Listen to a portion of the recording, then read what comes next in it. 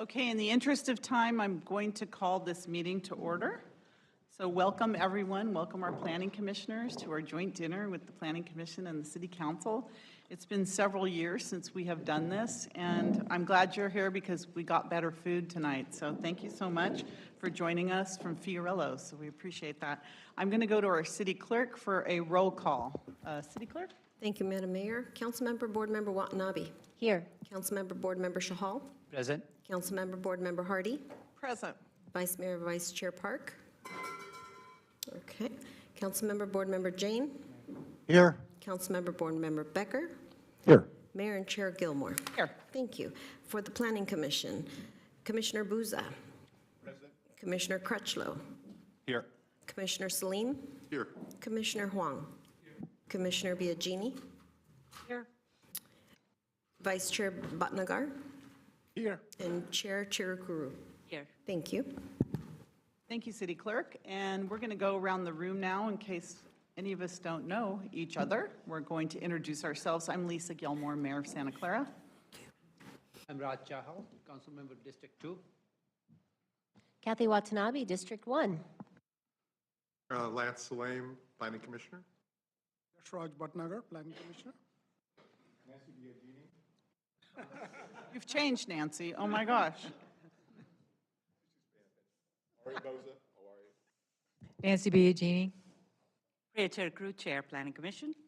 Eric Crutchlow, Planning Commission. Oh, you have to turn on, well, some turn green, some turn red. It's interesting. Yeah. Tien, Planning Commissioner. Leslie Xavier, Planning Manager.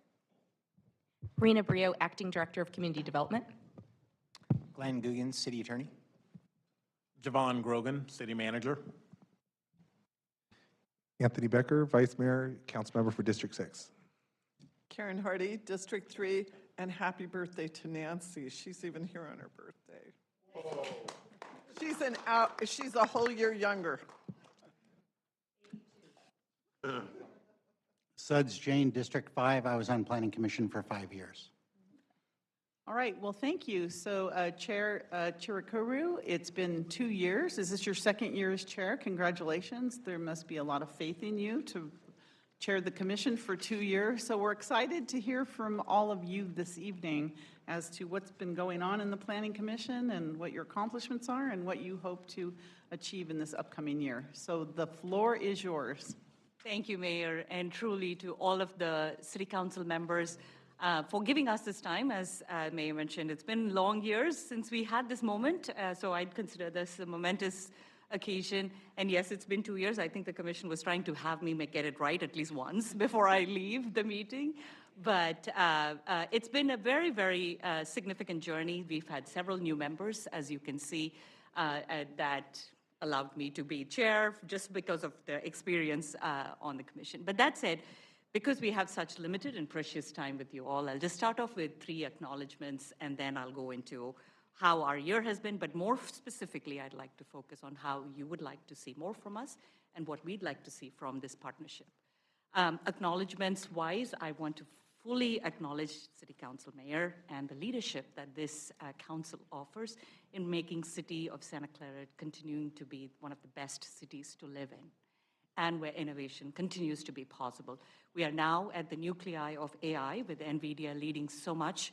ServiceNow, AWS named the data centers. We still have innovation at our core. So thank you for making it possible. Want to acknowledge city administration. City staff has been phenomenal, especially as Planning Commission support. Want to acknowledge Leslie, Elizabeth in the background here, Xander as our attorney who supports, but the team that works behind with Rena, with all of the key leaders here. We couldn't be here as with City Council without your expertise and knowledge and keeping us within the guardrails. And I want to take this moment to acknowledge the rock star team that we have here as the Planning Commission, who have fully committed to being the City Council's allies, recommending bodies, bringing the thoughtful engagement on all land use decisions. We take our charter very seriously. If it's any indication, just leading to this dinner, we had 2 meetings. We had a special commission meeting just to plan for this agenda. I'm going to go rapid and give it a Pachacucha style. If any of you want to Google that, it's the Japanese version of how to tell 20 slides in 6 minutes. But I'm going to try 1 slide in 20 minutes. That's why you were chair for a second year. Look at that. Okay. There we go. But this past year, I won't belabor all the slides. You have it. You've received it in your packet. Just want to highlight some of the key accomplishments, and I'll go a little more into the nuances of it. As our charter has been, we have been very, very intentional and engaged on several of the land use decisions. If you want to go to the next slide, or whoever is managing the deck. As our process goes, you know our charter, we take it very seriously, but I want to highlight a couple of things just in the accomplishments in these arenas. So next slide. We've approved 13 use permits. I won't belabor all of it, but some of significance was that just a daycare that we took 2 meetings to come up with a consensus on the security. So while it was a tail wagging the dog, which was a use permit for the playground, it brought us to the forefront in recognizing some of the gaps of how we have certain permits allowed without discretion or ministerial, and certain that are needing discretionary, which brings the whole project forward and puts it into the public discussion. We approved over 5 variances. Of significance was a variance that we did for an old quad area, which again made it to the media as well, and in the intentional discussion and deliberation that happened in allowing something that was in the realm of historic district, but not really historic, and yet we had to go through that process. Use permit for zoning amendment for the fuel cells and photovoltaic for Bloomberg was one of our significant zoning amendments. Again, put us into a tailspin of trying to understand how a legal settlement would implicate or impact the land use capabilities. And highlighting, of course, our I will say the crowning glory is our downtown precise plan, which we brought from its historic status back to our current and new brand spanking new zoning ordinance for the city of Santa Clara. A very, very engaged, thoughtful discussion led by staff and city council. Thank you for bringing that to us. And of course, the housing element continues to bring us to several discussions. So with that, I'm going to go into the actual focus for our night tonight, if you can bear with me. And I would highly appreciate the engagement from City Council as to where you see Planning Commission filling some of your needs. So with that, without any ado, next slide. Next slide, please. Okay, Suds, you mentioned it, so we will go there. Of interest and priority that continues to put both a pull and a push at every Planning Commission meeting for this topic has been data centers. Thank you for acknowledging and reckoning with the new zoning requirements that will now put data centers into a discretionary approval, which was previously a ministerial approval, and we've had several engagements and even understanding education with Silicon Valley Power. For the Planning Commission, this session is really to bring forward to your consideration what we can jointly use as an education, because we'd like to be educated on both the benefits, the perks, and the impacts, both from a physical land use standpoint, but also the economics of the data centers. So our request to City Council is to continue to engage with Planning Commission, because we'd like to be engaged, educated, and we would like staff support. Very, very engaged discussion in the 2 Planning Commission meetings leading to this night here, but can't emphasize enough that we continue to spin on the volume of data centers that are being stood up in the city of Santa Clara, primarily because we have one of the best, most reliable sources of power. With that, there's also new interest, and I'd say new, albeit with a lot of understanding as we are 49ers got into the victory. We're looking at how we can maximize the area around Tasman, Great America, with the related project coming close proximity, an entertainment district. It is something that we want to make Santa Clara as a destination city.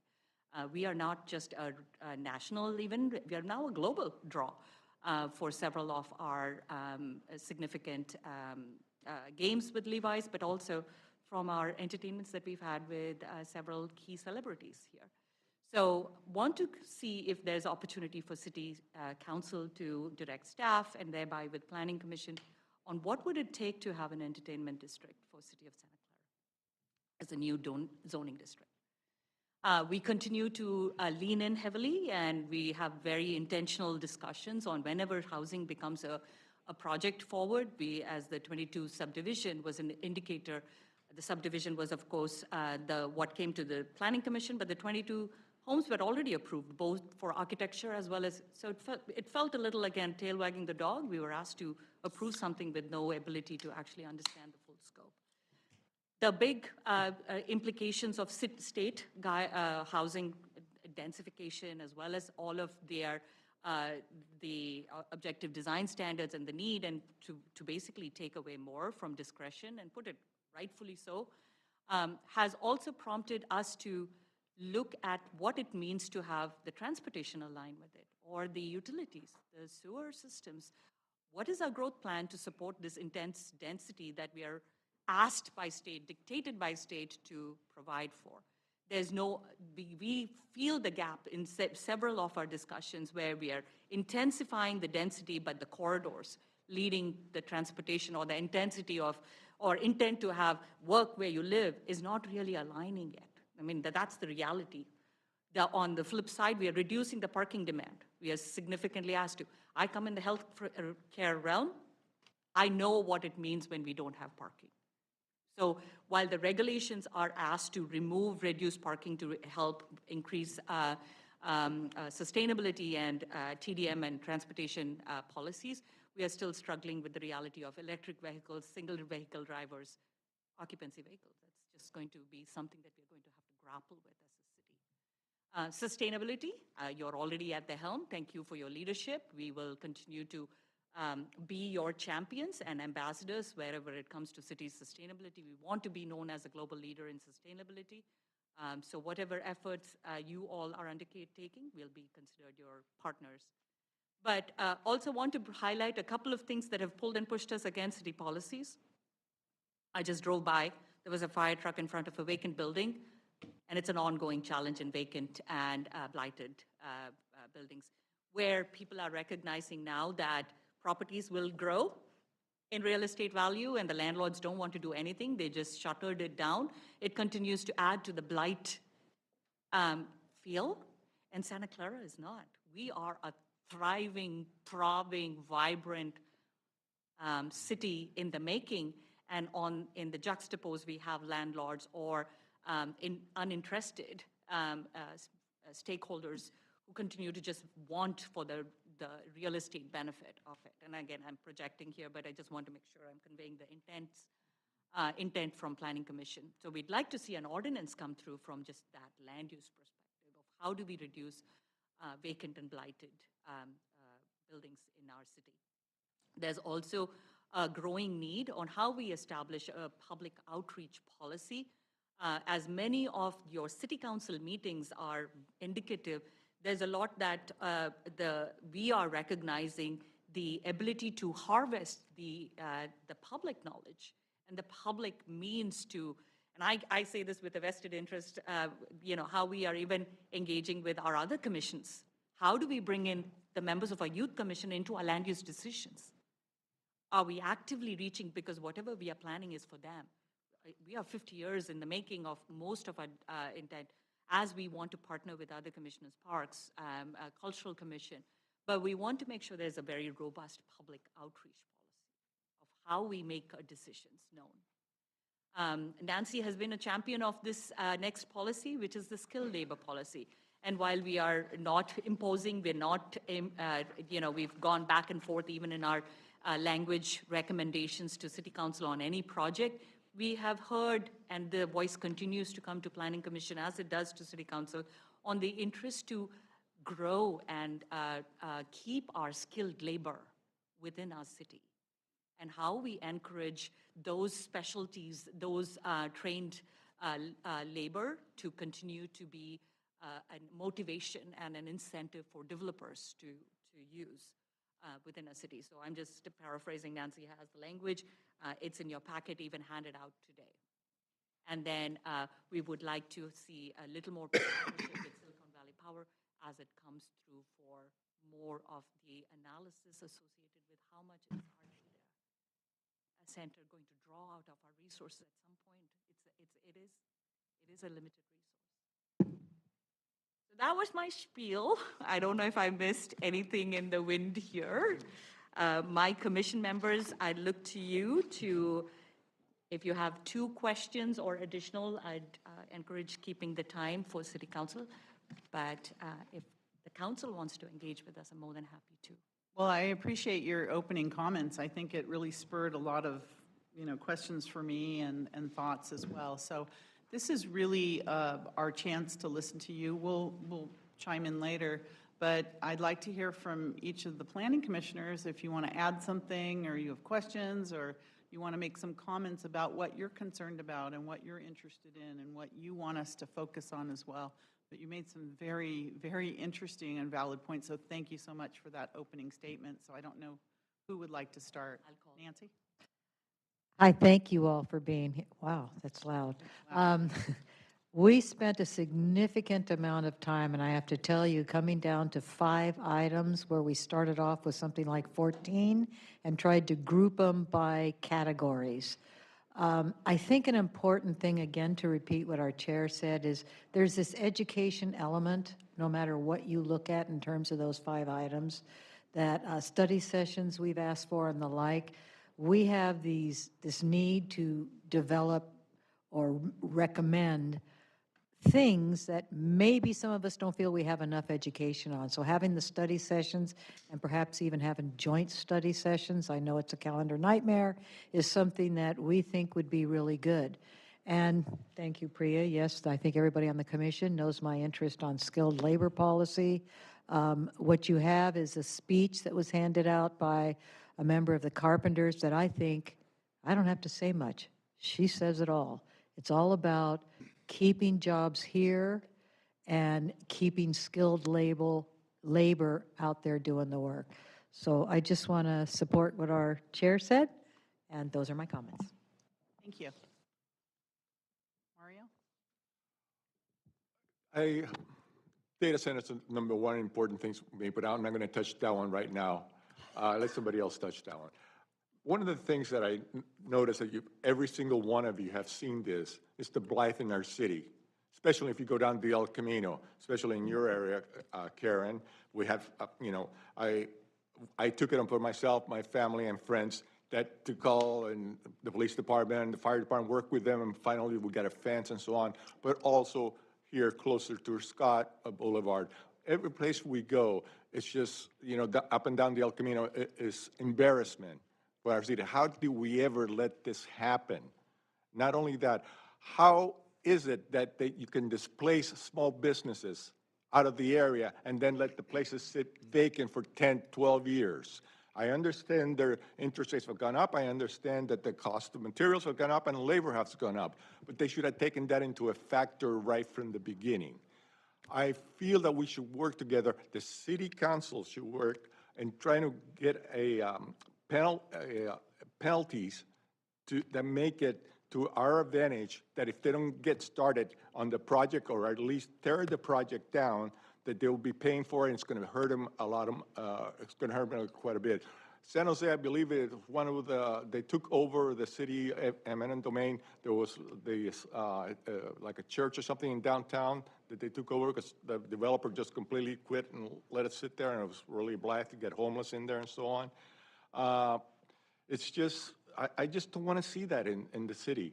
We're enjoying Fiorillo's. Fiorillo's, the first place that we're at. It became an Indian restaurant at one time. And there used to be a Me and Ed's Pizza Parlor there too. Now what is it? They had to go seal it all up and try to keep the homeless or their own house or whatever you want to call it out of there. But we have to do something to prevent that from happening in our city. I really love our city, and I want to make it one of the nicest cities around. I don't want to go down the El Camino and see this happening. I want to add to that one one thing that I thought about is, number one, I did go on a ride-along not too long ago, and the officer told me they will not even go in there and show me the place because they're afraid to go into those places. They're that bad. And what I would maybe suggest is one way that we could go after it is say, look, Mr. Developer, if you want to go ahead and, keep the land the way it is, every time fire or police have to come in there, you're going to have to pay for it. And have them be part of the solution. I'm sure that they would want to fix this in some way, and if not yet, then we have to make sure that they understand it will be a cost to them. So that would be maybe one area of suggestion for that. But I'd like to go to my favorite, data centers. I have a background in, IT and cybersecurity, and I've done data centers for a long time. Number one, let's understand data centers are not just places that are only called data centers. NVIDIA, Intel, AMD, they're data centers. They have huge amounts of power needs, internet needs, and development. So it's a broad term. Number two, there are ways to make these more efficient that are coming out every day. There was actually a public meeting where they were talking about how to make them more efficient. I just literally saw this on the Santa Clara Online newspaper. I was unable to attend it, but there are definite ways that we can make this improved. I would like to have have you authorize us to do a study group on that. And I'll give you one little aspect of it. Turn a negative into a positive. The biggest problem we have is power. How much power do they need, the fact that they're getting it so cheap and such. They also are asking constantly for diesel backup generators. Understand the need. Also, it's very dirty power. There are ways that maybe we could look at saying, hey, we want to take an area where we can put these data centers, put really good internet there, and work with Silicon Valley Power to somehow have them fund generators or things that can make it more efficient, rather than each data server having to have their own dedicated power lines, for example, to bring it in. And when they're not using that power, because it's usually used for emergencies, we can use it. So there are ways that we can look at it to say, this can improve what we're able to do in Silicon Valley Power, rather than just saying, we got to limit it. Because the internet is getting bigger. We are getting more efficient, but right now we're drawing a lot of power, and like I've heard before, we're 1% of the data centers on the internet. That's insane. I love it, but for the amount of power that they're taking from us to the citizens, we really owe it to them to do this in a better way, to make sure that we're not, the citizens aren't being taxed to work these places. So I know you have a lot of ideas about that too, about taxation and how we get revenue to make this all work. Well, if we work with them, I think we can do some things that are very unique that can enhance our ability to support more, but in a much better way. With that, my other commissioners. Okay. I guess it's my turn. It is. Is it? No, some are red. Red. That's right. You can hear me okay, right? Red. Okay, good. Some go from red to green. Okay, so the thing that I wanted to make sure people take away from this list of items is that they are not isolated items. These items define sections of sections that we'd like to see focus in, but when you consider the overall impact on the city as a whole, you can see where supporting housing solutions improves our ability to keep skilled labor close to the developments. So that's helping skilled labor. Sustainability, these developments need to be EV enabled and focused. Having small houses, let's say, they're micro houses, means that we need entertainment and support for them. We need commercial districts that have Starbucks and have In-N-Outs. And these all work together. So please don't consider them as isolated areas to try and focus on one aspect, because you can make the strongest right arm possible and be weak on the rest of your body. You don't want to do that. You want an overall solution. So I very much hope that we have an opportunity to look at how to provide zoning codes and ordinances and things that encourage small homes as a future. There are developers out there doing that right now. Not the favorite guy in the world, Elon. He's got a $15,000 micro home that folds out into place. These are the kind of things that we could bring in for small communities, focused directly on supplying homes for service people and people that just generally can't afford the median income that Santa Clara is defined to have. So help us help the city by giving some attention to meeting the needs of our sustainability, our home, our infrastructure, all of these pieces in a way that give more attention to the lower income. Right now, we're a very high income focused city. I don't think that's sustainable in the long run, but we don't want to die from the top down. We want to have growth and sustainability at every level. So that's my 2 cents. Juan, you have anything? Oh, thank you, Mayor. I think first, yeah, for the data center, yeah, we have a lot. Actually, the diesel generator for emergency and the Eric mentioned, it's painful. Yeah, it's a lot. I don't know if the battery technology can do something, to reduce the pollution, those kind of things. I think maybe at least me need to learn more, probably with the Silicon Valley power to learn more about that. Yeah, another thing is for the solar, right? For solar, I think our city's electricity, it's really cheap. It's not encouraging for the solar. Any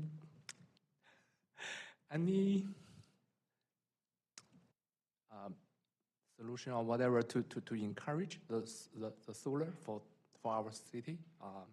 Just a question. Actually, another thing bothers me a lot is population growing. We need more housing. The infrastructure, right, for low density and high density is different requirements. How can we resolve this issue? It's really bothers me a lot. It's I think different density, the infrastructure is different, right? So yeah, it bothers me a lot. But I know I don't have enough knowledge and to resolve this big issue, but bothers me. Yeah, I really appreciate council members, mayor, all you guys work so hard for our city. Yeah, appreciate it. Thank you. Thank you. Last chance. Not the last chance. Well, one last thing I'd like to add, if I may. Yes. Last night. One of the things that kind of bothers me about the policies and things that we put in is I don't see any kind of metrics that are there to measure whether this is working like we intended and such. And so I would like to maybe have a study group that would look at, okay, if we're saying we're going to do this, what is the measurement of success? Is it working for us? And maybe we then present to the council, either in a report or whatever, once a quarter saying, hey, here are the things we approved, here's what's happened, and here are our metrics. These policies that we thought were going to work this way, this is how they actually are working.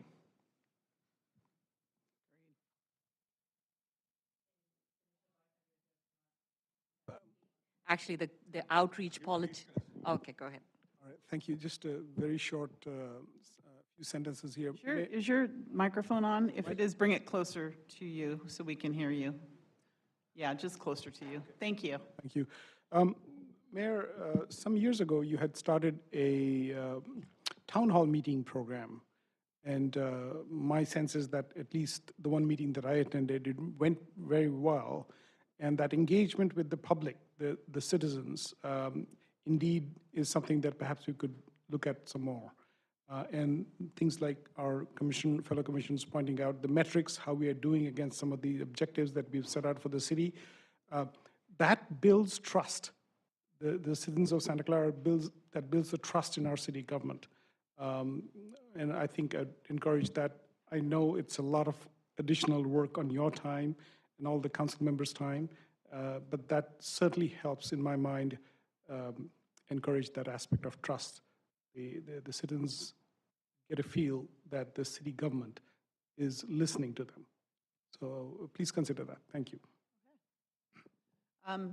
Priya, did you have anything else you wanted to add to that? That's exactly what I was trying to have, Commissioner Bhatnagar. The public outreach policy was literally their brainchild that said, we need to build that trust with the members of our community. Yeah, okay, thank you. And I'll just start with my comments, and then I'll go to my colleagues as well. And I wanted to tell you that I was invited to do a series of town hall meetings by our city clerk, who went and invited me and some others in the community to do that. And I love doing that. It wasn't like through the city, he did it personally, but I would be happy to come to any town hall and answer questions in front of the community about anything. I think it's wonderful. So maybe we can, start that up through a city program, and then the council members can do it in their districts and have town halls with their constituents. I think that would be great. I wanted to just make a couple of comments based upon what you said. First of all, the blight on El Camino. As I was going to Pete's Coffee tonight, I was driving down and I look at that. It started as I think a Summerhill project there with all those empty buildings, the bicycle shop and other things. It's just gotten worse. And it just reminded me that, and maybe we can ask Rena about this, is that I've had complaints over the years where developers that are going to develop a project want to demolish whatever buildings that were vacant that they were using, but they were not able to until the EIRs were done and other things. So it was the city that was holding it back, because you see those are, unintended consequences of an approval, and they become targets for vandalism and all kinds of nefarious behavior. But it was the city that was holding them back. So I'm going to ask maybe that we get some kind of explanation about that, and maybe we come up with some kind of a policy or ordinance or whatever it takes to let them demolish while things are happening, because that property on, El Camino in front of Town Center is horrendous, and I've complained about it many times, and then they'll send someone out, they'll go and clean it up, and it's a mess. It's just a mess. And so can I ask you, Rena, because that came up several times with... Yeah, so I don't have the specifics on that property, but I can tell you a little bit about the challenges of the process, which is when people are proposing a development, that's often when they're also proposing to demolish a property. And so it's very hard for us, because when someone puts something into the scope, we're kind of obligated from a CEQA standpoint to review the entire project. And so what we've tried to do is really find a decision point through the CEQA process where we recognize that it would be sufficient, but it's actually taking us quite a while through a CEQA process, and a lot of these projects include EIRs, for instance. So that actually is a challenge. I think some people who are a little more savvy or aware don't come in with the whole entirety, and that, they can bring forward a specific demolition, and we aren't looking at the entire project. And so that can be something that has a little more freedom for the city in terms of how we review it. But that has been a challenge, because often people are proposing demolition, obviously, with a proposed development. So I just wanted to explain kind of procedurally why, from a CEQA standpoint, it's been challenging. Nancy has something, but otherwise I want to say something. Okay, we talk about developers, but in some cases, it's not a developer, it's the owner themselves.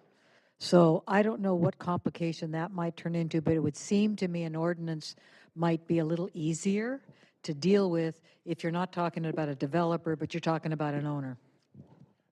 Just really quick, and I'll promise to give you the floor. The properties that you're talking about, some of those properties have been there for 10 years. So I don't know how long is it going to take. It doesn't take 10 years to get the whole thing. So they've been sitting there empty for that long, and it's getting worse and worse and worse. Most of the properties we're talking about in the El Camino, Lisa can attest to that. Hasn't been 1 year, hasn't been 2 years, hasn't been 3 years, hasn't been not even 5. It's been 6, close to 10 or more. So it isn't that. Probably before you even started in the city, working in the city, we had that problem in here with those properties. So it isn't that. City Manager? Sure. Javon Grogan, City Manager. Let me articulate a little bit more, because oftentimes it is the development process, but it is often how the deal is structured.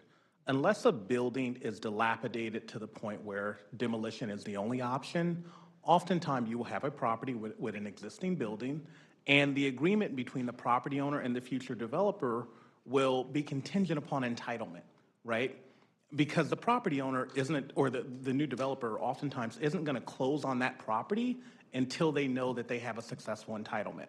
And the current property owner is not going to let them demolish their building, right, until they close. And oftentimes it's just interwoven in that private market transaction. And so the city is not the holdup. It is just how the private market transaction works. Because as you can imagine, you may have a single-story big box warehouse, and they may want to propose something that requires a zoning change or some specific discretionary approval.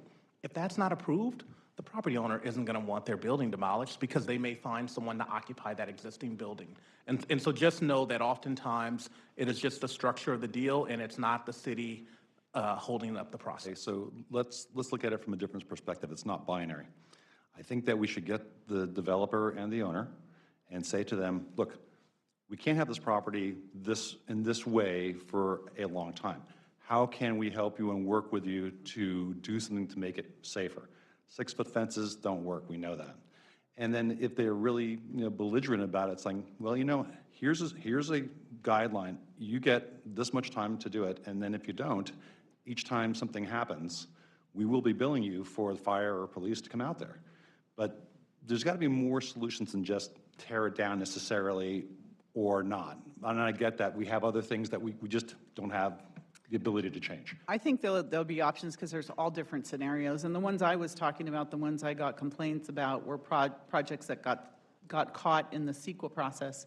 And like, for instance, this one here on El Camino right behind City Hall, there was all sorts of vandalism, and they were begging to demolish the buildings before they built those units, and finally got approval. But that's what I'm talking about. But the one on El Camino in front of Town Center was supposed to be developed years ago, and it's just sitting there, and it makes our city look horrible, as well as all the properties, many down the El Camino. So I think that in itself requires a study session. And I wanted to say, you do a lot of heavy lifting for us, and we appreciate that, because I know that, sitting as a mayor and when I was a council member, we don't have time to go into all the details. This is your area and your expertise, and I can say personally that I rely on what you say and what you do. I may not agree with you on the data centers, but I'm telling you that I listen to what you say and how in-depth you are. So I wanted to thank you, as mayor, I wanted to thank you for what you do, because if it wasn't for you, I wouldn't, and we've had some tough projects lately, and I look to see what you have done, or I'll watch your meeting and see. So thank you. You're a great resource. And I think that we should give you resources for your education, because if you're getting educated, then it helps us so much. Just a couple of real quick things I wanted to say. I like the fact that you talked about, like, for instance, public parking removal. So everyone wants to remove all the parking, but in reality, public transportation hasn't caught up with us removing all the parking. And we found out during, like in Tasman East, when we have the affordable units, there's people there with cars, they have nowhere to park. And it's become a reality. And when that thing's all built out, it's going to be, I think, a parking nightmare for a lot. So thank you for keeping the real world in mind when you're approving these things, because it makes sense. So thank you for being, logical in what you do.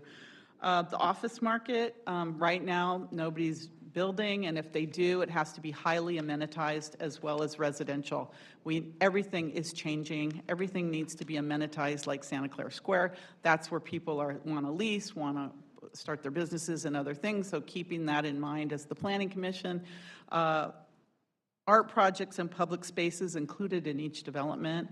We've been talking about art projects for years and how we can include art. I see other cities doing it, and I think when you talked about working with other commissions and that, I think that's what we really need to do, because we have to put the the public spaces and the art together in the projects to make it all work, highly amenitized. Because one thing I am concerned about is the quality of life for the residents who we're approving like all these thousands of units, these some little boxes and other things. What kind of quality of life do those people have? I want them to have a better quality of life in Santa Clara. So I wanted to talk about that.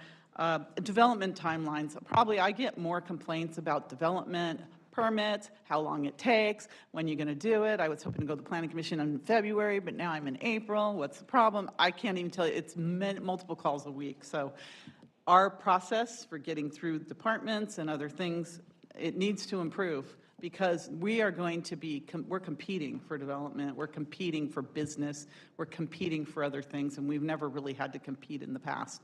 We are now. The entertainment area, that should be our focus. Like, for instance, we're going to have 2026. People come to games and leave. You know, where's our projects out there? We've lost some conventions because we don't have anything around there. I mean, I think the related development is important for the future of our convention center and our stadium out there, as well as other developments that bring amenities to that area. So I think, I don't know if you designate, we've always called it the entertainment area. I don't know if that's the official designation, that's what I call it, but maybe making something official and giving incentives for bringing in restaurants and entertainment and other things might be helpful because that's what people are looking for. And builder's remedy, I don't know how much that has impacted us. I know there's a couple projects. There was some that they want to use builder's remedy and other things, but that's really all I have to say. But thank you, because you really got things, you know, my mind moving and going and thinking about all the things we need to do. But I think at a very minimum, coming out of this, I want to make sure you have the resources to educate you, whether it's conferences, whether it's special study sessions with special advisors to come, experts in the fields to come and educate you. I'm 100% for that. All right, why don't we start down here? Vice Mayor Becker. Thank you, Mayor.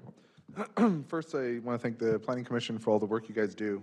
But starting off, I look at the time right now, and we're at 5:46, and I'd like to reference Commissioner Salame, where I watched your guys' meetings, and I expressed the same concerns Commissioner Salame had. 55 minutes is not enough time for us to sit here and figure things out. Rome was not figured out in a day. Rome was not figured out in 55 minutes. We need more time to have a full, robust discussion between each other, and I think 55 minutes is not enough time, and we should be looking at ways where we can have that discussion where we don't have to sit here kind of like old British warfare where one side shoots first and then the other side shoots. We have till 6:20, so go. Oh, okay, so we have a little more time. All right. Thank God. So to follow up, you know, and as of town hall kind of stuff, as Mr. Bhatnagar brought up, I know personally I was doing town halls on a Zoom. Got to be Zoom licenses are $150, and that was having to come out of my pocket. It wasn't coming out of the city's pocket. I pushed for having Zoom licenses, but we talked about having Teams instead. Personally, I think Zoom is a little more user-friendly to people than Teams is. I know Councilmember Jane does have a regular District 5 meeting as well. And I like how the mayor brought that up because I think we should have the accessibility to talking to our residents so they know who, one, we are, who their leaders are, and two, who they can talk to and where they can go at the same time. I'll be as quick as I can because I know I took a lot of notes. I watched both of your Planning Commission meetings as detailed as possible, and it goes to, well, I'll start with Mr. Crunchlow, Commissioner Crunchlow, and topics about, you know, you were talking about streamlining a process of kind of like an inventory and seeing what policies have worked and what policies haven't. I 100% agree with you. We need to do that. On top of that, we need to focus on something of a audit of all the policies and ordinances we have in the city to see if they don't contradict a neighboring city. For example, over in Stevens Creek, we have a Starbucks that they're proposing. They want to put a drive-through in. Well, guess what? Across the street in San Jose, their policies are no drive-throughs because it's combating the climate crisis. So here we are across the street. We're going to promote the climate crisis while they combat it. That's contradictory. So we need to kind of do an audit on our policies as well as the policies that we see that are working. Also, you talk about solar. We need to focus a little bit more on the solar issues. I understand that, you know, there should be an audit and see. We already have so many programs. We need to see if those work first. Going forward, Commissioner Biagini, 100% agree with you on the policy for workers here. I mean, it's hard for people to survive here, and I don't like the fact that we're bringing workers in all the way from Mississippi to work here when we have people that can't even afford to live here themselves. And then Commissioner Crunchlow and Commissioner Boza, when you guys talked about the blight, I 100% agree. Where the old Verizon, well, the old Wendy's, a lot of us remember it as being an old Wendy's. That has been there empty for almost 10 years, and I 100% agree with you. It's unfair that we have to sit here and deal with that in our city and the blight. At the same time, in neighborhoods, there are empty homes, and I'm getting complaints from neighbors saying, how come nobody's doing anything about this home? So we need to have a policy in place that's going to take care of those things. Because I know other cities have brought up, and I watched your meeting, you guys talked about that other cities do have that. That's somewhere we need to go in that direction too. And data centers, I 100% agree, you know, the structure of power usage, possible topics, a specific type of business. What are we getting out of these places? And the same time is location, location, location. Why are we building it near neighborhoods where people are going to see it? I saw the one over here built. It's a monstrosity. We can't keep doing that. So I hear what you guys are saying. I want to discuss so much more with you guys because I think, again, this should be a very robust discussion, but 55 minutes is not enough time for us to have that discussion because you are our advisory board. We are planning the city together, and you can't do that in that short amount of time. So thank you guys for your service. And again, reach out to me anytime. My door is always open. I have an open door policy. I want to communicate with you. And again, I watch every single meeting you guys have and pay very close attention to you. So thank you for your service. Thank you. Councilmember Hardy. Thank you.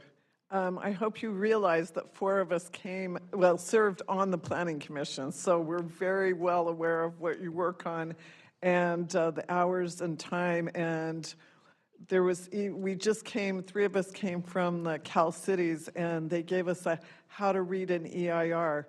And I laughed so hard because I went, I feel better. That's the way I learned to read them, because when they dropped that 600 pages off when it was pages, that was a little frightening. So I appreciate what you do. I made just a couple of notes. The nice thing is when you mentioned about water and our RENA numbers, many of us have been making a fuss about that, and we're finally getting some traction in Sacramento. The Cal Cities mentioned it, and they are working with some of the policymakers to help them understand. I've said many times, if we could just throw the people in a room together that did the RENA numbers and the ones that are trying to cut back our water and tell them they can't come out until you can work it out, like we do with our children when they can't behave, because it's not making sense, because we're getting squozen on both sides, and we very much recognize that. So I want you to know we are getting traction on that, and the state lawmakers are starting to see that they have done this to us, and there's been more than one city has pushed back very, very hard. So that's good news. It was interesting when I saw the vacant building ordinance. I like the idea of the charge to the police and fire. I will say I was on a council meeting online during COVID when this is how Eric and I met. I got a bang on my door. You need to get out. There's a fire behind your house. And it was the old Wheels and Deals. It was in redevelopment, and it was someone accidentally set a fire in there, and the whole place went down. So I recognize that we have a real concern with that. You mentioned a couple places next to that on Calabasas and El Camino. That's being held up over some PG&E concerns. So that's being worked on. Each one of these situations is for a different reason. El Camino and Los Padres, they're where they have the zoning for a drive-through, which is very important. And the plan was for a Starbucks to go in there, and the neighborhoods came unglued and said, no, we don't want that. Well, I look now, and it's been 10 years. Is that better? I wouldn't say so. So recognizing that, I have, and I don't think I'm the only one that does this, but especially in places where it is boarded up or not being utilized, there is a weed abatement, and you can make a fuss about that. And I know I did that. You take a picture and send that in. There's an app. And I've noticed that that has taken care of a lot of it. I'll give you an example. The southwest side of El Camino, right on the other side of Lawrence Expressway, ever since I got them on the county weed abatement list, it's been much better. So individuals making a fuss does make a difference, and we want to make certain that we take care of our city. We thank you for your time. We thank you for your realities, and dealing with change is always hard. And what the Planning Commission deals with is change. And so you're not always going to be popular, but you're popular with us because we know that you help us so much, and I want to thank you all. Thank you. Councilmember Jane? So as a former planning commissioner, I understand how hard you guys work. The packets are long. You guys are counselors because you have to deal with neighbor-to-neighbor conflicts, you know, clear stories and height restrictions and all of that stuff, setbacks. I agree with the mayor and some of my fellow council members that, you know, when I got on planning commission, I didn't know anything about zoning codes or housing laws or anything, so you should get trained. When I first joined Planning Commission, the budget was $20,000. Then it was reduced to $10,000. So I would like to up that back up to $20,000 so you guys can go to those conferences. I think we're due for we've been doing all these specific area plans, but we haven't updated the general plan in 14 years, so something you guys might want to think about. I'm really sad that we lost the Architectural Review Committee. I know Lance and I served on that, but I'm really pleased that you guys made the data centers a discretionary use, because now you can hold them to aesthetic. You don't have those data centers with big white blank walls, right? You can see some of the newer data centers look better. So I'm hoping that you can hold them to the aesthetics of that. In terms of data centers, SVP is running a pilot for a battery system to try to replace the diesel backups. But the diesel backups are very limited into the number of hours they can run. It's very hard to convince a data center to not have diesel backups because they want three days of dedicated power in case both feeders, you know, collapse into their data centers. So I just want to thank you guys for all the work you do. I know it's a lot of work. You meet with developers, you meet with community members, so thank you. Thank you. Councilmember Chahal. Thank you, Mayor. So, as a former planning commissioner, I appreciate what you all doing, and appreciate, in a sense, really appreciate the discussion you have. I have watched not all the planning commission meetings, but I have watched some of the issues which needed a lot of deliberation, and every one of you put in their thoughts, and very good thoughts to make the ultimate decision a better decision. So, and the discussion on data centers, which I know the chair is very, very pioneer on that, we really need that discussion, because we command the lowest power utility rate, and we can command a lot of things in return from them. I think we are not doing that. The investment, they have such a good investment for long-term, years to come, because their raw material is power. That's the major raw material they have. And if we can command something in return from them, we can ask them for investment into this infrastructure of the grid we are bringing to them, right? So I plan to take up that in the coming council goal setting. And that is very appropriate because we are giving some long-term benefits to them, and the city should get benefits out of it, basically. So that's very, very important to me, too.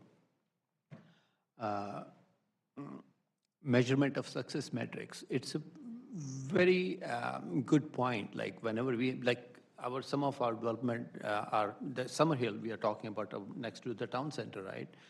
They had a thriving Indian restaurant, thriving cycle shop, thriving Verizon or Wendy's shop over there, and we closed it. And I think none of the tenants were ready to move out. They were forced to move out. And that's, we have to have some plan, informal or formal. Hey, if you are taking possession of the building as such or the area as such, we need to have some plan. We need to see some plan. And some of our issues have been when we sign long-term development plans, and that's the issue we are facing with the related also. We gave them long-term plans without any strings attached. And if nothing is developed for so long, we are sitting on the other side without even nothing, we can't do anything about it, basically. And, we lost the golf course for so many years. That was one of the good entertainment source, quality of life issue for our residents. But nothing has happened on that for so long.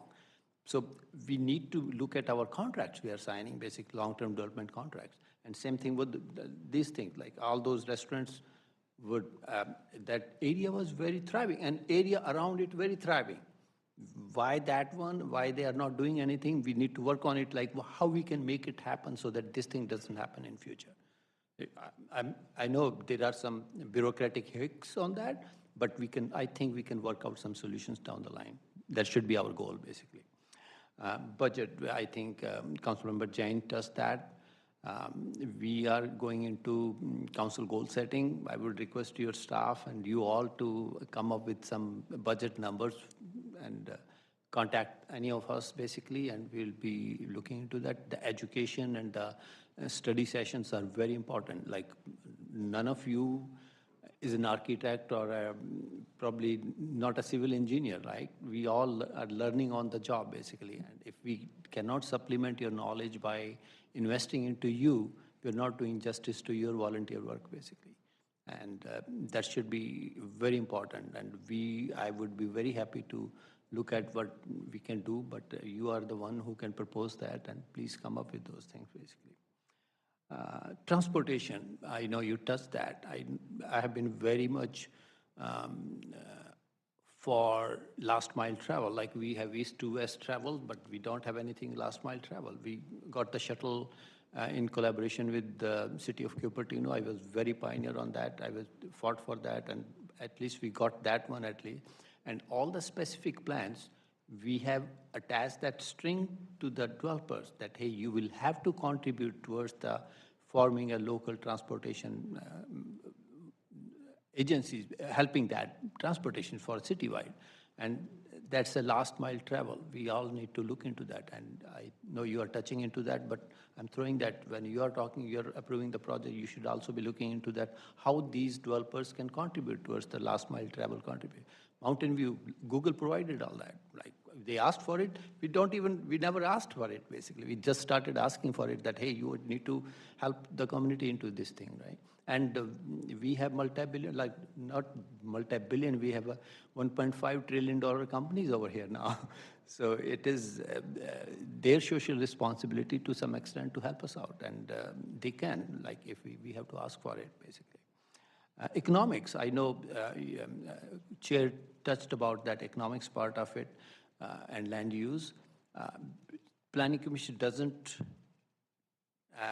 make decisions on economics, but at least there should be some discussion about it, and council makes the decision based on economics, and we look forward to your feedback on that. Your comments are good enough for that. Hey, sometimes some planning commissioner can really make a good idea about a particular plan on economics part of it.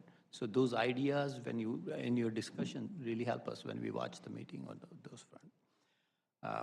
Yes, city is growing as a global center. Like we are no more Santa Clara of 90s. We have stadium, world-class stadium. We have related project which is Centenaro on steroids. When that will happen, that's a different issue. But we have those planning, so we need to look into those aspects of it.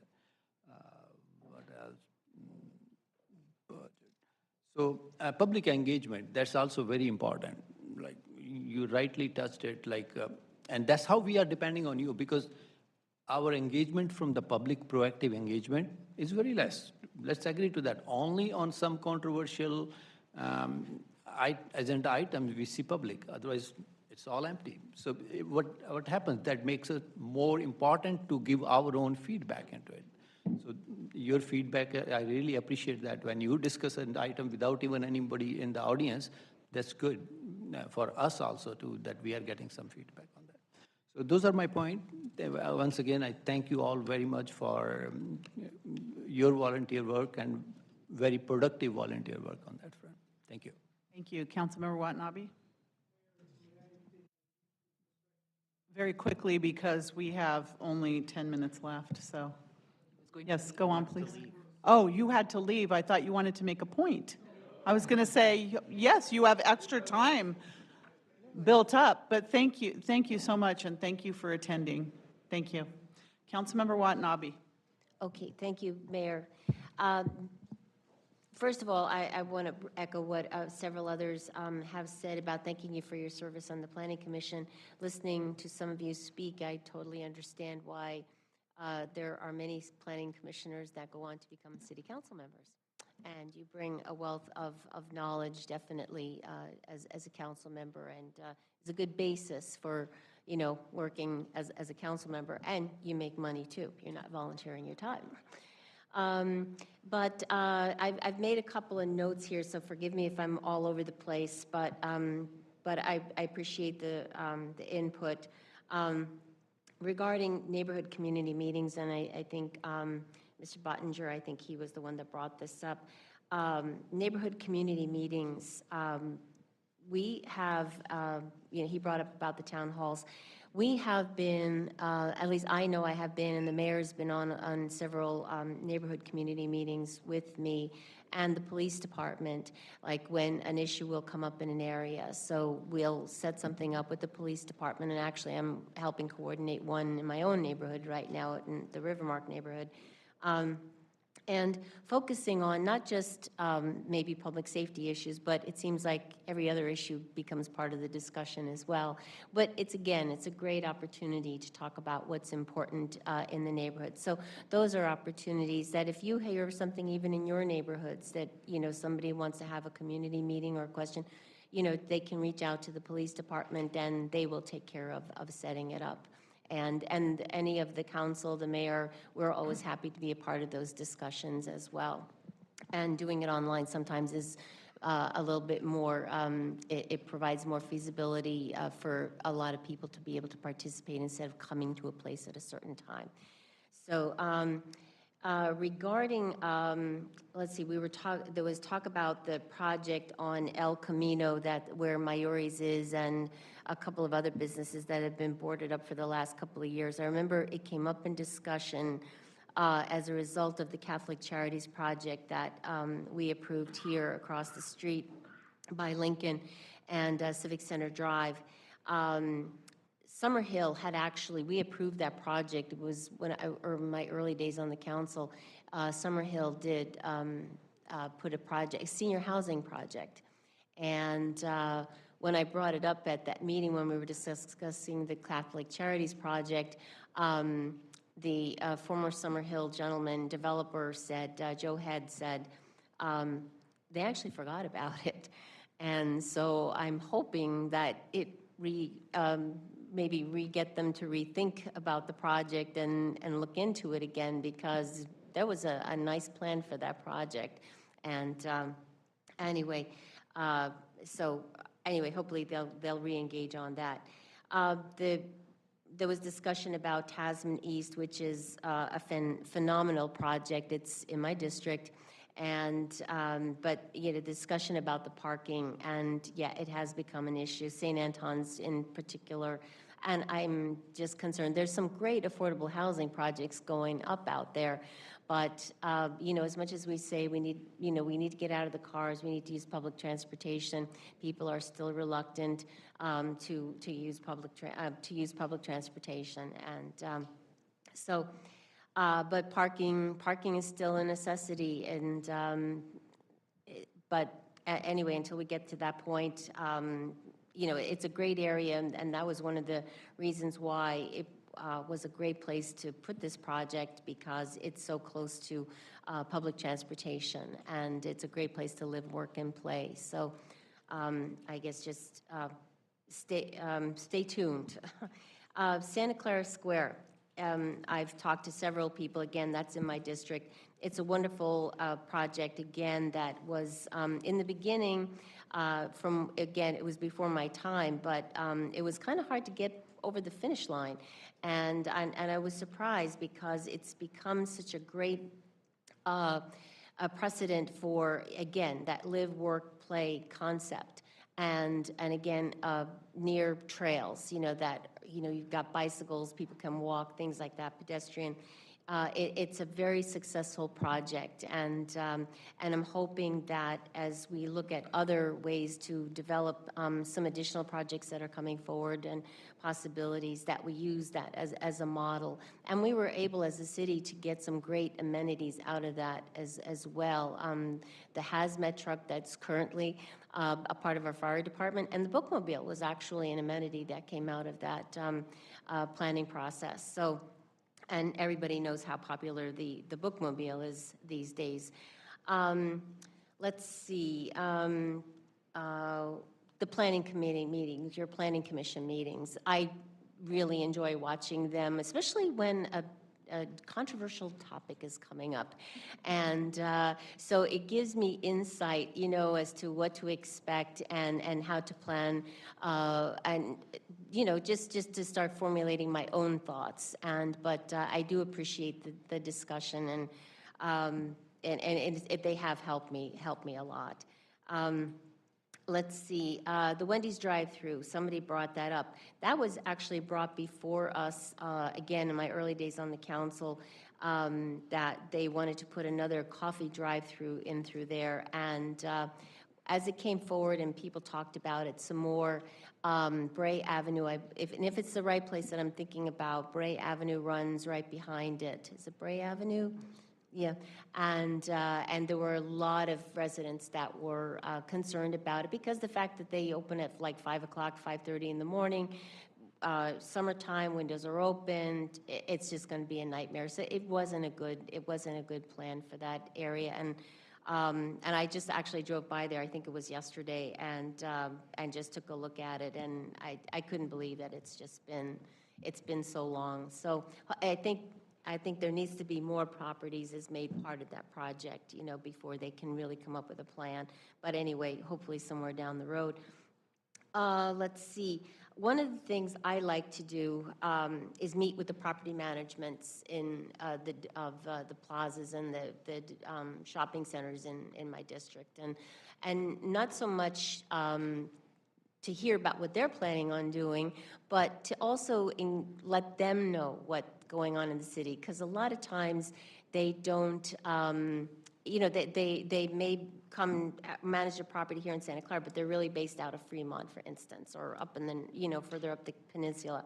So I like to meet with them and talk about, what's going on in the city, but also to hear, obviously what's going on with them and what their plans are, so we can just work together and come up with good plans. And so I find it's just a good way to deal with the community, and then be able to share that information with the community as well.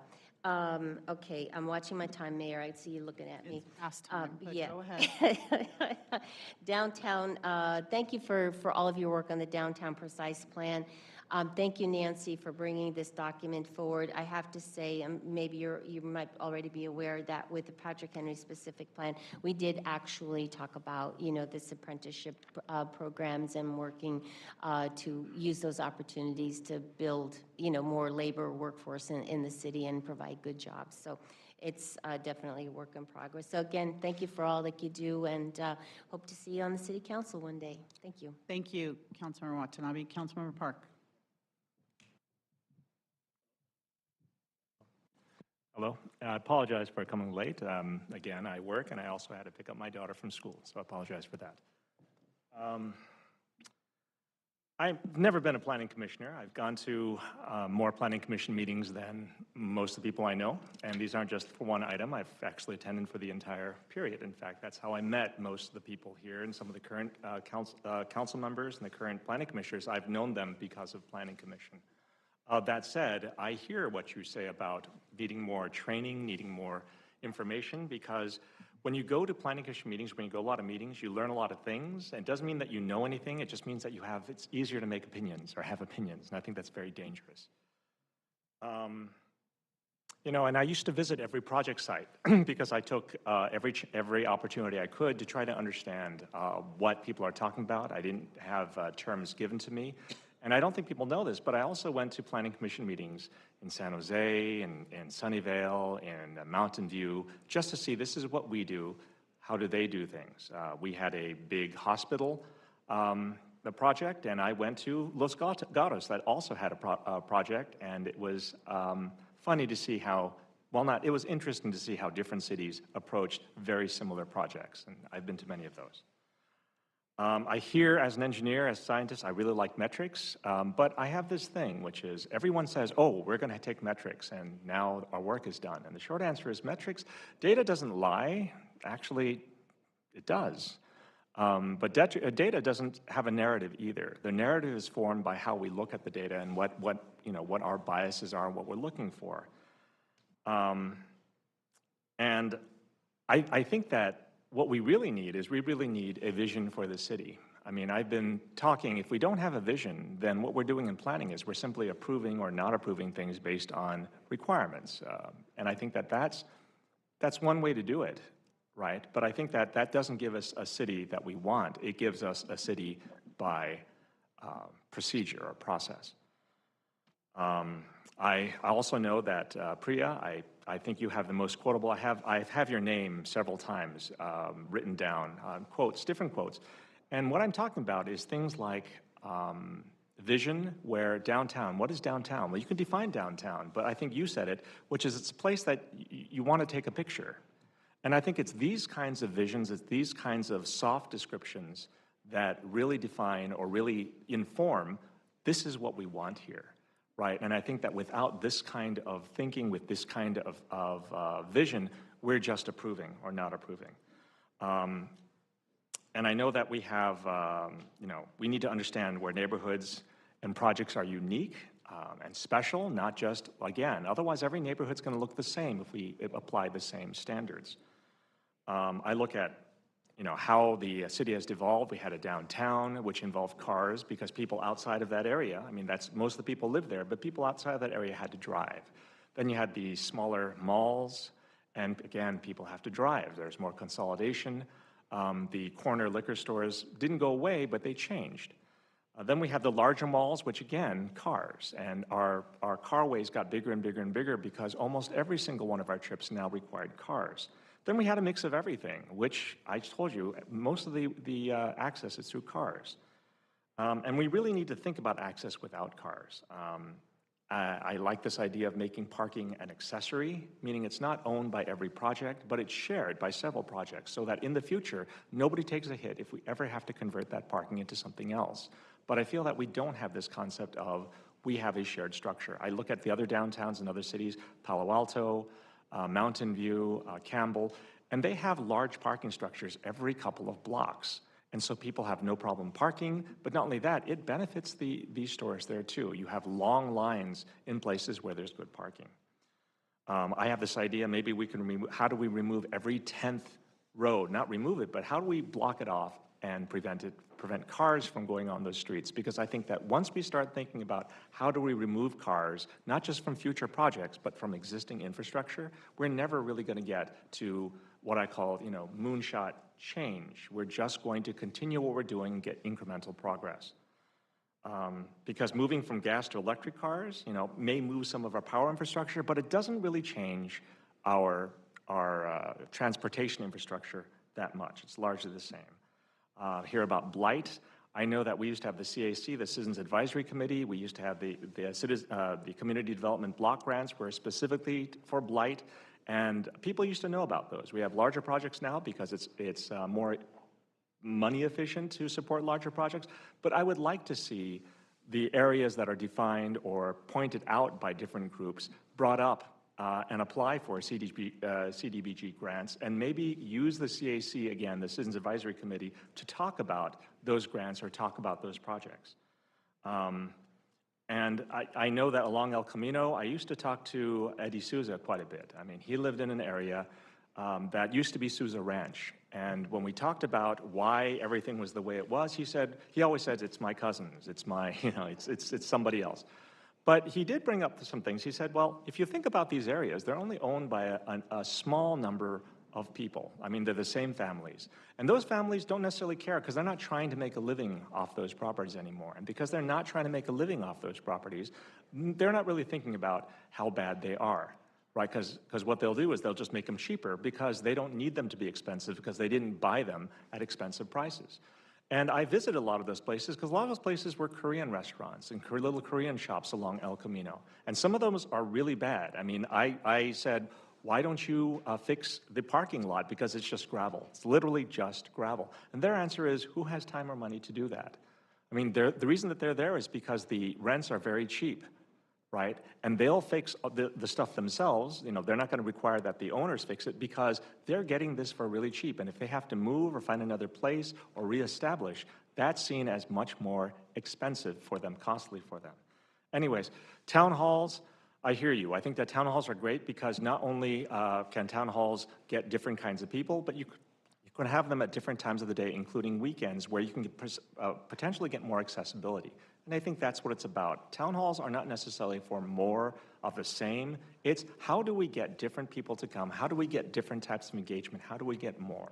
I always look at democracy, and democracy, I define it very simply as more people, more voice, not the same people, more voice, more people, more voice. And if we can get more people coming, if we can get more people saying something, even just by showing up is a very big statement. I do that. Thank you very much. Thank you, and we're going to have more people tonight at our council meeting, so we're going to have to wrap this up because we're going to have to reset, and we have a closed session to go to. But Chair Chirikuru, if you'd like to wrap this up for us. Thank you so much again for the priceless time that we have. We would like to just make the one final case. If we can do this even on a quarterly or even a half-yearly affair, then maybe we can gain the time back with you because it shouldn't be just an annual affair. There's activity happening that will need more partnership with you. So just considering a little more scheduled cadence Yeah, with you. I'm very much in favor of that. So, Will help. because you're a very active commission as well. Not that our others are not, but you're especially active on issues that come directly to us on a regular basis. So thank you very much. We will definitely take that into consideration.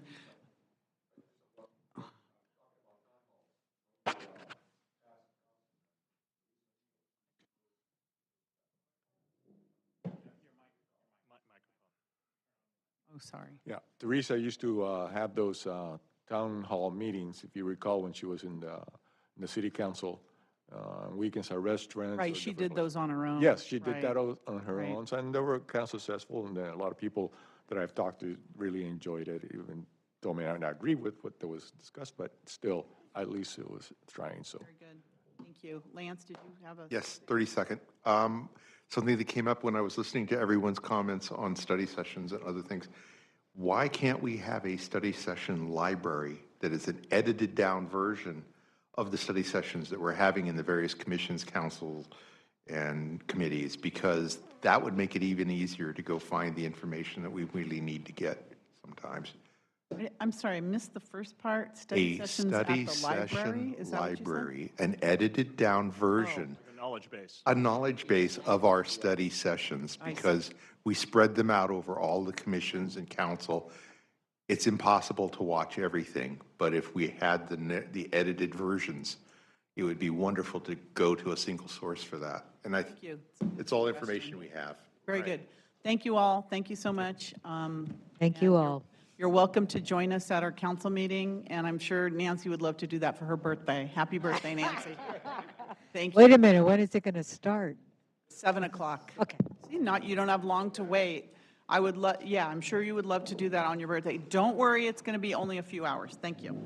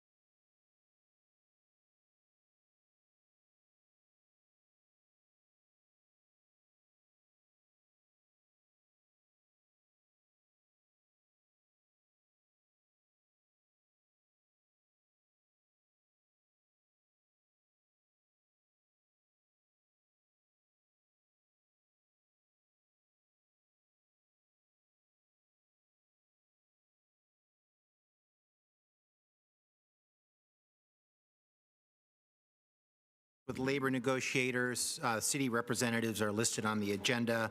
The employee organization at issue is the Units 5, 7, and 8, City of Santa Clara Employees Association. Thank you, Mayor. All right, thank you. Do we have any members of the public that would like to comment on this item? I don't have my devices on. Nora, do we have anyone? So I don't see anyone in the public, and there are no hands online. Okay, very good. We are now going to convene to close session. We'll be back at 7 p.m. for our regular council meeting. Thank you.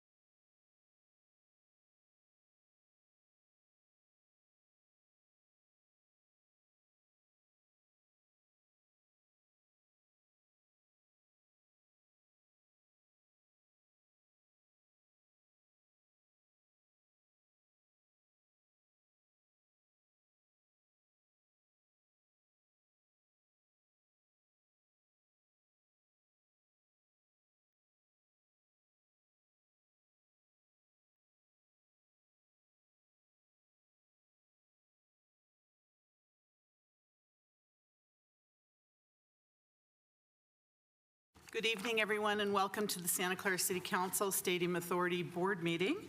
I'd like to call this meeting to order. Could you please stand for the Pledge of Allegiance and remain standing for our statement of values?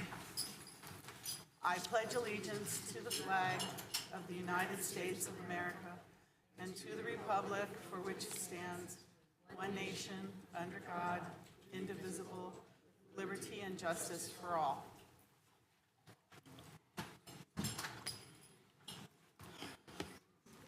You're on, Suds. Well, it's actually not me, but I know. somebody's not here. As we gather, we humbly seek blessings upon this meeting. May we act with strength, courage, and will to perform our obligations and duties to our people with justice to all. Let us seek wisdom so that we may act in the best interest of our people, our neighbors, and our country.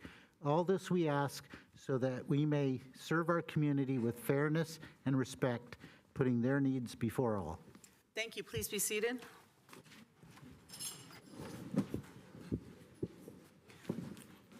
Reports of action taken in closed session. City Attorney? Madam Mayor? Oh, yes. Sorry. Yes, go ahead. Thank you. We did roll call earlier, right? We did roll Okay. call. Everyone is present. I will read the AB 23 announcement and statement of behavioral standards. Members of the Santa Clara Stadium Authority, Sports Open Space Authority, and Housing Authority are entitled to receive $30 for each attended meeting. Statement of behavioral standards. The City of Santa Clara has adopted a code of ethics and values and behavioral standards for public meetings to promote and maintain the highest levels of conduct. This includes mutual respect, robust discussion, and allowing city business to be done in an efficient and consistent manner. Please note that as the presiding officer, the mayor and chair's direction in matters of process and decorum should be followed, and that use of the gavel indicates all conversations must conclude and everyone in attendance should come to order and attention. Welcome and thank you for your participation. For those joining us this evening in the capacity as a registered lobbyist, we ask you to please identify yourself as such and disclose the clients and/or organizations that you represent. This is pursuant to City Code Section 2.155.110. Thank you. Thank you. Good evening, everyone. For today's meeting, the council is back in person and is conducting its meeting in a hybrid manner. The public is welcome to attend in person, and the city continues to use a Zoom feature to allow participation from the safety of your home or office. Members of the public can still join via the link and or call into the Zoom meeting phone number shown on the screen now. If you'd like to speak on an agenda item or during public presentations, please raise your hand on the Zoom application or press *9 on your phone. Please only raise your hand while the item you're seeking to speak on is presented. Staff will enter your name or the last 4 digits of your phone number, and I will call on you to speak. As a friendly reminder, members of the public have 2 minutes to speak on an agenda item and 3 minutes on public presentations, and those are reserved for topics that are not on the agenda. Prior to each agenda item, staff will lower your hand to ensure members of the public are seeking to speak on the appropriate agenda item. So we're going to move on to the agenda now. Reports of action in closed session. City Attorney. Thank you, Madam Mayor. Council did meet in closed session. Item number 2, conference with labor negotiators as listed on the agenda. There was no reportable action. Thank you. Thank you. Continuances, exceptions, reconsiderations. Do we have any from City Council, staff, or the public? I don't see any hands. City staff, I don't see anything from you. All right, we're going to move on to our special order of business. We have one special order of business this evening. The council recognizes the Association of Indo-Americans. The Association of Indo-Americans, or as it's known, AIA, is a nonprofit organization which celebrates the heritage and culture of the Indian American community living in the United States. Currently, AIA collaborates with over 48 different nonprofit organizations to put on year-round programs and festivals. Annual festivals includes India Republic Day, Holi, that's one of my favorite, the Festival of Colors, Maya Bazaar, India's Independence Day, and Diwali. Additionally, AIA provides support services to community members and recognizes youth talent and leadership. I would like to invite Viju Asuri. I probably said that completely wrong, apologize. You'll come and say it right the right way, of the Association of Indo-Americans to the podium to speak. Vijay, okay, forget it. Please say it the correct way so I can learn. Thank you. Welcome. Thank you, Honorable Mayor Lisa Gilmore and Honorable Council members. And I am Vijaya Asuri, representing AIA, as you rightly said. And you really said the essence of it. We are 48 different active independent organizations serving the community for over 3 to 4 decades. But we all got together to celebrate India. And this is a wonderful opportunity where you'll never get to see so many leaders and so many members of organizations coming together to celebrate all the festivals that you just mentioned. So festivities and celebration is one aspect of it, but mentoring of the youth is the other aspect, wherein we train them and we take them as volunteers and we send them to different dignitaries, different members of the other different organizations who mentor them. And in fact, we are also eligible and qualified to get the Presidential Award for the volunteers of all age groups, and we're very proud of that.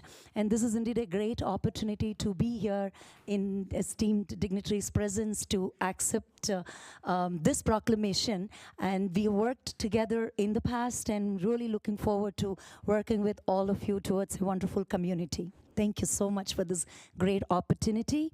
And I do have Atulji from Gujarat community. We all know him, yes. Kokoji is from Odia community. Deepaji is from Bengal community.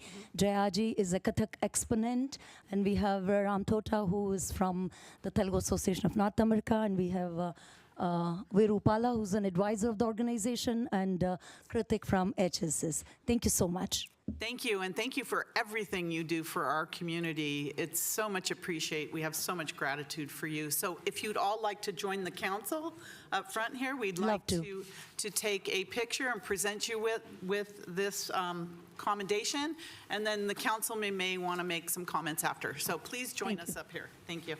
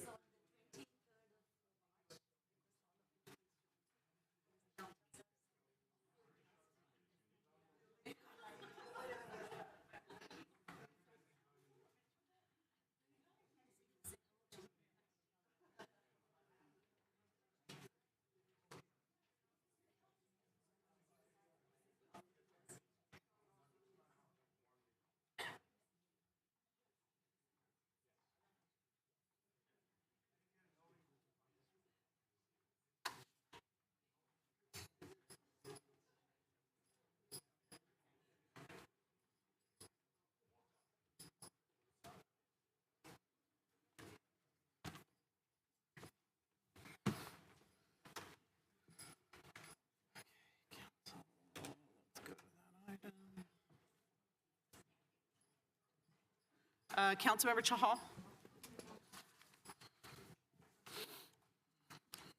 Thank you, Mayor. I would like to convey my thanks to AIA and all the groups who are engaged in this cultural and educational activities throughout the Bay Area. It's not an easy job when you are in a foreign country and you're trying to arrange so many events, like you celebrate Dussehra, Diwali, and it takes a lot of volunteer work. And especially AIA, you mentioned how many, 48 nonprofit groups, and you have Malayalam, Bengali, Tamil, Telugu, all the groups under one umbrella. That means a lot. That means a lot. Not only you should be proud of it, whole community should be proud of it. And that's why we arranged a house full for you today to greet you all. So I commend each and every one of your efforts, and keep going. And I'm so glad that you deserve your well-deserved presidential award for spreading the community and spreading the volunteer work among the youth as well as all of them. I love attending all your events, and it's great to be there. Thank you very much again for your contribution.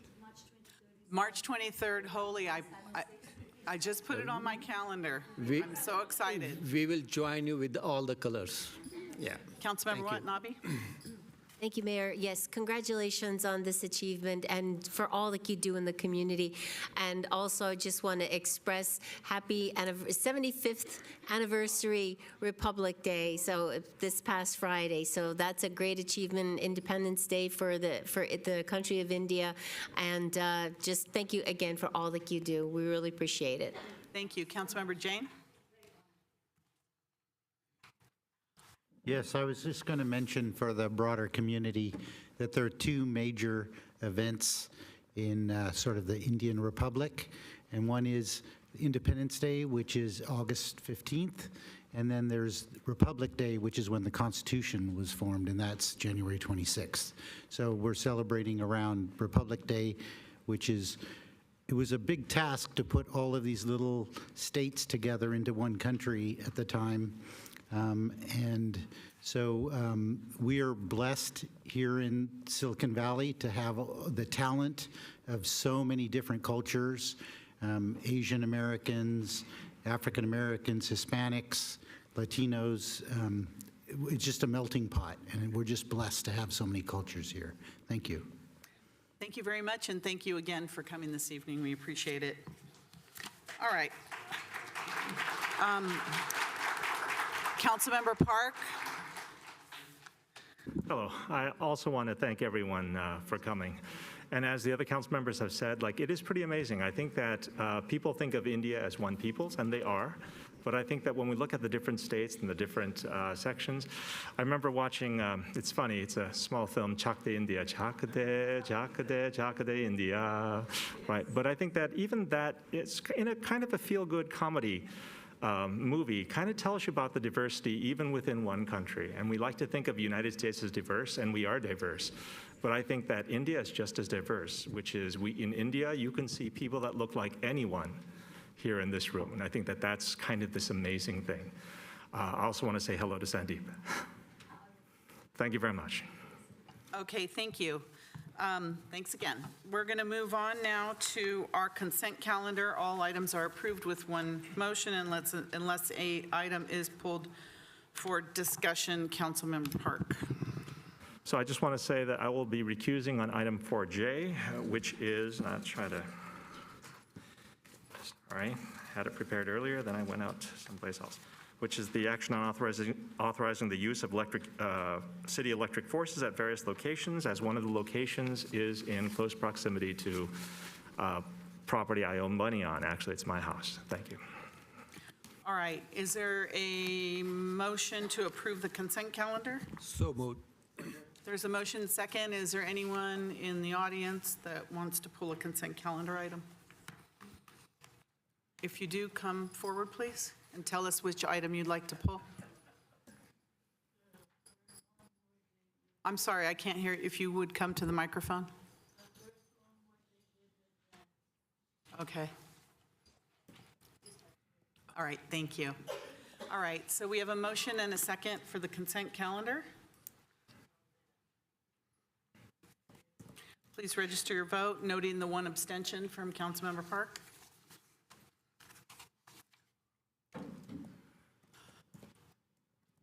Please please register your vote. And that passes unanimously. Thank you. All right, moving along. Our next item should be public presentations, and these are for items that are not on the agenda. Do we have any public presentations? Madam Mayor, you have 3 All right, cards. we're going to start with Angela. Is Angela here? Please come forward. Welcome. Thank you. Good evening, Mayor Gilmore and the planning and the fellow city council members. Okay, my name is Angela Adams. I'm a field representative of Carpenter Local 405 in San Jose. I stand before you today to advocate a policy that I believe will ensure responsible and ethical development in our beloved city of Santa Clara. It is a policy that holds the power to benefit both our community and the developers who operate within it. I urge you to consider and implement area standards for any tax exemptions granted by our city. Area standards encompasses critical elements like healthcare, local hiring, apprenticeships, and livable wages are the cornerstone of responsible development. These standards are not merely regulations, they are commitments to the well-being of our city and residents. First and foremost, let's address the matter of healthcare. It is unjust that any development should receive tax exemptions without ensuring that the employers working on these projects have access to quality health care. By implementing these standards, we demonstrate our city's commitment to the health and well-being of our workforce. Local hiring is equally vital. Santa Clara's residents who pay their taxes and contribute to our community should have the opportunity to work where they live. This not only keeps families together, but it fosters a strong sense of community and belonging. Apprenticeships are essential for growth and development of our workforce. These programs help individuals gain valuable skills and ensure that our city remains at the forefront of its innovation and progress. By setting these area standards, we can assure that developers and general contractors are committed to the responsibility, ethical, and sustainable growth of our city.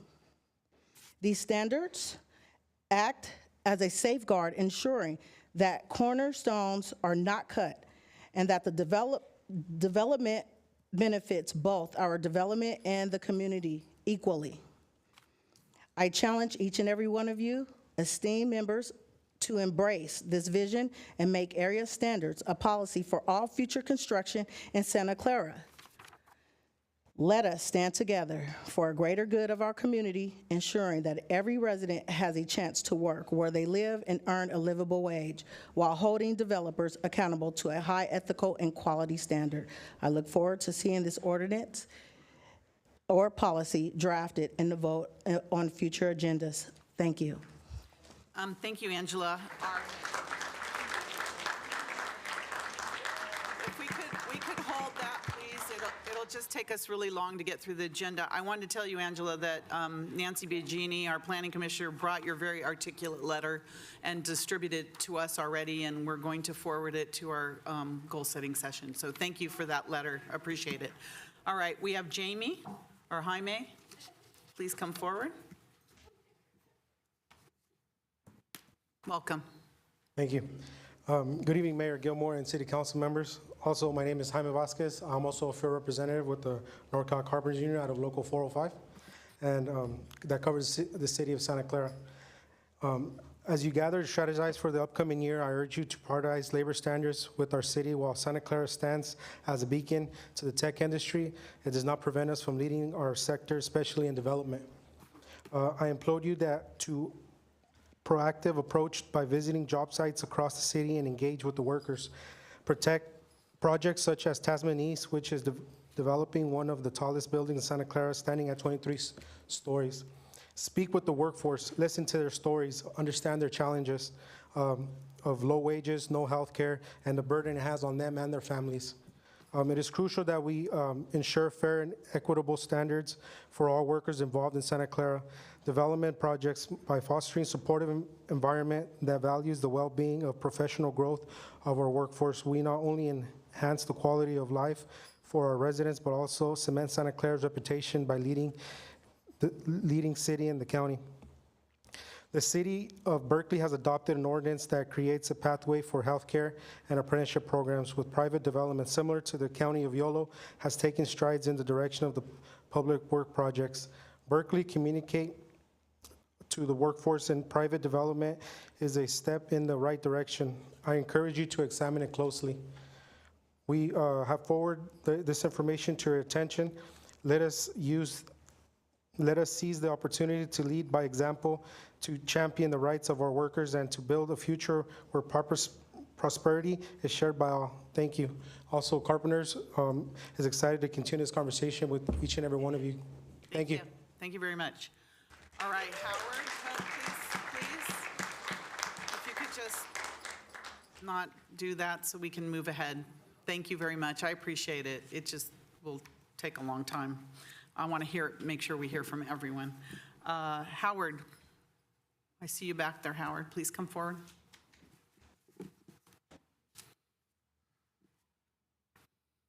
Welcome.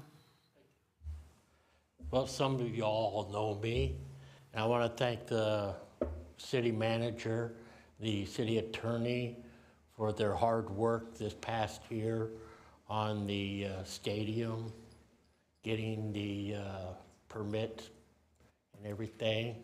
We still have a long way to go. The last game, I was hit real hard.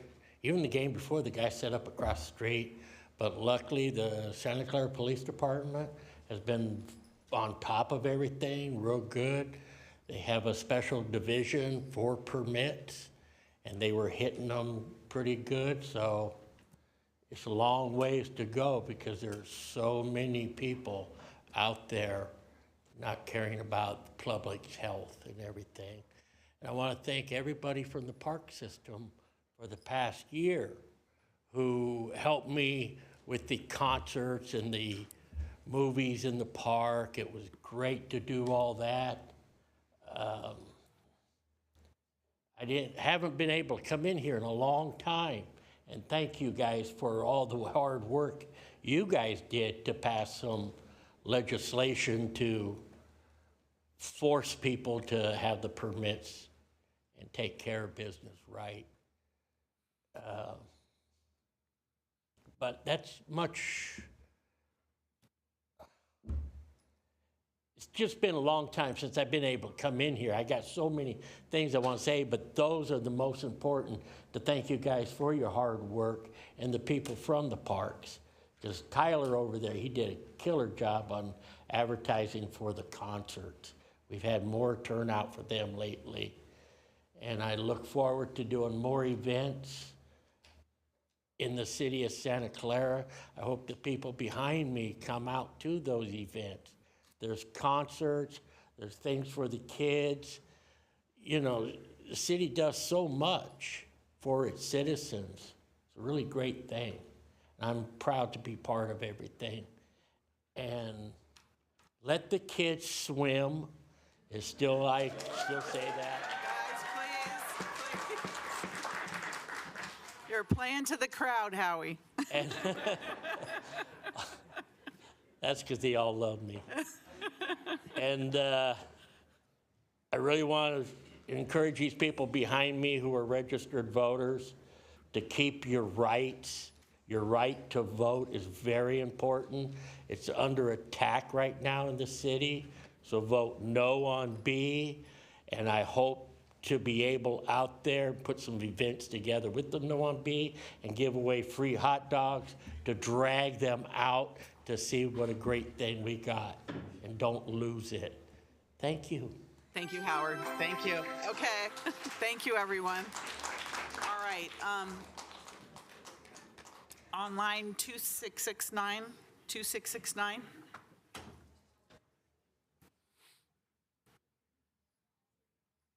Yes, good evening. My name is James Rowan. And it's interestingly that It's been 100 years since the lost generation lived and worked in Paris. As you know, the lost generation were members of the written community. One of the members, John Dos Passos, is largely forgotten, who wrote the great trilogy USA. John Dos Passos said, the identity of the USA is the voice of the people, just as the identity of Santa Clara is the voice of the people. I'm glad to know that you have a mayor and 3 council members with the mayor, Hardy, Shohal, and Watanabe, that respect the voice of the people. Sadly, we have 3 council members who don't respect the voice of the people. We have 1 council member who writes op-ed pieces about the right to know. We have 1 member who reads children's books to attack members of the public. And then we have 1 who files reports to the FPPC, which I understand has just cleared a community group that vice mayor has written about. 69 major complaint. Interestingly, that community group has to face what Ray Donovan, the Secretary of Labor under Reagan, faced when he was acquitted. He once said, "Where do I go to get my good name back?"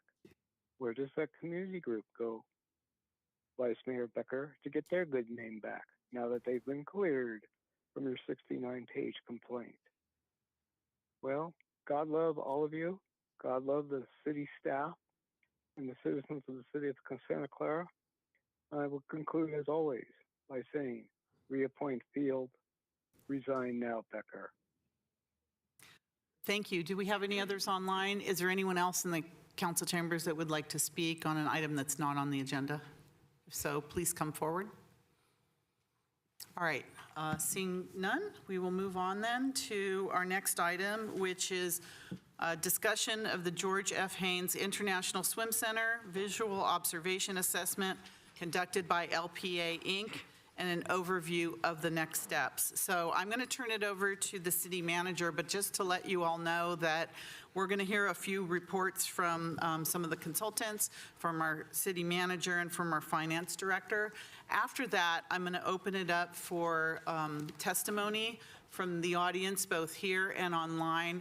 And what I would like to do is to have any testimony, if there's any young adults or children here, that they are able to come up in the beginning, so because it is a school night, so I want to be sensitive to that. So just keep that in mind. I know you might want to make your main presentation, but if we could have the young ones coming up after that, so you have a little bit of time to organize that. All right, city manager, thank you.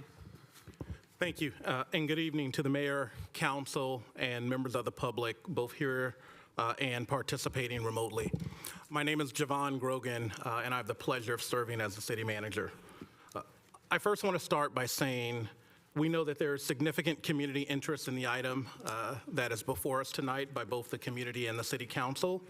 Staff and our consultant team have prepared a very open and transparent presentation on the International Swim Center, and the goal tonight is to formally receive that report and take feedback from council as well as public comment. If we have the next slide, I'll provide an overview. So tonight's presentation will include several different components.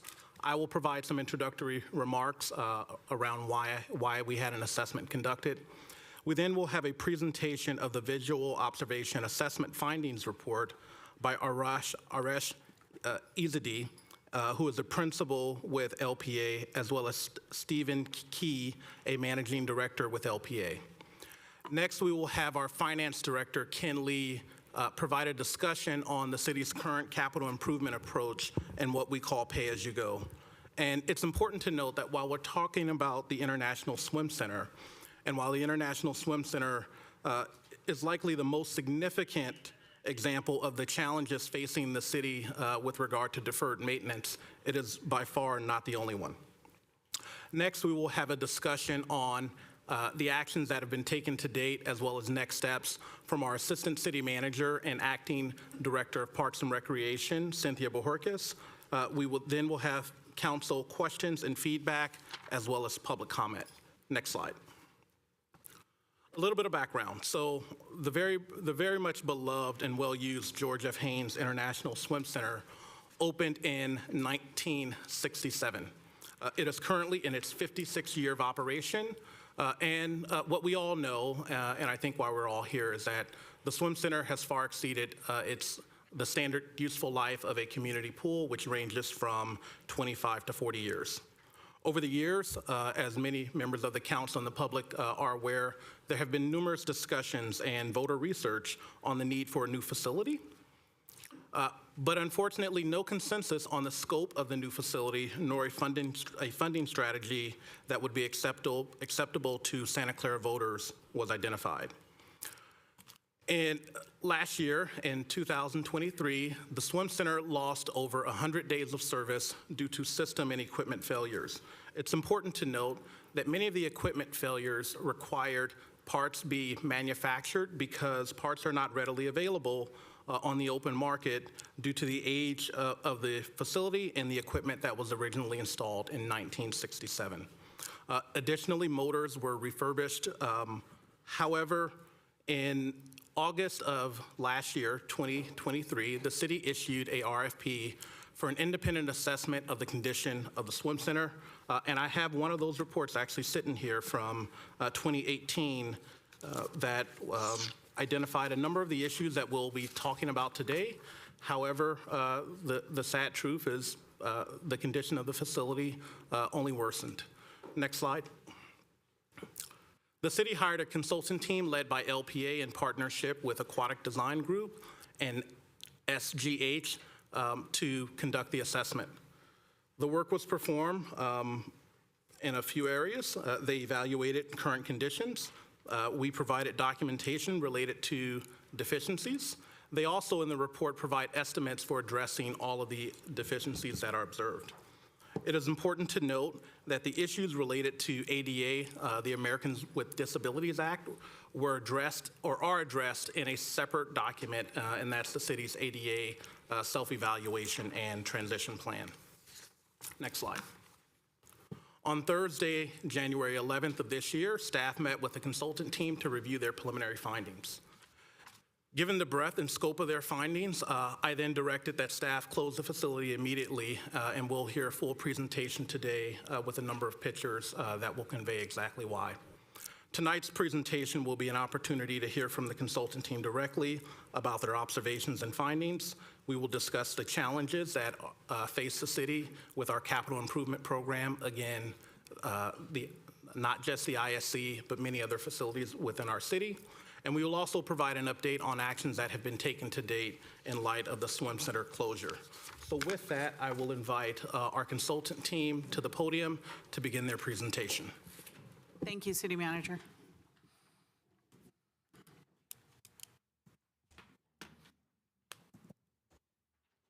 Welcome. Thank you, Mayor Gilmore, council members. It's great seeing you again. It's been a while. Long time. Yes. So back in, I'll forward this. There we go. Back in 2023, as a long time ago, summer of 2023, the city went through a competitive RFP process to engage a firm to prepare a high-level evaluation and assessment of the George Haynes International Swim Center. As part of that effort, the city went through a RFP process. They received multiple proposals. They interviewed multiple teams and ultimately selected our proposed team, which is LPA. My name is Arash Izadi, by the way, with LPA. I'm a principal with the firm. As part of that, we brought on, knowing the concise nature of the project and the technical nature of the project, we brought on several experts as part of our team. LPA is an integrated design firm, so we have architects, landscape architects, structural, mechanical, plumbing, electrical engineers, all in-house. But to embellish that team, we brought on a team of aquatic experts as well that can really evaluate everything from pumps to filters and all of those kinds of things. And then a specialties firm called SGH. I won't attempt to explain what the SGH and H stand for because it's difficult to say, but they are a consulting firm that does testing and forensics, and they look at expertise, everything from building envelopes to metallurgy to all those kinds of very specific things that may or may not be required. The scope of our work was very concise. It was not a broad brush looking at everything on the site. We had a very specific program and direction as to evaluating the facility. What you see in front of you, what you have as part of the report and what you're seeing in front of you on the screen is excerpts from that report. It is not intended to be a comprehensive depiction of everything that we put in there. There's well over 100 pages of pictures and documentation and things like that. There's a series of testing that happened well beyond that as well. This is excerpts that are taken out of that, so sometimes you'll find just information, sometimes you'll find opinions, but it just really depended on where and how that was taken from the report. So as part of that, the assessment was limited in nature. It was really intended to look at the existing pools, the pool systems, the pool deck, the dive tower, the existing support facilities, and the bleacher and structure above the bleacher. Those were the specific areas that we were asked to look at. There was no destructive testing of any kind intended, so in other words, we were not tearing apart things to evaluate those, but where we could see things and where they were easily accessible, we did. And then it's important to note that we are not risk experts. Our job on our project and effort on this was not to evaluate risk, but it was intended to assess the facility and provide that information. However, as licensed professionals, when we see something that's so blaringly an issue, we are obligated to share those things with the team. And that's why you're seeing in some cases where some opinions are expressed solely for that purpose. This presentation is intended, again, to be a broad overview and not a comprehensive a list of all the issues and everything that we found in that report. And then it's important also note that as the city manager noted, the effort was not looking at things like accessibility, as those have been addressed by other means within the city.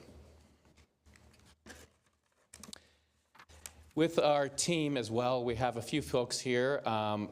With me is Stephen Key. He is a managing director and project manager for us on this project. We also have a representative from Aquatic Design Group, Dennis Berkshire, on the phone in case we have some real technical questions that we need to ask him. And there are also 2 representatives from SGH on the call as well, in case you guys really want to get technical and understand metallurgy and things like that. So we do have people available to discuss that. So I'm going to turn it over to Steve. Thank you, Arash.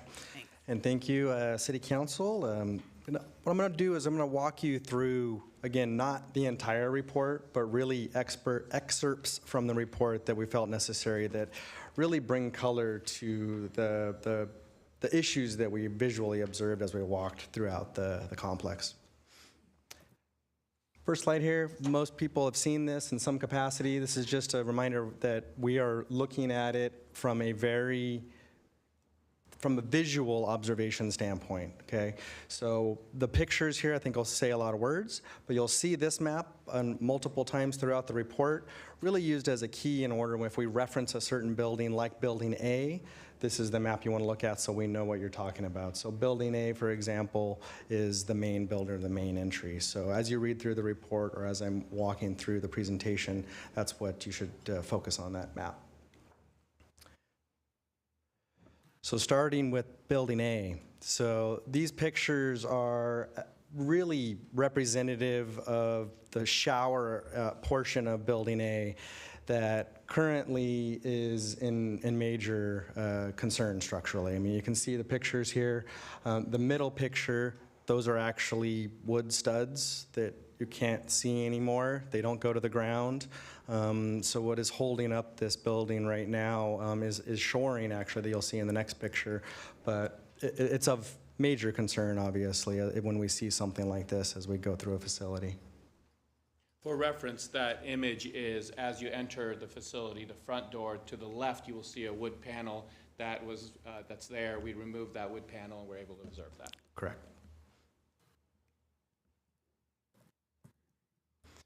So here's a picture of the inside of that same location of the shower room. So it needed to be shored up.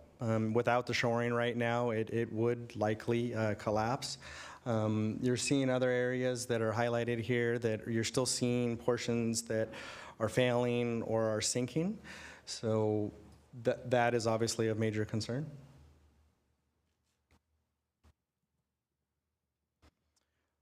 Walking throughout the facility, there are areas that either didn't have weather-resistant barriers or were portions of the building that were added at later date. And over time, water has gotten into these walls and has really made for unsound structures, both from the finishes as well as if we see a weather-resistant barrier or a barrier that's around our buildings that's supposed to stop water from coming in a lot of cases, we didn't see that. So we saw some concerns of where there were holes open that didn't have weather-resistant barriers. And this is what happens. The water gets in, especially when it gets into wood. Over time, it decays and becomes wood rot.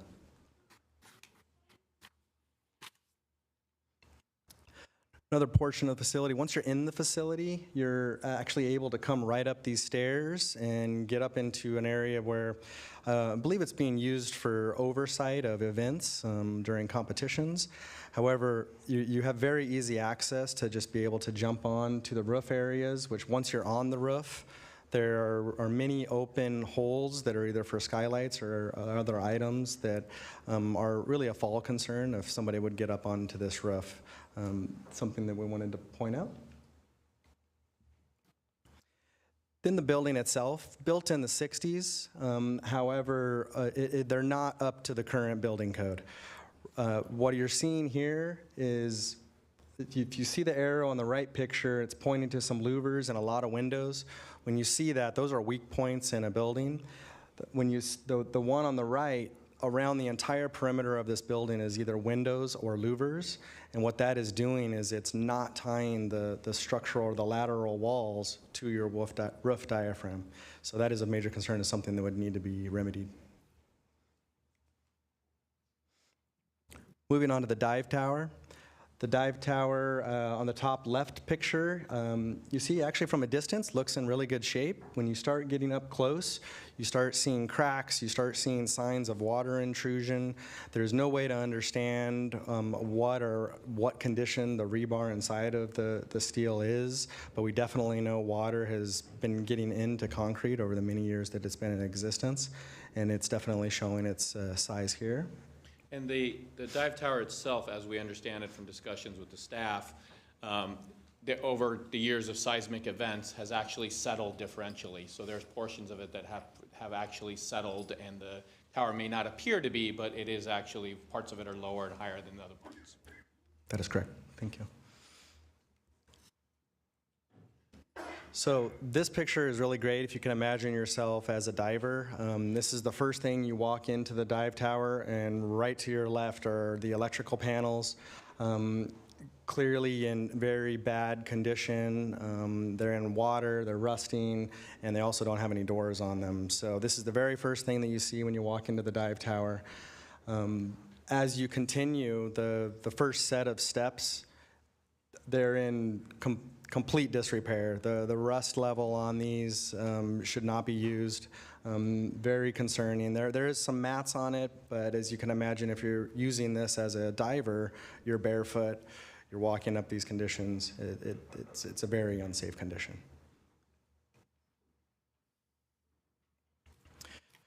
So these are the viewing windows. So for those that haven't been able to see this underneath, when older facilities from the 60s were built, they used viewing windows to see what the divers were doing, to see if they were properly doing dives. These have been here, and you can see from these pictures, they're showing signs of corrosion, of fluorescence, failure in the concrete, to the extent that even swimming in this pool is of concern. The pool water could actually suck you out into this area. The pictures also show, in the largest picture, you're actually walking on top of this, up in the deck level. So even from the top, when our team took a look and did some non-destructive tests with some chain drags, this area was of major concern and should not be used. And what this shows is that you've had water intrusion into the concrete itself, so the reinforcement within the structure itself has probably corroded, and that is why you're seeing the bowing of that slab, and you're seeing all those effluents coming through the actual concrete to the surface. So if that top portion were to collapse or some portion of it be compromised, those windows would break and all the water would rush out. Anyone in the pool would get essentially kind of like an airplane. You'd get sucked right out.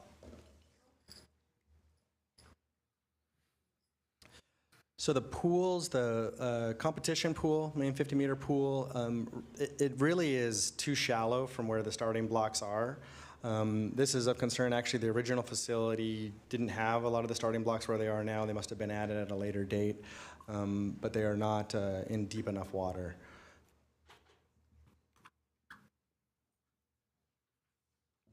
This is your mechanical equipment room. Very unique, for lack of a better word. It definitely is seeing its age. It's in a very corrosive environment alone, just having the chlorine there. And actually you can see it in the top left picture here, the large electrical panels you see in the distance on the other side of this tank is actually your main service for the entire complex, and it's being exposed to all of these chemicals 24/7. One of the important things to point out in this image is that the bottom image is your chlorine treatment. It is a unique system. It was used many, many, many years ago. Candidly, I've worked on 50 aquatic facilities. It's the first time I've seen one of those, and I had to ask our aquatic consultant, I'm like, is that really, what is that? And he explained it to me. The other issues are, when this was built, you would commingle water. So all of the pools are tied together, essentially, and go through one set of equipment. Today, you can't do that anymore. Each body of water needs to be completely separated, and the turnover rates, that amount of water that is actually turned and chlorinated and filtered, is different back then than what it is today. So you're essentially relying on body motion and people swimming in the water to churn it and disperse some of that chlorine and get the chlorine distributed, but you still wouldn't have adequate levels in there. So that's one of the challenges if you were to replace this equipment, having to replace that piping and address those issues. It would require more equipment, larger facilities, and a much larger footprint to address all of those things. In that same vein, all of the decking and everything would have to be removed in order to allow the piping and things to be addressed, and you would turn essentially your bodies of water, the shells, into Swiss cheese, because you would have to bring different pipes in and cut out portions to address inlets on the bottom, inlets on the side. So it's a pretty significant cascade effect when you start to touch components of this. So the picture on the top left is actually the large canopy that is over the main spectator area. The other pictures here are close-ups of the condition of that structure. And you can see it. The gutters are pretty much almost gone or corroding, and actually in many instances there's pieces that are dangling and potential fall hazards right now as you're out there. Picture on the right is actually standing up on the deck. You can see even some of the deck itself. You can just look right down into it, right into where the spectators are and where the pool is. So the hazard there is these components start to fall off. Correct. There's a solar system on top of that's no longer used, and all the structure, other than the main structure itself, all of those things are compromised and can fall and blow away and do all things like that. Yeah, the light gauge metal. So this is a backside of where the spectators are sitting. There's an access tower, which is completely failing. Actually, most of the water that isn't getting to the gutters that aren't holding the water is going into this tower. It's already failing. It is your roof access to get up to the top of that canopy, and then the structural walls surrounding it are in complete disrepair, needing likely major corrosion on the interior for those supporting studs.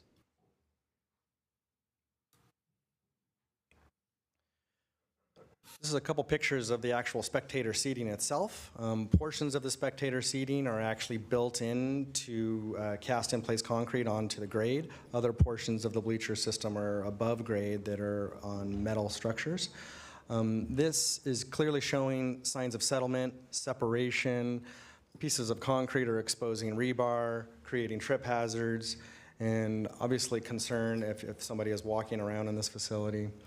The picture on the right is showing how the water going from the canopy no longer is directly connected to a storm drain system.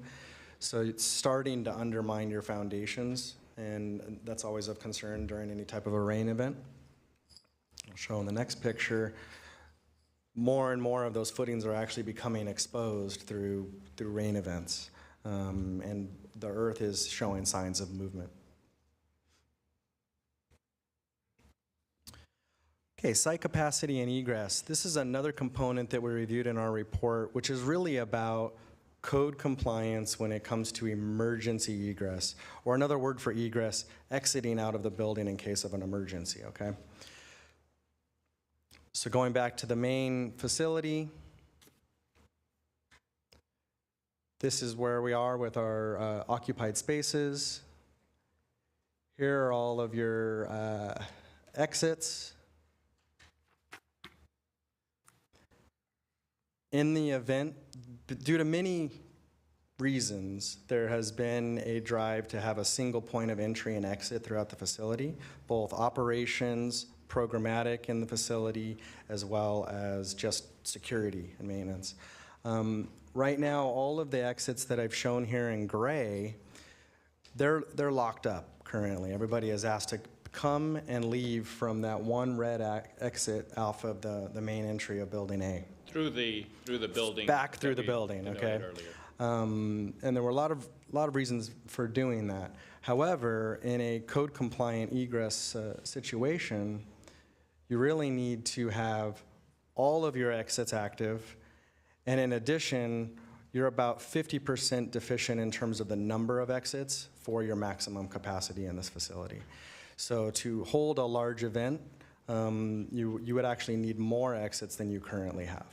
So actually, if you go back one slide, or a couple slides to that overview image, one more, this one. So in an event like this, you absolutely don't have even a fraction of the exits that you would need to exit that facility.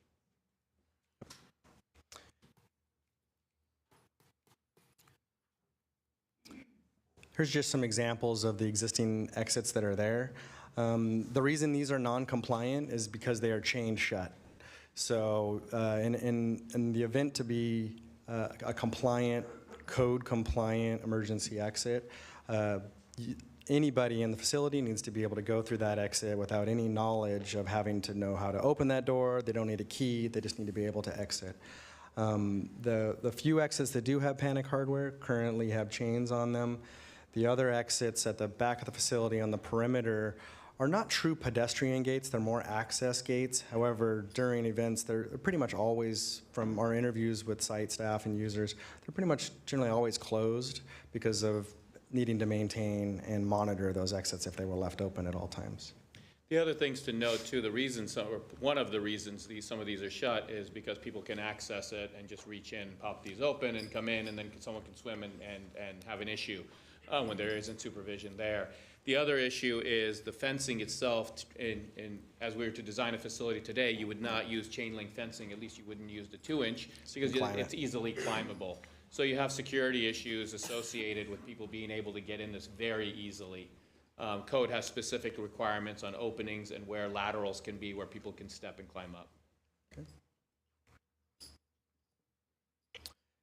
So the exit that Arash was talking about earlier on the left picture, rather than going through an exit straight out to the parking lot, we're going back in through the main building. So that's not allowed by code to go back into a structure after you're already in a safe area.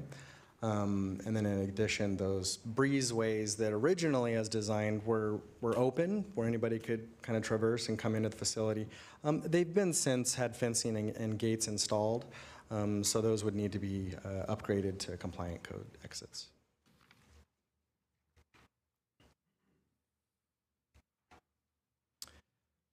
So kind of in a nutshell here, and then I have one last slide on a summary. So zoning here, the canopy bleacher area, the buildings underneath the bleachers and the concessions all have issues that need to be taken care of from a structural and egress standpoint.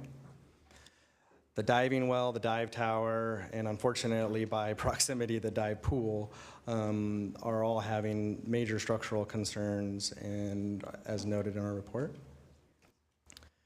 The main building entry, it is of concern both from egress as well as structural, both from a lateral earthquake as well as just corrosion throughout the structural system throughout the building. And as Arash mentioned prior, the pool and the pool decks, in order to be code compliant and health department acceptable, would need major upgrades. So quick summary of what we just discussed. Building A, so supporting walls. When we're looking at this and things are of concern to us of life safety, that's what we're focusing on. So structural, rotting structural systems, decay, corrosion, structural systems that are not tied together are all of major concern. Dive tower area, both structural, electrical, access to get to the dive towers are all in a condition that should not be used. Viewing area that ties into that dive pool, went through that in detail. The pool itself, the pool, it looks fine when you're standing back, but through our observations and findings, I think we've highlighted our concerns of what needs to be addressed in order to make these usable for the community. There are a few items that are non-code compliant that in theory are grandfathered in. That does not excuse the issue. What it means is that the health department has come there and said, we understand that you would have to tear apart the entire facility to fix this one issue. Therefore, we're going to allow it for some duration of time. That is completely at their whim and at their discretion to allow you to do that. You will also need, for any facility, you need restrooms, changing rooms, showers, in addition to parking and drinking fountains and all of those things. Those are some of the primary elements. Your facility currently is deficient in those, in the number of fixtures that are required based both on the bodies of water and the seating that you have. Those, again, those are things that have been essentially grandfathered in right now temporarily because they know you're not adding another building right now to that facility while it was operational. So it's important to note that you would need all of those things to allow the operation of the facility. And once you touch something, it cascades into multiple issues. Exactly. Building E, F, and G, these are actually the buildings and the restrooms that are underneath the canopy that are standalone structures. The structures themselves are actually in, outside of maybe plumbing deficiencies, are actually in good condition. However, they are directly underneath the canopy and of concern for falling hazards from the canopy. And then, as we mentioned before, the settlement and separation. Okay. So ultimately, this is what we're trying to get back to. This is, that kind of concludes our report. Turn it over to. Thank you. Thank you very much. All right, Director Lee.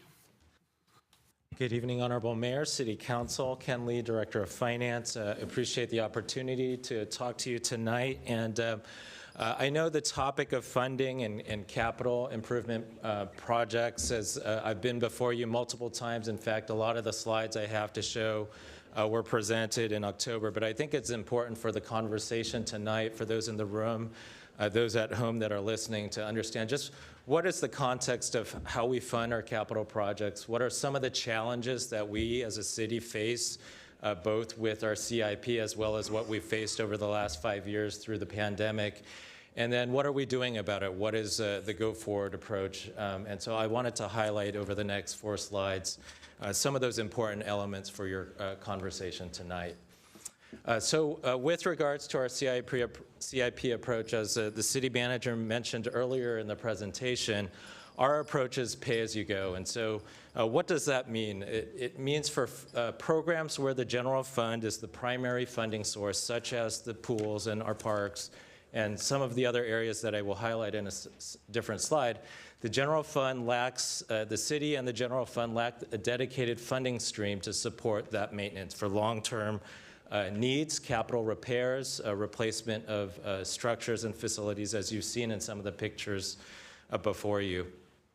Financially and technically, we account for capital project funding in a reserve. We call that a capital project reserve.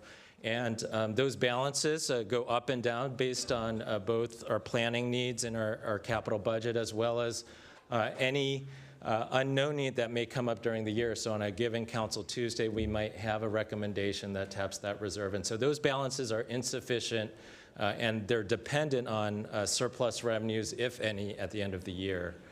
The third bullet here, capital improvements, largely because of our funding and restricted amount of funding, they're unplanned, they're reactive, they're urgent. And then when they do come, you can see that it's very expensive to rehab and replace infrastructure or equipment that has degraded over time. And sometimes in certain situations, as those are very urgent, safety issues, resources are then redirected from operations that would have other impacts in other areas of the city. So the current approach, pay-as-you-go, has some risk and carries some challenges as we look at some of the items across the city. Highlighting, again, that capital reserve in the general fund, $23.9 million currently in that. That's a drop in the bucket when you think about the billions of dollars of assets in our city. In December, I reported that we were fortunate enough to put an additional $20 million in that reserve. So we had roughly about $3.5 million or so in that reserve, which is barely a very insignificant amount when you think about the infrastructure that our city has and the age and the state of a lot of that infrastructure.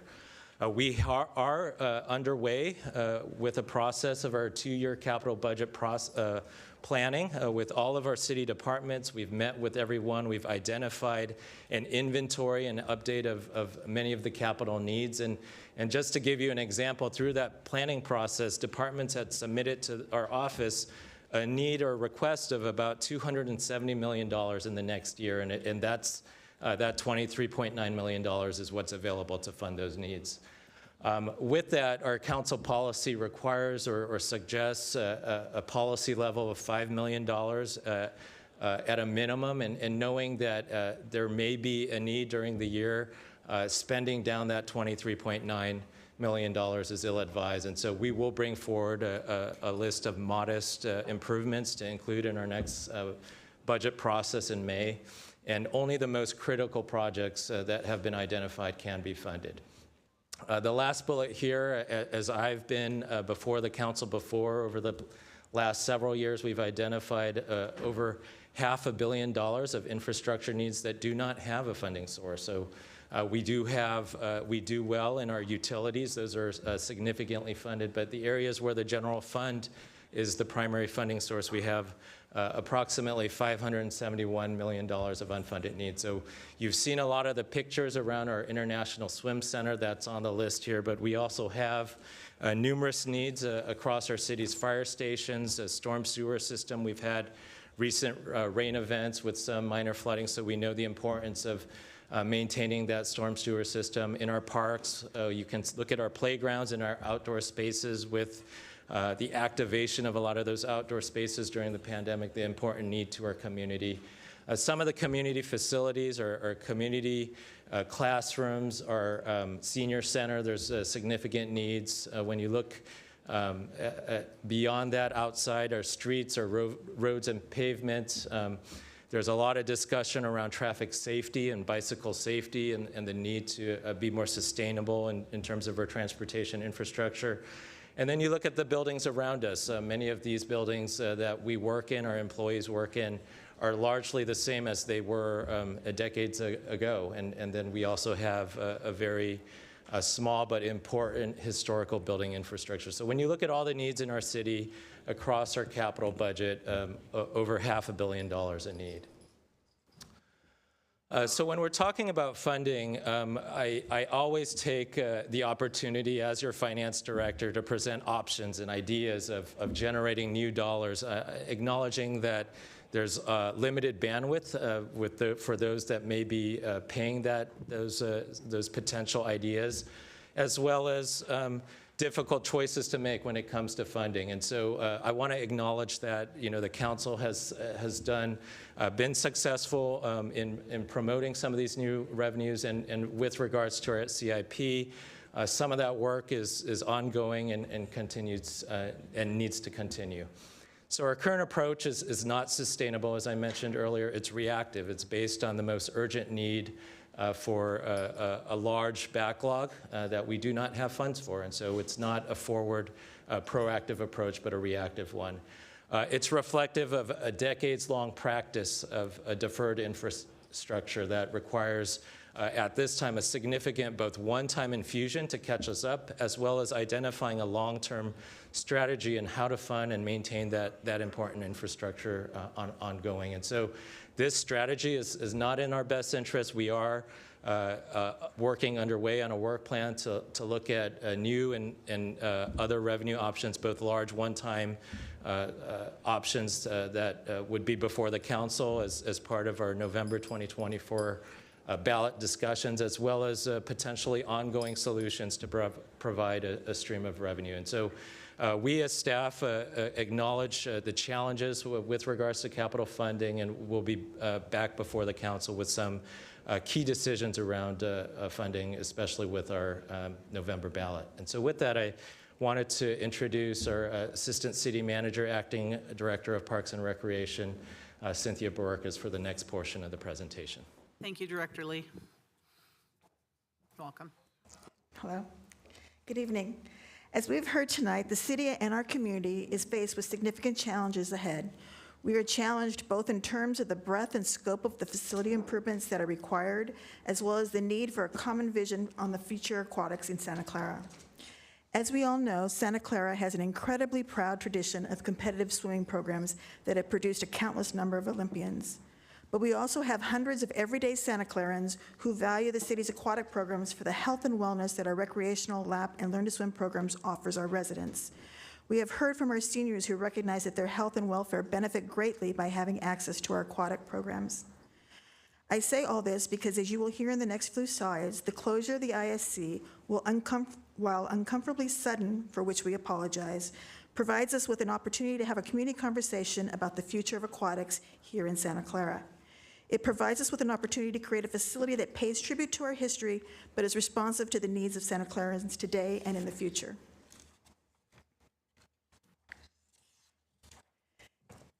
Everyone here has a common goal: to provide safe, clean aquatic facilities that Santa Clarans can be proud of and enjoy. To achieve that goal will require careful thought, consideration, and a roadmap. It will take time and hard work to reach our goal. The next few slides are intended to be a preliminary roadmap of the issues to be addressed, actions that have been taken to date, and actions we will need to take as we move forward. This information is presented in 3 categories: those items that require immediate attention in the next 60 days, those items that will require analysis, research, and negotiations in the short term, which we are defining as 3 to 9 months, and those items that are long-term. These are significant and may take up to 3 years. At this point, let me share the roadmap. Oops. I'm sorry. Let me go back. As I've stated, the closure was sudden, impacting both city programs and programs of our community partners. Since the closure, we have spent a lot of time talking internally and with our community partners to identify those items that need the most immediate attention. Those items include, but are not limited to, how do we communicate with our affected stakeholders? Who has been impacted and how? One of our aha moments for us was the realization that the closure of the restrooms in the storage areas adjacent to the viewing stands would also impact other programs in the park: softball fields on the north side of the facility and lawn bowling to the south, as well as special events such as the Art and Wine Festival that require use of those spaces as well. Other issues include what programs could be shifted to other city facilities and what other spaces might be available in surrounding agencies. We recognize that in shifting programs to other sites, those sites will also be impacted, and we need to evaluate that impact as well. One of the most significant immediate concerns we have is to determine what security measures are needed to maintain the safety of the site. We have to avoid break-ins and vandalism in the site, and we'll be exploring what actions are required. Having toured the facilities and speaking with various swim groups who are our community partners, it quickly became evident that storage and access to restrooms will be a major issue. For this reason, we have asked our consultant to review their findings and provide guidance as to whether those elements might remain open. The challenge is the canopy that is above these areas. If the canopy can be remediated, our hope is that it will allow continued access to the restrooms in the storage areas. And finally, we need to have a conversation with the health department about the findings and get a better understanding of what issues may be grandfathered and what mitigation might be allowed and under what conditions.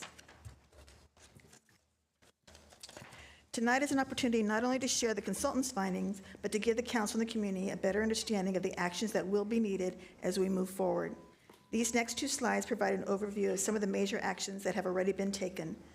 This includes reviewing the preliminary findings with the consultant team, closing the facility when we installed signage, communications with the stakeholder groups. We did this in person, via email, and on website, and then meeting with our city staff to reassure them as well. Moving our lap swim program to Mary Gomez, making time available to our swim stakeholders, that is available capacity, and evaluating the team's requests for additional time at Mary Gomez. I do want to point out that the challenge we have is in moving these programs, not only do we have to determine whether the site can manage the new programs, but address any community concerns that might exist by the additional usage of those sites. We've provided an update to the Park and Rec Commission. It just so happened that the Monday following the closure was a Park and Rec Commission date, and so we provided an update to the Park and Rec Commission. We did a tour of city pools and identified Montague site, the Montague pool site, as a possible site to meet the swim team's need for office space storage and dry land training. So we thought we had a win, and as you'll see in a minute, it's a mixed blessing. So communication with the school district, access to the pool, Montague Pool. As you may know, Montague Pool is leased from the school district. The district has provided its verbal okay to proceed with the programming, but we have now found out that the lease requires written approval for any improvements, and their improvements would be at the city's expense. We requested the consultant team evaluate options for continued use of the ISC support amenities to mitigate impact on operations. And then, unfortunately, when the rain came, we were out on a Friday, and then the following Tuesday, the Monday it rained, and Tuesday we got pictures that showed that the plaster was lifting at Montague. And so we had to contact the school district, and then they forwarded the lease agreement to us, and in that agreement it does say that it's required that we get written approval from their school district to do repairs. So we've now initiated getting quotes and a timeline to see what it would take to remedy the situation at Montague, and so we're still waiting for that. But we'd have to go back to the school district to get approval for that. We've obviously been working on this report to council and for the public. We distributed the report as soon as it became publicly available to the swim stakeholders in the Park and Rec Commission, and invited them to attend tonight so they could hear this presentation. The request at the dive team, they provided us with a list of potential facilities that they were exploring for the availability of pool space. We created a matrix for them with all of the contact information and have asked if they needed additional help for there and offered to provide that help. We requested consultant provide information regarding the feasibility of a Murtha modular pool. We've heard from a number of folks an interest in this type of pool, and so we've initiated those discussions. And then we've sent emails to the swim team to schedule a meeting following this meeting.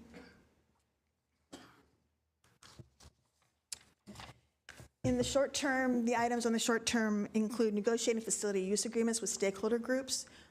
As part of our tours, we did identify some equipment that is on our current site, and consequently, we do need to make sure that we have facility use agreements with all of the groups in place and update those.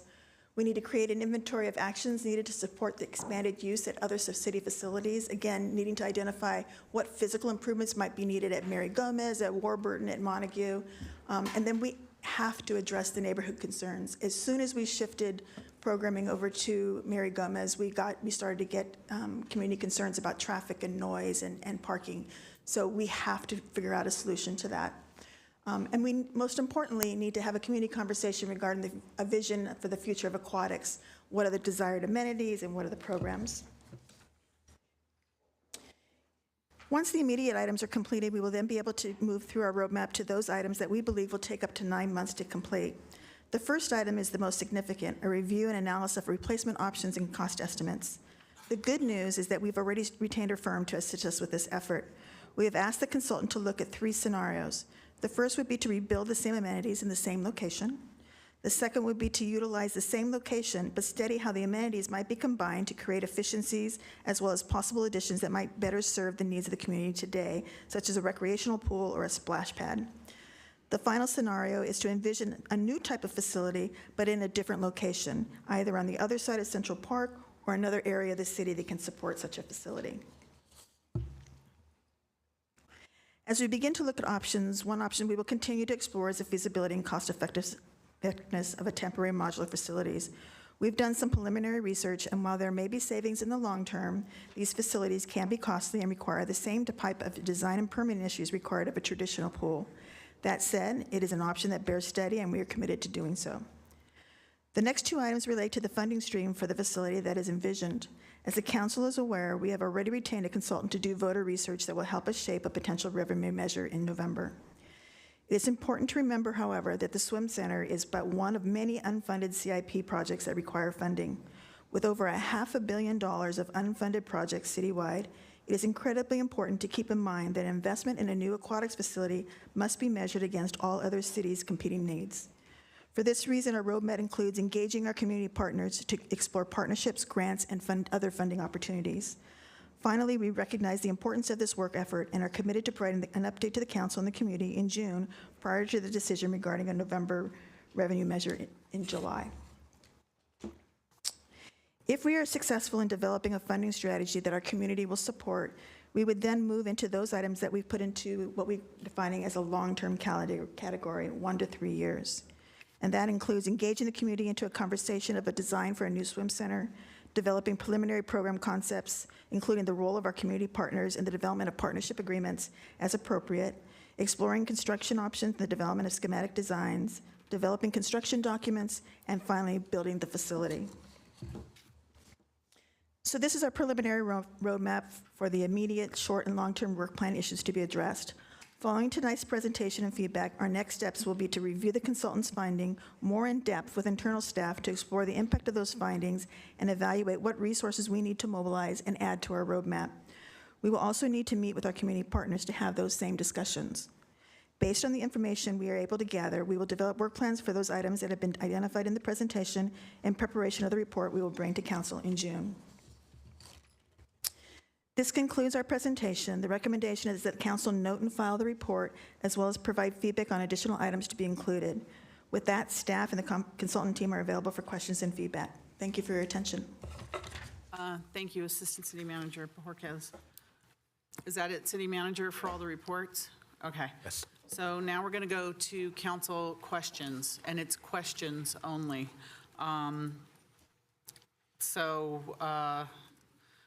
After council questions, we'll probably give time for our staff to answer some of those questions, and then we'll go to the public.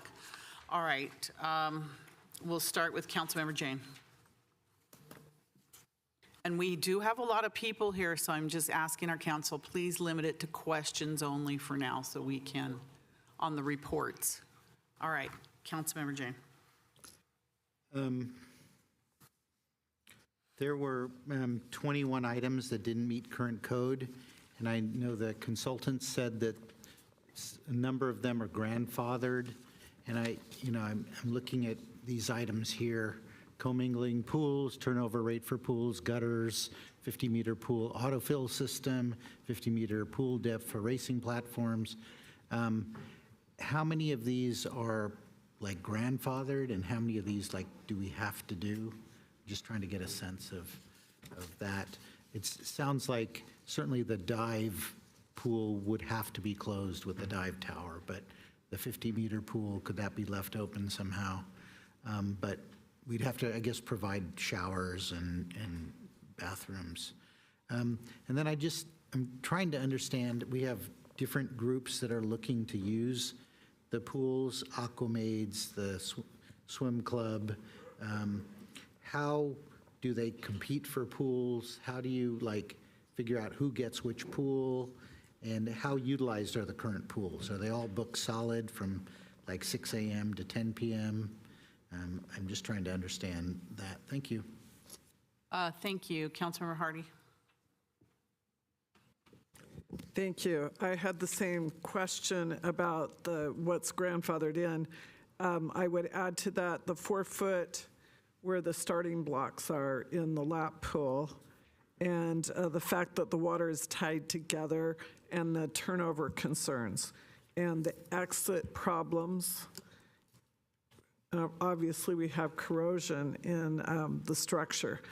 And then the question was, I think when I asked this before, it was approximately 6 years.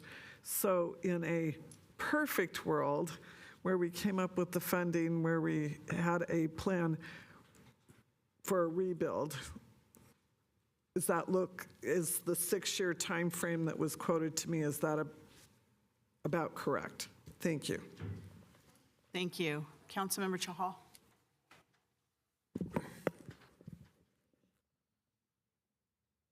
Thank you, Mayor. Thank you for the report. And I have questions. Have you seen any other facility which you have, our LPA and SGH have inspected? Have you seen any other facility in such condition being operated in California? That's my first question. I'm going through the question which can be answered by different people on the 3 groups, basically. When was the last health inspection done on this pool? There was a suggestion that if we cordon off the buildings, are the pools usable with cordoning off the diving deck and other hazardous area? Are we able to use the pool? And grandfather issues, like if we take into account, can we still use the pool? Like if that clause is implemented as a grandfather clause, and there are certain limitations for current code, but if we take into account the grandfather, can we still use the pool for a limited scope of for the public? Director Lee, thank you for your report. I don't think I have any question. We've heard you many times on that. Assistant City Manager Cynthia, so you did mention short-term, 3 to 9 months, that we have 3 options: rebuild, rebuild and design, replace and design, and redesign and construction. Will we be getting a report within 3 to 9 months on these 3 options, basically? That's my question. And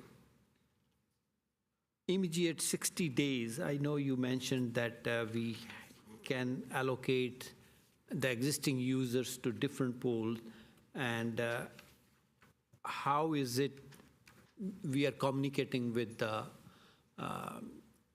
different stakeholders? And that communication, I want to see that communication should be really solid so that everybody's on the same page and knows what are the pros and cons of using this thing or not having anything available. We need to have, like this meeting is very transparent in a sense. We are seeing all the facts over here. So that's the reason I'm saying how well you are communicating with the stakeholders. Those are my questions for the timing. Thank you. Thank you. Vice Mayor Becker. Thank you, Mayor. Thank you for the report, staff. My questions regard pool windows and the concern about, I was hearing about the possibility of those failures. In that concern, do we have to empty the pool? At the same time, I know that I've heard that if you empty a pool, that's a concern because I guess supposedly the ground has an issue because of the weight. I don't know. They told that to my mother and father when they tried to empty their pool. The sinking of the dive tower, is that also connected to the windows of the viewing area? I know that Councilmember Hardy brought up, also connected to what Councilmember Chahal said, was about the use of the pool, not only just the dive tower pool, but is there the ability to have the one main pool being able to be used and the other pool not being used if that was a significant risk or a significant problem? And then what Councilmember Hardy was talking about when timetable, I think she was talking about 6 years. Is there anything faster of a timetable than that? And lastly is, what if something like local businesses, or, you know, we're the home of a lot of tech companies, and if companies decided to help out in this very dire situation, what would that look like and how would that go about? So those are my questions. Thank you. Councilmember Watanabe. Thank you, Mayor. Just a couple of questions, because a lot of my thoughts have already been asked.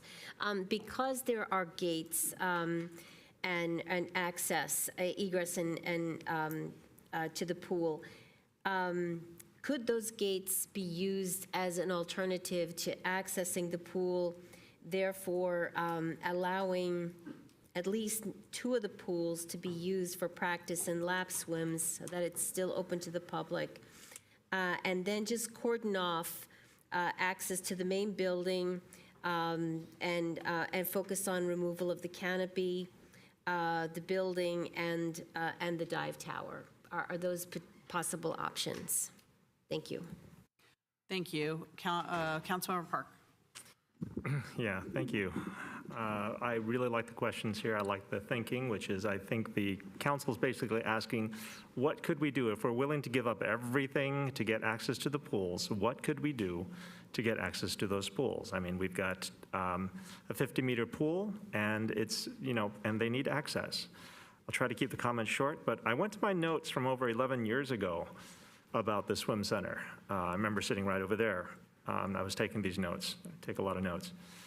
And even then, repairs for this were almost a decade overdue. And I thought that we had a design already provided by ELS Architecture and Urban Design. This was over 10 years ago. I thought we had a design. And yeah, and well, a lot of the stuff I realize is not even questions, so I'll save them for later. Thank you. So I think everyone has asked a lot of the questions that I'm interested in, but first of all, because we had such a dramatic closing of this facility that, and I know the council found out when the public found out, so it was dramatic, and I apologize for that, and the lack of communication. I really apologize for that. I want to know, have we accommodated all the swimming, diving, and synchronized swimming needs in the community so far? Does everybody, I'm asking our staff, but yeah, thank you. I guess I got the answer. And then I also want to know how we're dealing with the costs, because I know that the clubs were paying for the International Swim Center to be using it, and so I want to know how the cost situation is being handled, because, again, this is an emergency situation. The pool's obviously not to code. It was built a long time ago, so we can't expect it to be to today's current code. But the question is it safe enough if we take off the overhang, cordon off the buildings, cordon off the dive tower, bring in portable showers, locker rooms, and restrooms? Can we use the actual, at least the lap pool, as it is now? Because that would at least buy us some time in the situation, knowing that it's not going to be, the depth that today's pools would be at. It's going to be the depth that many pools out there are already at. So we're not different than others that are out there. And how much time would it take to really, you have to remove that overhang, completely remove it, install panic hardware on the gates so there's access. Those are, I think, the more simpler things that can be done so that there can be access to the center. But also, I think now we just have to work with our neighborhoods, because I was out at Mary Gomez, and yeah, there's a lot of cars, there's a lot of traffic, but everyone needs the water. So we as a city need to communicate with the neighborhoods that are affected by this emergency use of the pools, which is how I look at it. And so how are we going to look at our communication plan to the neighborhoods? So those are the things I want to talk about. So staff, city manager. Thank you, Mayor and Council, for your questions. A number of them will be responded to from our consultant team and some from staff. I will help to facilitate the responses, but let's first go to a question that was asked by a number of council members in a few different ways. And essentially what it is with the deficiencies in the buildings, is there any way that the pool, mainly the lap pool and the training pool, can be made available and usable. And so I will ask our consultant to come up and address that. Before he does, I think there's a couple points that I want to cue you to touch on. One, you provided a overview of a number of items in the report, but not all. I want to ask you to address the automatic fill system on the pool, as well as the flow meters. It's also important to note that we've said it a few times here, but in order to have the facility open, we have to provide showers and restrooms and other facilities. And so even if the pools were in the condition where they could be operated, but the buildings were deficient, we would need to bring in temporary facilities. And so We know that. let's assume that that's a given, that we can source and find temporary restroom facilities. I want to ask the consultant to come up and specifically address the point of what are the concerns or challenges that are needed to open simply the lap pool and the training pool.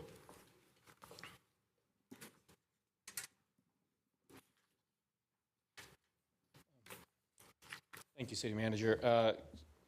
Two parts to that question. So the first part is, and there's a lot of maybes because there's a lot of things that would have to be done. Every facility, as I mentioned a little bit earlier, loosely, will need restrooms, will need showers, and changing facilities. So assuming you provide those in some capacity, and there is a requirement specifically for them, the number of fixtures, how many toilets you have, all of those kinds of things. They can be done in a variety of different ways. So assuming that you have those facilities in place, then the pools, some of the pools, the lap pool and the competition lap pool and the warm-up pool, if you adjust some of your uses in those pools, then yes, you could probably utilize those, assuming that. There are other considerations for access and things like that that are non-compliant, that were non-compliant to begin with. That is contingent on the health department, okay? So the term grandfathered is not really an official term, right? It's not like there's a code section that says we're gonna grandfather you in. So being non-compliant in a facility simply means you're non-compliant. Now someone may come and say, okay, we're not gonna make you do this now, but you still are non-compliant and are at risk at that point. In our experience, when you have conversations with the health department and you present a plan forward, then they will work with you in some capacity.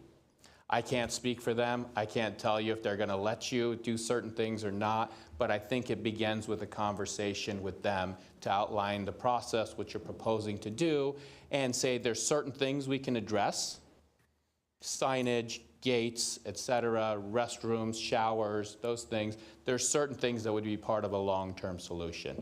And then it really is up to them in that point to address that. Can I ask a follow-up on that? Because it wasn't the health department that closed the pool. Correct. It was the city, based on your report, that closed the pool.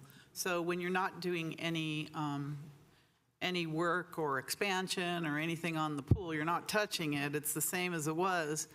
Are you suggesting that the health department would just make sure that there's the proper restrooms and all the ancillary type of support facilities for the pool? Because we wouldn't be touching the pool, and so therefore there's no action. Do you see what I'm saying? Absolutely, okay. Absolutely. So again, it is really up to them. We've had experiences where they've been fined for several years. They come and look at something, and then all of a sudden the inspector changes, and a new inspector comes and gives you a list of 300 items, right?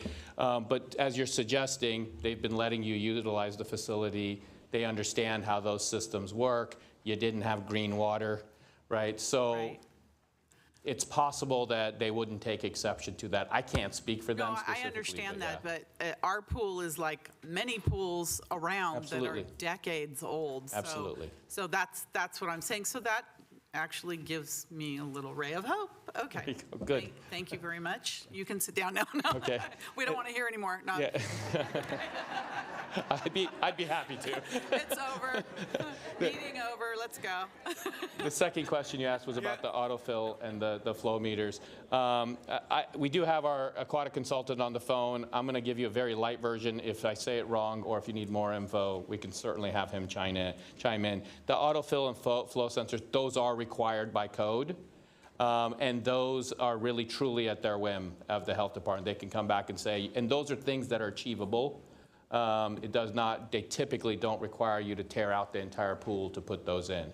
So typically they will say, you need to put these in and these need to be functioning. But again, they may or may, I haven't seen the latest reports of them, but if they haven't tagged you, they may not take exception, but typically they would require that. And those are things that can be installed and adjusted without tearing up the whole facility. Thank you. There were additional questions with regard to diving into the lap pool. It's currently marked at 4 feet. You alluded that is too shallow by current standards. So will you elaborate on that?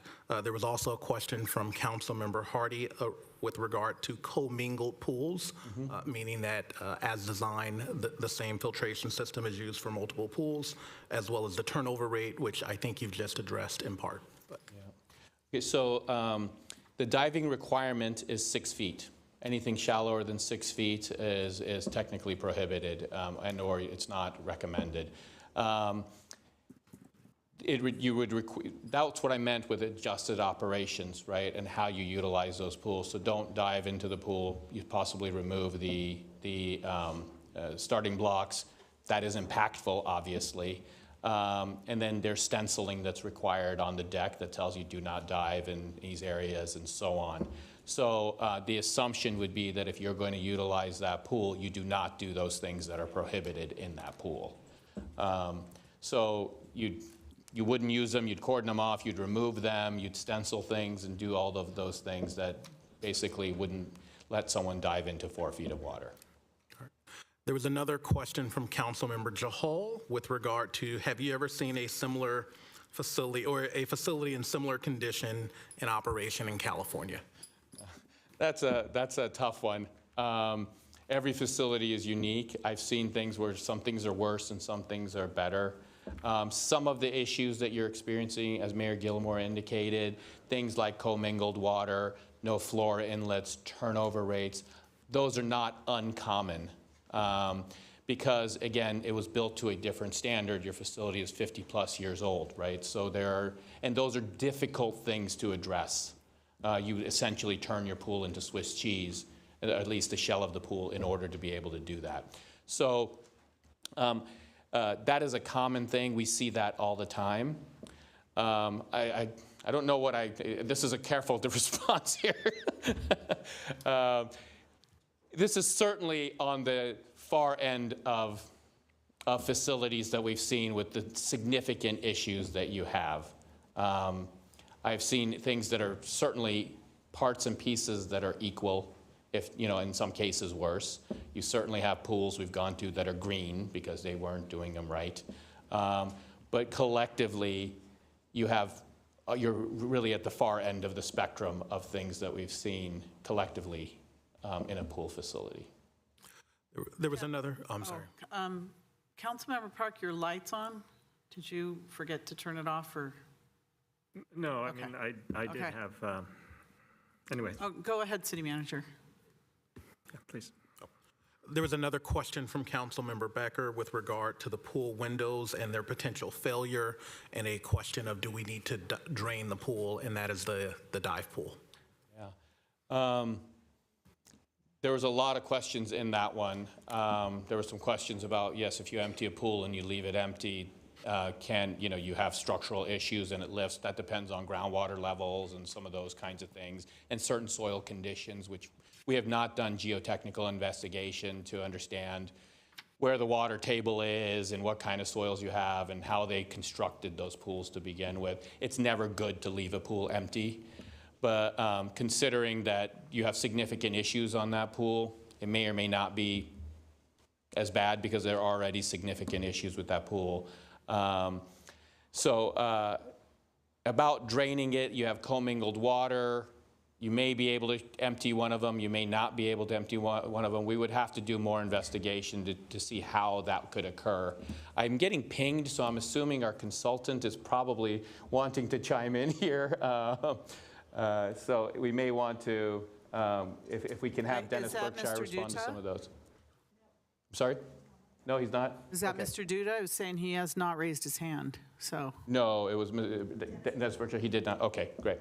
So to answer your question, I think we'd have to do more investigation to understand if we can shut down one of the pools, empty it. If you empty it, you will have significant issues. At a minimum, you have to replaster, but you already have those windows, so you're already touching that structure to begin with.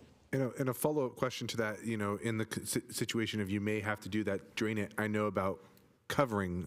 What kind of cover would we have to put? Would it have to be something that somebody doesn't fall in, or it would be a flexible cover or something like that? So. Yeah, you would need to cordon it off. Certainly, and you would need to put code-compliant barriers that don't allow people to climb over and access that facility. So yes, you would have to secure that.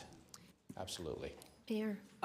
Okay, City Manager, do you want to continue? I have a bunch of council things, so you're done? Yes. Okay. Councilmember Jane, and then Councilmember Watanabe. And remember, we want to get to the public as well. Mayor? Yes. There were additional questions from staff. That's all the questions I have for the consultant. I think council members may have follow-up questions from the consultant. I'll take your direction. Councilmember Jane. So the report said that the pool was closed 100 days last year. That's 1/3 of the year. There was some boiler element that was replaced, but I guess I'm asking the consultant, how many other elements are on the verge of failing that are custom that could potentially cause the pool to be closed over and over again, and that's very disruptive to the community because you show up and the pool's not working that day? As you saw, the pool was closed for 100 days last year. So there's systematic failures in the equipment. The equipment is 50 some odd years old. Some of them have been replaced over time, some of them have not.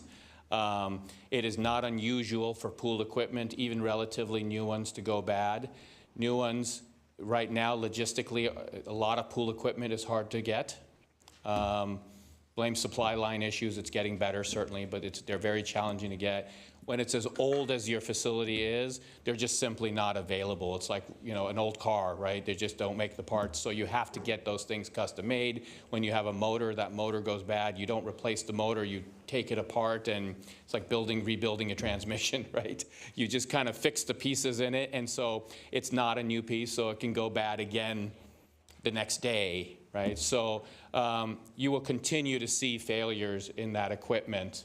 And it could be all of them tomorrow. It could be they happen to work really well for, some whatever duration of time. Thank you. Councilmember Watanabe. Thank you, Mayor. Yes, going back to the diving pool and the concerns about the windows and possibly if they broke out, is it still possible to reinforce them somehow? I know they're old, but can they be reinforced somehow?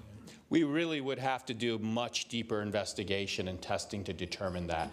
Looking at the structures themselves, there's clear migration of moisture within the concrete, which means your steel and everything is bad. And any facility as old as this, it's like an old house. You touch one piece and then you keep finding more and more and more and more and stuff. So if we try to take out the windows and you see, well, this entire wall's bad. You take out that wall, then you say, well, this wall's bad. And it just kind of keeps going around. So we would need to really do substantially more investigation, possibly destructive testing, infrared testing, all of those kinds of things to really understand how bad is it. And then you still have unknowns that you'd have to deal with. And a dive tower. All right. And the dive tower, yes. We know about the tower. City Manager, did you want to answer the rest before I go to the public? Sure. quickly. Thank you, Arish. There were a number of questions for staff. I will start with a few. One was the general time to construct a new facility, assuming we had the money. I think Councilmember Hardy mentioned that she had heard 6 years. I would say 6 years is a little long. Sort of interesting enough, I started here in May, and my very last project in my prior city was helping to design a indoor-outdoor $50 million aquatic and rec center. And so typically what a project like that looks like is a year to design, a year to become permitted, 2 years to build, a 4-year cycle. Can you move faster than that? Potentially. But also other site considerations are important. Are you rebuilding on the current site? In which case you need to factor in time for demolition as well as compaction of soil, making a new site. And so 4 years is typically on the, I would say what is more typical. Can you do it faster with a Merthyr pool? Potentially, but there are other things to consider. And so we really need additional time and investigation before we can answer that question. There was a number of other questions that I will ask Assistant City Manager Bojorquez to address. One was, when was the last time there was a health department inspection on the facility? The other was, how is pool use scheduled and the various user groups balanced? Let's start there. There are a few others. So with respect to the health inspection, I did text to staff to see if we had that. I'll have to get back to the council on the last date, but we have it in our files, so I'll get that information. With respect to the use of the groups, the city programs, because it's the public programs, those are prioritized first. And then we work with the swim groups to see what the available time is. It is important to understand the needs of the different groups vary, right? So for 2 of the groups, they need warm water, so they can generally share the dive pool traditionally. That's the Aquamaids and the dive team. So we work with the groups to figure out where we can fit them in and where we have available sites. Someone, I think Councilmember Jane, asked about our capacity.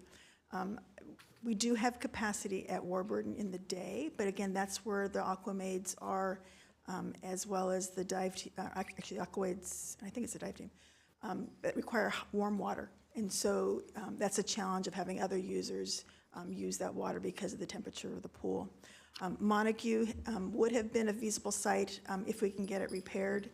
But again, that's a very small pool. The water is pretty shallow. It's perfect for learn to swim programs, but not for other programs. And so we have been looking and talking with the swim clubs.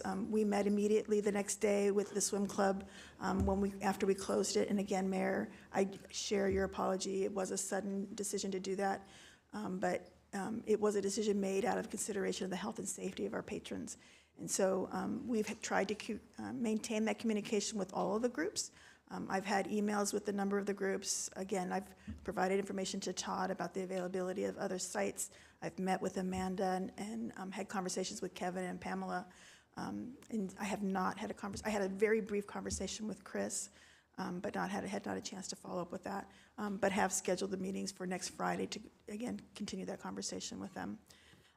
In terms of let's see, the other options and being back within the 9 months, that's our goal, right? We'd like to be able to we've already started that work and asked them to start looking at that with the intention with the goal of trying to have that information before we have to go to the voters in November.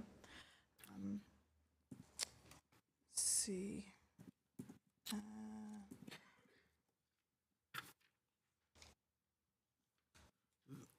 The local companies help, yes. We would invite anyone who would like to partner with us to have some conversations. That was in our PowerPoint. We do recognize that we are going to have to look at funding strategy holistically and look at grants and partnerships and a whole variety of opportunities, whatever is available. We are open to those kinds of new models. And so, yes, we would encourage local companies, if they're out there, who want to invest in our facilities, we would invite them to have conversations with us. I think the last question was, how are we addressing cost? Because the swim groups did pay to use the International Swim Center. And then I think you've already answered a portion of the question, which is how are we accommodating the users? I think said plainly, we do not have enough water space in the city to accommodate all of the users that use the ISC. And there's obviously not enough dive facility. And so moving into this research of accommodation, we should just be very clear that we don't have enough water space, and even some accommodations will have impacts on the city's other aquatic programs. And so as Cynthia has mentioned, we are reaching out to other facilities, but the challenge is in particular with a dive facility, finding a local dive facility that has available space. And yes, I do want to mention the fact, thank you, City Manager, while we cannot necessarily accommodate all the water needs, we do think the Montague site is going to be a site that's appropriate for the office space, the storage, and some dry land training that will meet the swim team needs. So we are trying our best to try and find facilities that we do have available and to accommodate the needs. But as the city manager has indicated, we will not be able to meet all of their needs, but we're willing to help them try to do what we can to do that. Have you talked to Santa Clara Unified School District? I have. On their facilities and?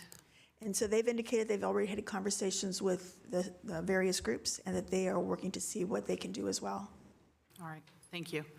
Kevin, do you have a quick comment before I go to the public? It's getting late. I do.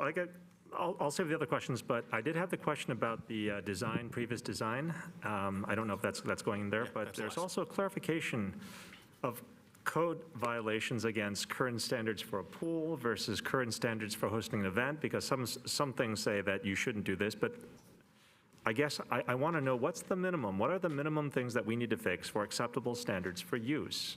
And that's something that I'd like to get into. I mean, it's, again, the same question asked over again, but I want precisely. We have a lot of code violations, differentiate current standards for a pool, standards required for events, which we will not do, and what is the minimum that we can do to get it for use? Absolutely. Let me clarify that point. I think the question was asked, there are roughly 21 things that were noted in the report where there is not alignment to current code. The question is, what specifically is grandfathered in, and what do we have to address if we can reopen the pools? We are not able to give a very definitive answer to that question tonight for a few reasons. One, it involves a very detailed and site evaluation with the health department, because as the consultant mentioned, there is not a precise definition of grandfathering. And so, in addition, it is clear that we will have to make some improvements and modifications to the facility. How much those are actually trigger the other work that will be needed and will impact what is grandfathered and what is not grandfathered. For example, you have an aging facility. If you spend X amount, code will trigger you to bring it entirely up to code. We need to first determine what remediation is needed immediately, what that will cost, and then have a conversation with the health department as well as other city departments to understand if we are able to reopen any parts of the facility. In addition, there are other concerns that were noted in the report that we will need to undertake a detailed and complete evaluation of. And part of what we're saying tonight is the facility was closed due to the immediate safety hazards, and we do not have a timetable on when the facility will reopen. We absolutely understand the concerns raised by the community and have started to engage in the necessary discussions for interim solutions. Unfortunately, we're not able to provide a very clear, definitive answer on what items may be grandfathered in and what items may not be grandfathered in tonight. Thank you. Councilmember Watanabe, very short, and we're going to the public.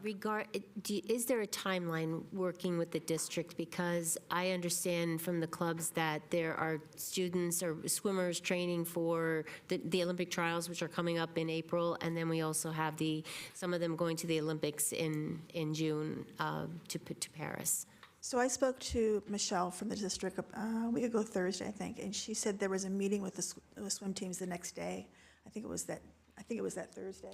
I'm not exactly sure what day it was, but they were having conversations and they were going to try and see what options they had available, because they also recognized that the swim season starts for them in their high schools as well. So I don't know the result of that, because that would be negotiations directly with the school district. Well, if there's ever time for a partnership, now's the time with the school district in our emergency.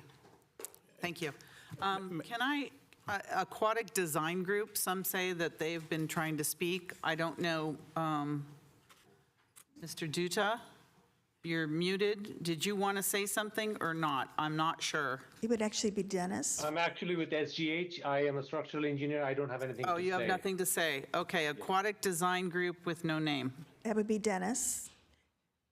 Dennis Berkshire with Aquatic Design Group, and I had just unmuted as it had been requested in case you guys wanted me to respond to any of the questions or the discussion. Okay. All right. Thank you very much. All right. So now City Manager? The final. I'm just saying because it's getting late and we have a lot of children here, so. Absolutely. Just want to address the final question mentioned by Councilmember Park and ask Assistant City Manager Bojorquez to discuss the prior designs for replacement of the facility and give a brief summary on if there was a prior design and the process that the city went through to review and consider that design. There were lots of prior designs, so we don't have those in front of us, and I'd like to get on with, go ahead, you can answer, but.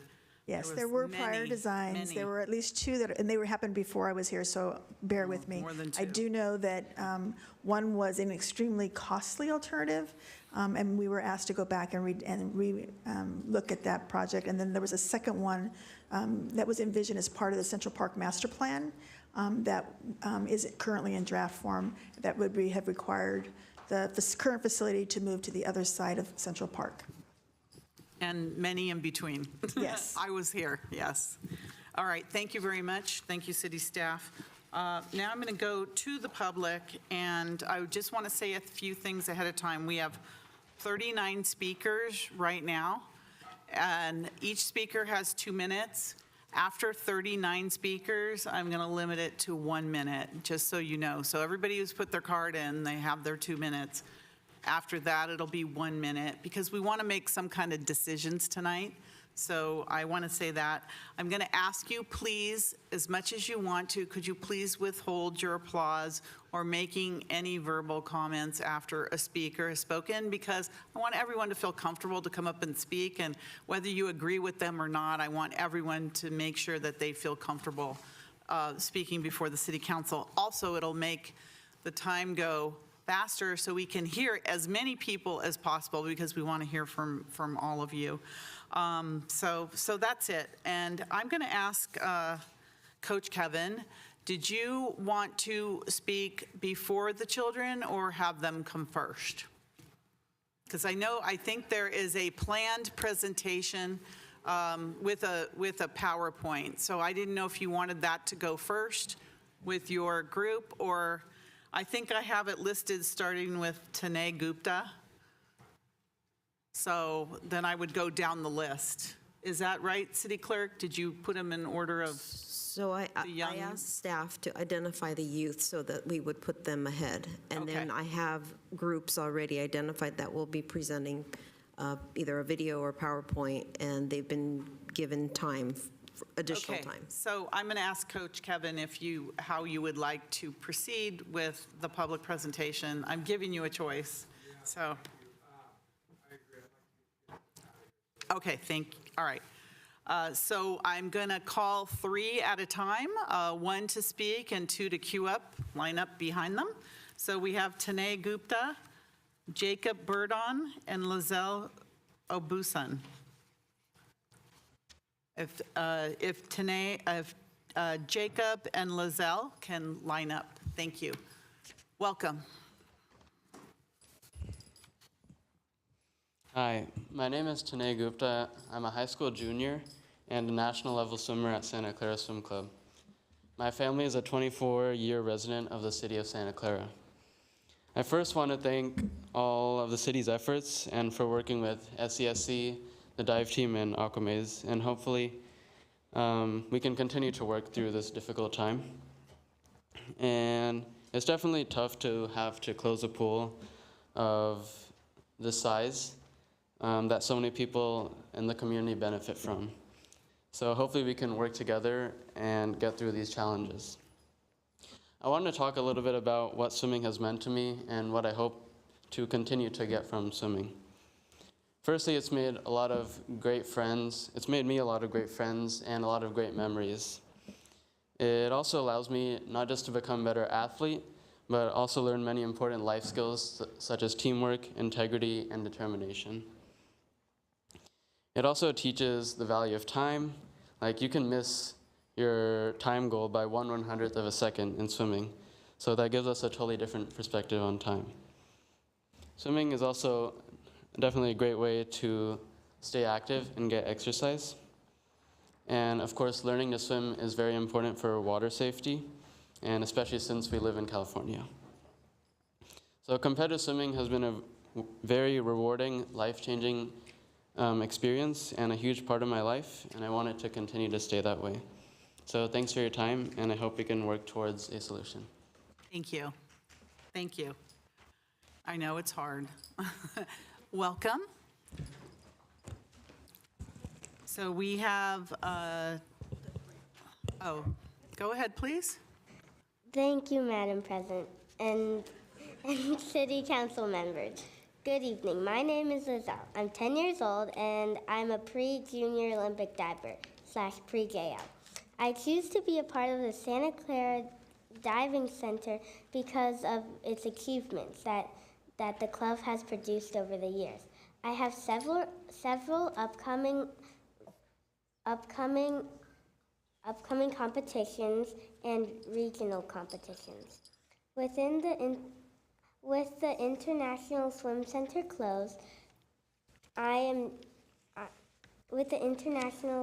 closed, and I am traveling more than 1 mile to find 1 hour to find a pool with the proper diving facility, since there are no pools with diving facilities. Our coaches are doing the best they can, but our team still needs its facilities.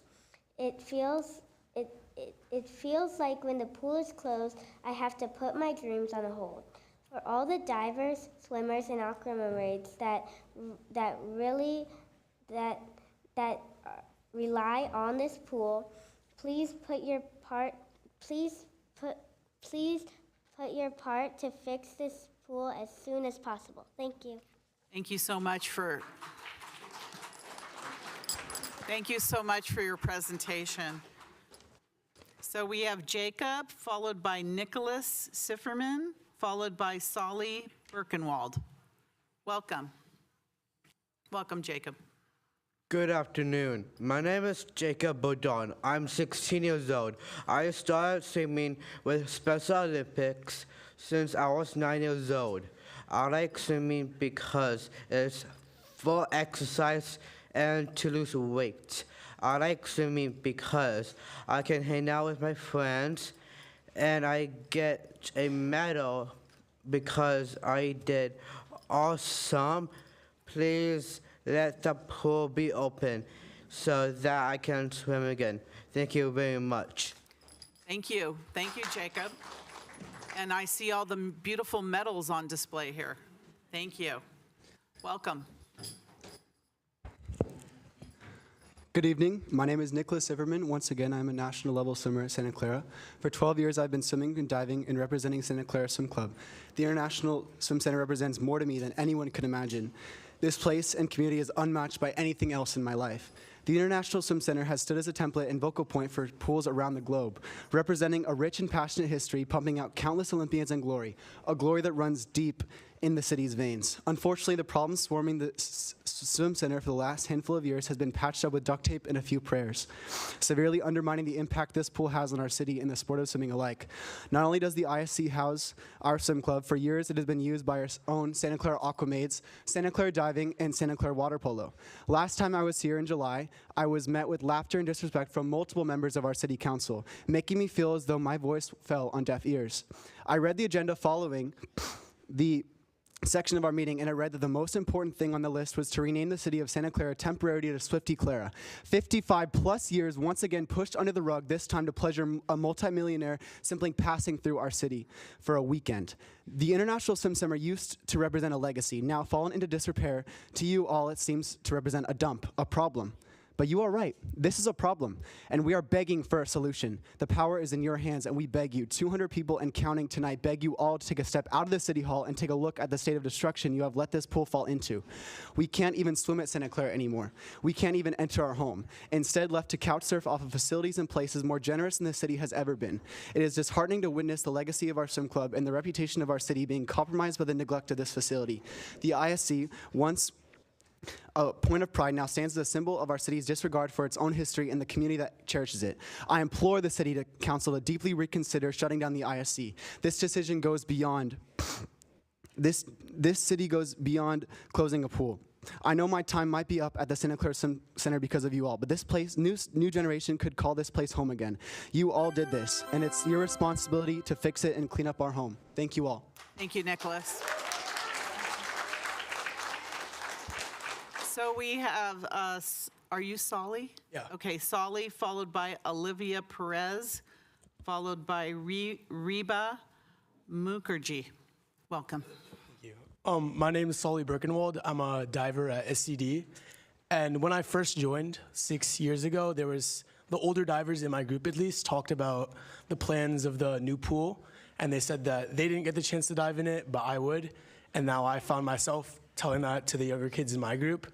And it seems that this has been a long time coming. We've known about this issues with the pool for like 10 years now. We know that it's like 20 or 30 years overdue replacement.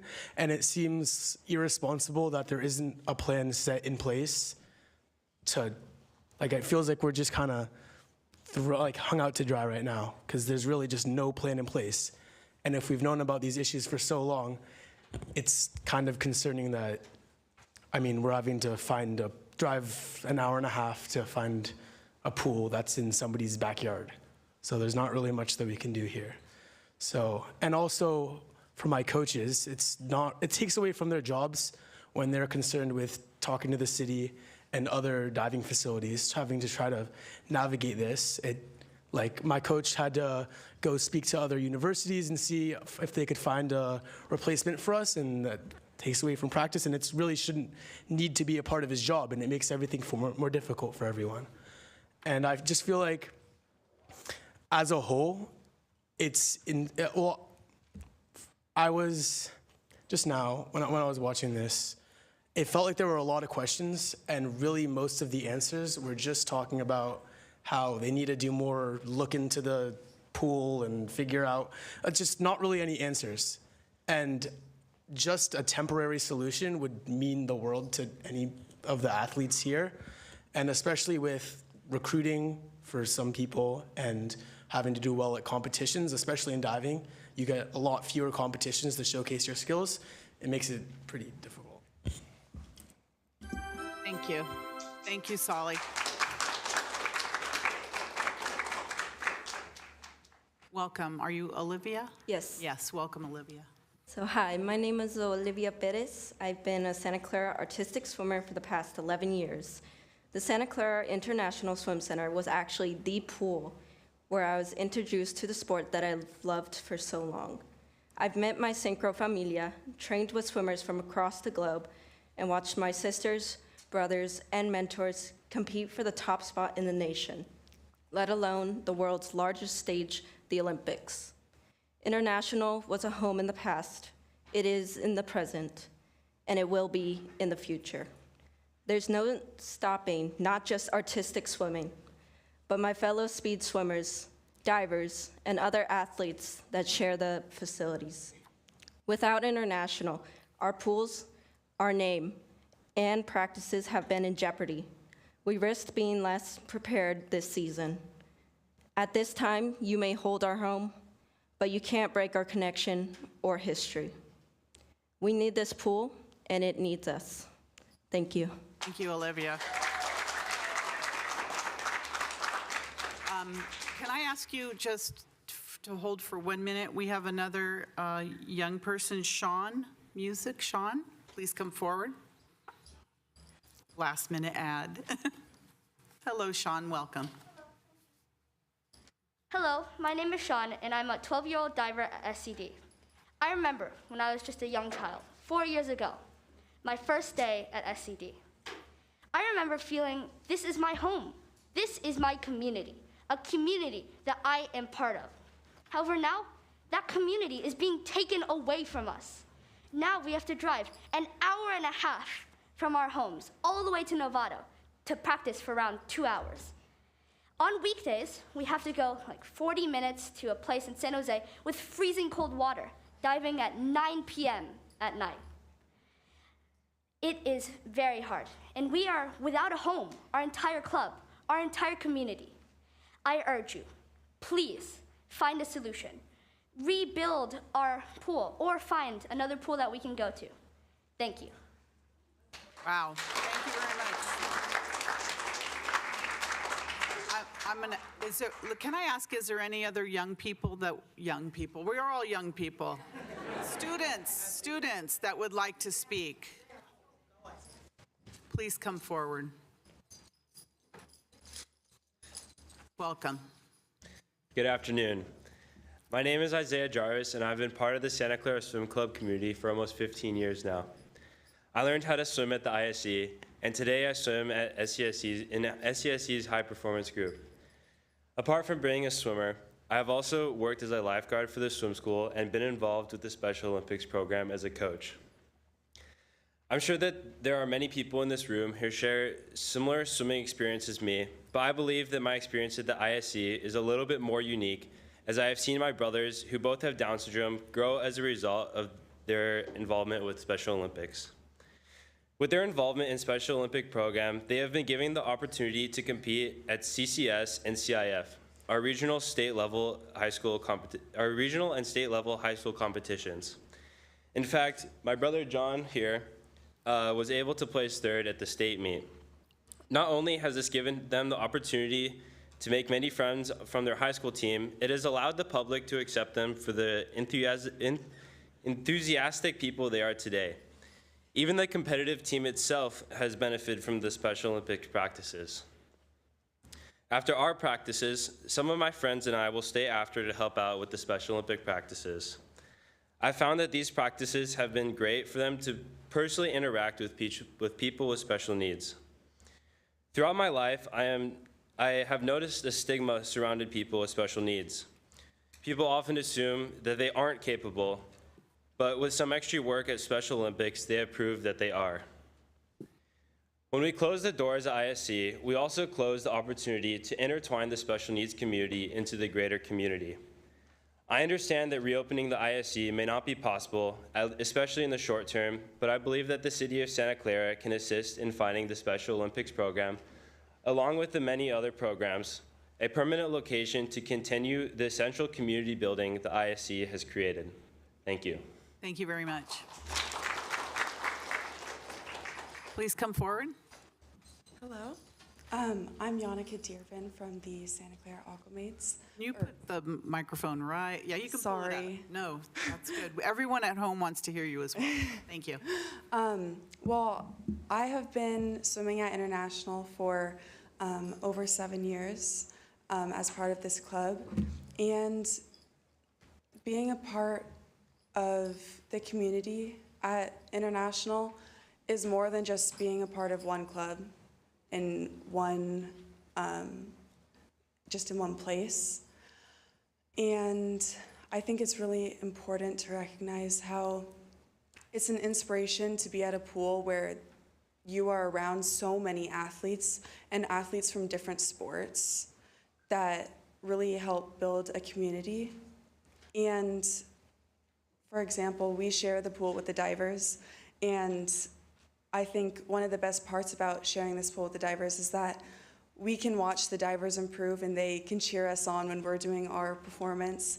And that's something that you can't get at a pool when all of these teams are separated.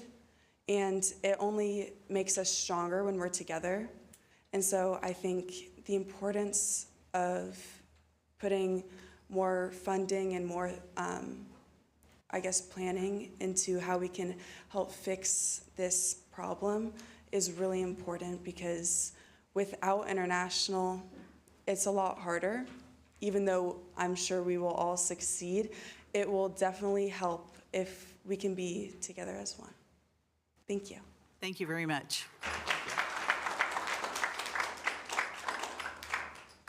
Okay, Reba, time for you. Thank you for your patience. And then I'm going to ask the audience to withhold applause or anything else so we can get through. We have a lot of speakers and we want to give everyone their time. Welcome, Mayor. Reba. Do you have a Madam Mayor. presentation? So, Okay. Madam Mayor, Oh, Reba has excuse 4 me. minutes. One second. I apologize. I've interrupted you so many times. City Clerk? I just want to let you know Reba has 4 minutes. She has had time given to her by Teiko Chuang. Okay, thank you very much. Go ahead, Reba. Thank you. So that is a picture of my daughter, Nina, who has been swimming with Santa Clara Swim Club for 17 years now. So she started with Learn to Swim, and you can see in that photo, we bought one of those silly outfits. And she just stuck with it ever since, and now she's on the national team. We didn't expect it. Initially, we started her swimming for safety and had no idea it would go this far. And I come to you today to speak as a parent and also as a physician.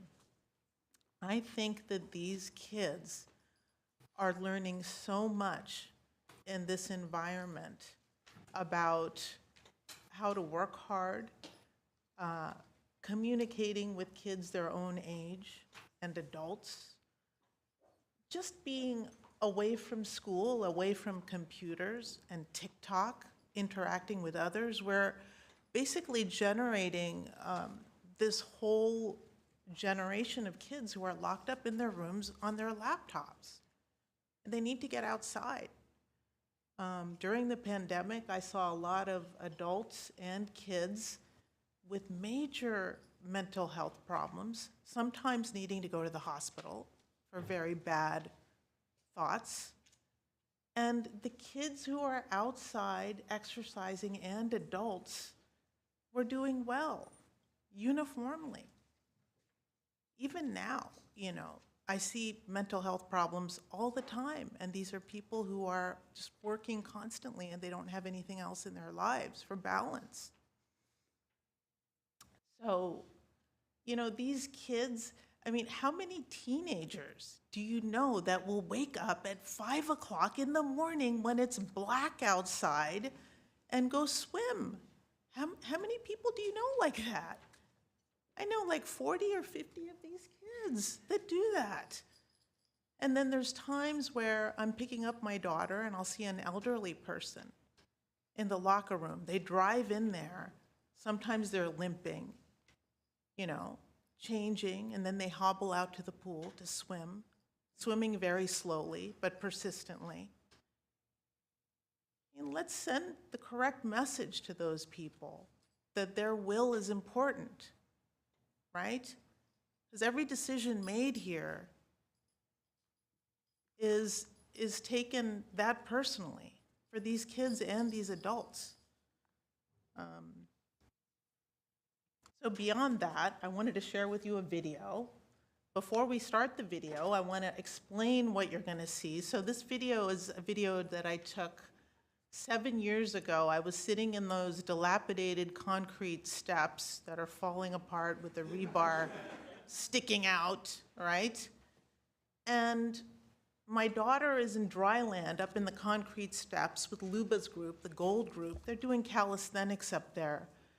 But I was just sitting there in that moment, and not only just the history of that place, but you see the synchronized swimmers, the divers, the lap swimmers, there's a teaching tent. The history's being made there. There's Olympians there. There's people that have goals in that pool. There's kids that are listening to the coach most of the time. So just watch the video and enjoy, and that's all that I wanted to say. Thank you.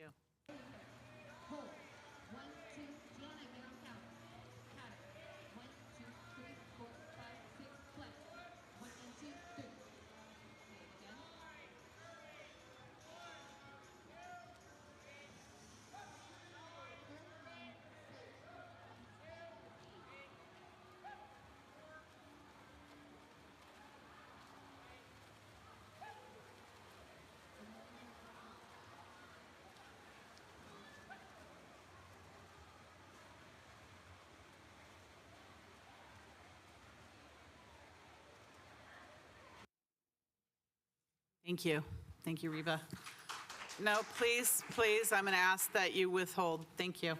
Mary Grizzle, you're next, followed by Rick Rudder and Chris Carver.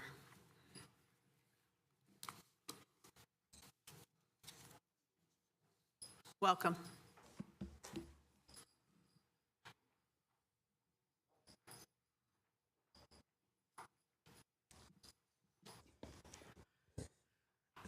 I almost don't want to say this speech tonight after hearing all these students. Warms my heart to hear so many of these young people coming forward to speak to the adults and making so much sense. But this is more my idea of what should happen. Madam Mayor, City Council, Manager Grogan, for those of you who know me, you know that I stand up for what I feel is best for our city. Having said that, I know I will probably be booed off the speaker's podium, but I am asking you for you to hear me out to the end. If the swim center, and only if the swim center cannot be repaired and you need a bigger facility, and ultimately the facility must be completely dismantled. We should decide if we want to rebuild where it is at, because to date it serves mostly the Olympians and the Aquamaids, which are two very elite groups, or do we want to rebuild a swim center for all Santa Clarans to enjoy with a separate but attached section for the Olympians and the Aquamaids? The other group could retain, well, the main group would be the Santa Clara Parks Rec Swim Center with a small section for the two elite groups, and they would maintain the name, the George Haynes Facility. If the latter is your choice, like it is mine, then it makes sense to build at the Mission College, where the swimmers. That's it? Time goes fast. It's 2 minutes, yeah. Thank you, Mary. You're welcome. Appreciate it. Vikas, followed by Rick Rudder, followed by Chris Carver, sorry. Madam Mayor? Did I take it out of order? Yeah, you skipped over Vickers. I'm just following the list here that I see. I think you skipped Vickers because Rick is after him, but Vickers has 6 minutes and has time given to him by the following folks that are here. Shilpa and Amit. And So he you'll has take them off the list for his 6 minutes? Yeah. Right? Okay. Welcome. Honorable Mayor and council members, my name is Vikas Gupta, and I'm speaking here today not as a Parks and Rec Commissioner, but as a private citizen. I stand here motivated by the desire to reduce drowning prevention. You've heard me say that before, so I won't repeat that story. I'm also motivated by my son's dream of great achievement in swimming. He's shy of Olympic trials cut by the amount of time it takes to say Santa Clara. There are many more who have similar dreams.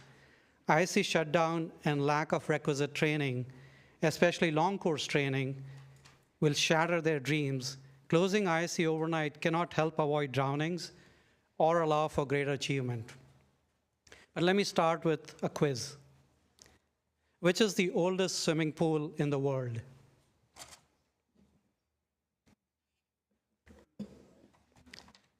It was the Great Bath at Mohenjo-daro, part of the Indus Valley civilization, built 4,500 years ago. Yes, people that far back knew how to build swimming pools. And maintain them, I guess. Sure, building codes have changed in the last 4,500 years. Regardless, building and maintaining pools is not rocket science, literally. All it needs is the will, but more on that in a moment. A friend was intimidated by this report that is over 100 pages long. And so I did this analysis to deconstruct it and help my friend understand it more easily. By sharing my impressions here, I'm not trying to shoot the messenger, although I must say that there were some misrepresentations, I'm sorry to say. But I am saying that citizens deserve better. But then I digress. While the engineers can rightly assess a structure based on the current code, for practical reasons, we cannot just take that assessment as black or white. If we did, most of us would not be able to inhabit our homes. In fact, we would have to close off the sidewalk in front of my house because it is likely not ADA compliant.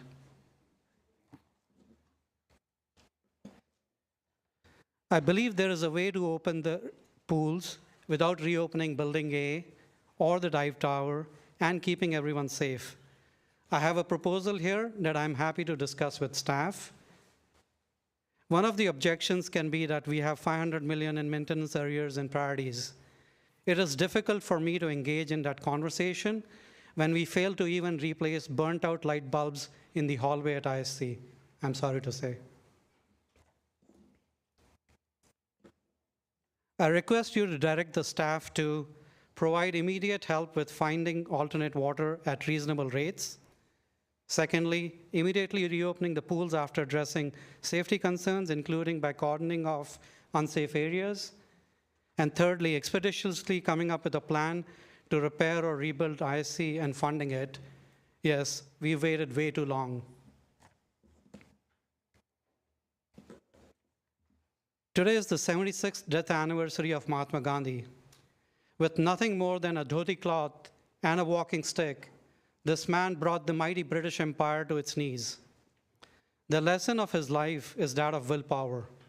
So if I may, I want to will some willpower, some will into you. If you have the will, you will be able to work with esteemed attorneys and the rest of the city staff to find a way to reopen ISC, maybe even overnight. The shining legacy of aquatics in Santa Clara is in your hands. Thank you for the opportunity. Thank you. Thank you, Vikas. No, please refrain. Thank you. Are you Rick? I am. Welcome, Rick, followed by Chris Carver. Welcome. All right, thank you. Hi, my name is Rick Rudder. I'm the father of a swimmer and a diver, and I'm also a member on the Santa Clara Dive Board. First of all, I'd like to thank you all. I know that it's going to be a very hard and often thankless job, and so I do appreciate everything that you do. I think one of the things that really caught my attention is Santa Clara was known as a center of excellence for youth sports. And I think it's just very concerning, the state of affairs we are in right now. I had a whole speech prepared and things like that, but after looking at the report and hearing a bunch of folks talk, I have 3 questions. The first one is I'm really curious what changed from 2018 to 2023. I know we had a report, and I'm shocked that things have changed so much. As a user of the facility, I've seen a lot of the same things that were in there in 2018 that are there today in 2023. So the need to immediately shut down the facility comes at a big surprise to me. I wish we had more notice. I wish we had more ability to make preparations. We have a number of athletes that are competing for various spots, for colleges, for a lot of things they work very hard for. And that has put that in jeopardy for them. So that's one thing. And then even specifically for the dive well, with that situation, I just don't understand. It's been, a facility that we've been able to use for so long. So for that all of a sudden to be such a concern, that to me is, just something that I think we need to look at. In terms of these clubs for the past 15 years have offered lots of support to the city in terms of initiative, designs, funding. So I'm very happy to hear that we're finally going to look to potentially work with these clubs to help find solutions, because that hasn't been something in the past.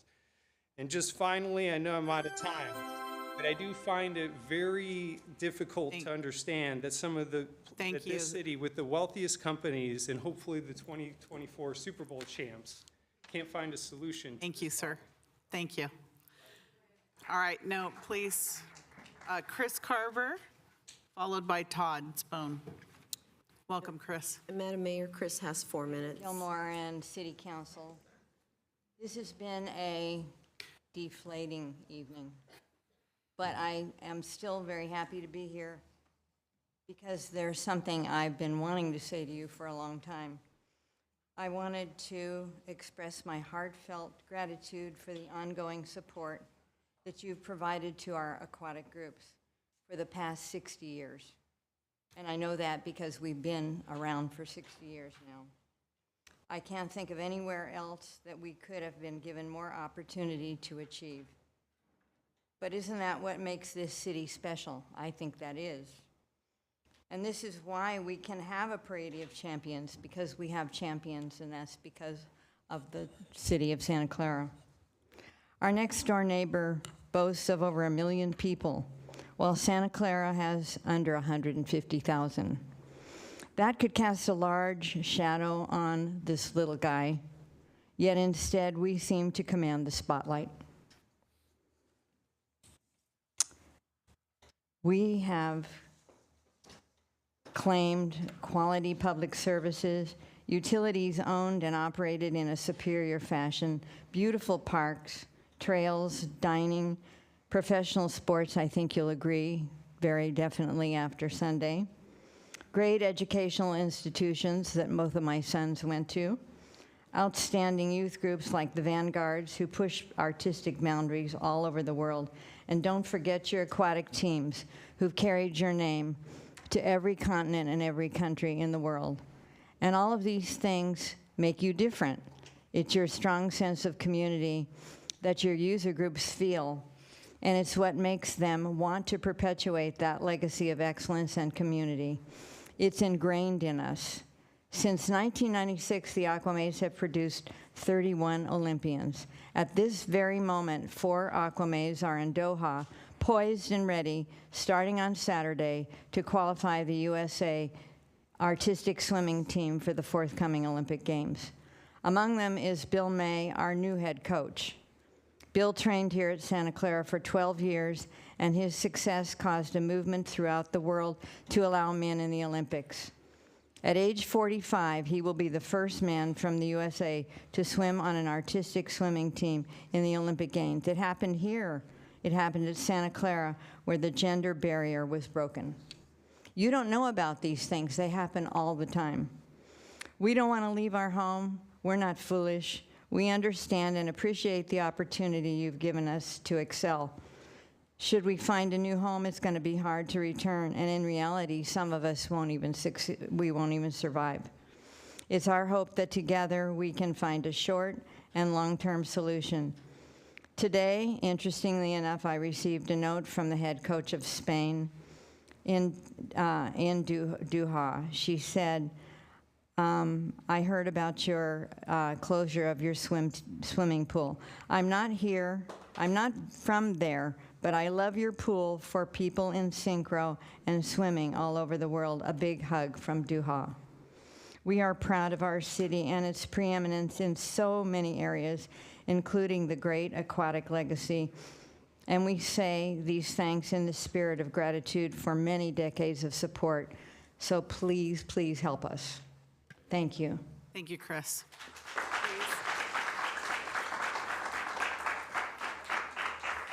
She's a legend, so I'll allow just her, okay? Thank you. Todd, welcome, Todd, followed by Kevin, Coach Kevin. Welcome. Thanks. Yes, I'm Todd Spohn, the diving coach for Santa Clara Diving, and I've been here for 12 years. And we just, I've already heard some of our divers come up that I didn't know were going to speak, and I was very touched. They've actually touched on a lot of things that I was going to say, but I just want to say I know that we've got a great community here with the aquatics. Kevin and Chris and I have worked out so well, and we have something really special here. And I just think it's important to really treat that with care, and we want to keep this going because we've got something really magical, really special here with this aquatics community. And diving is in a particularly bad spot because we have these specialized needs with the diving platforms and so forth, and the depth and the warmer water, whatever.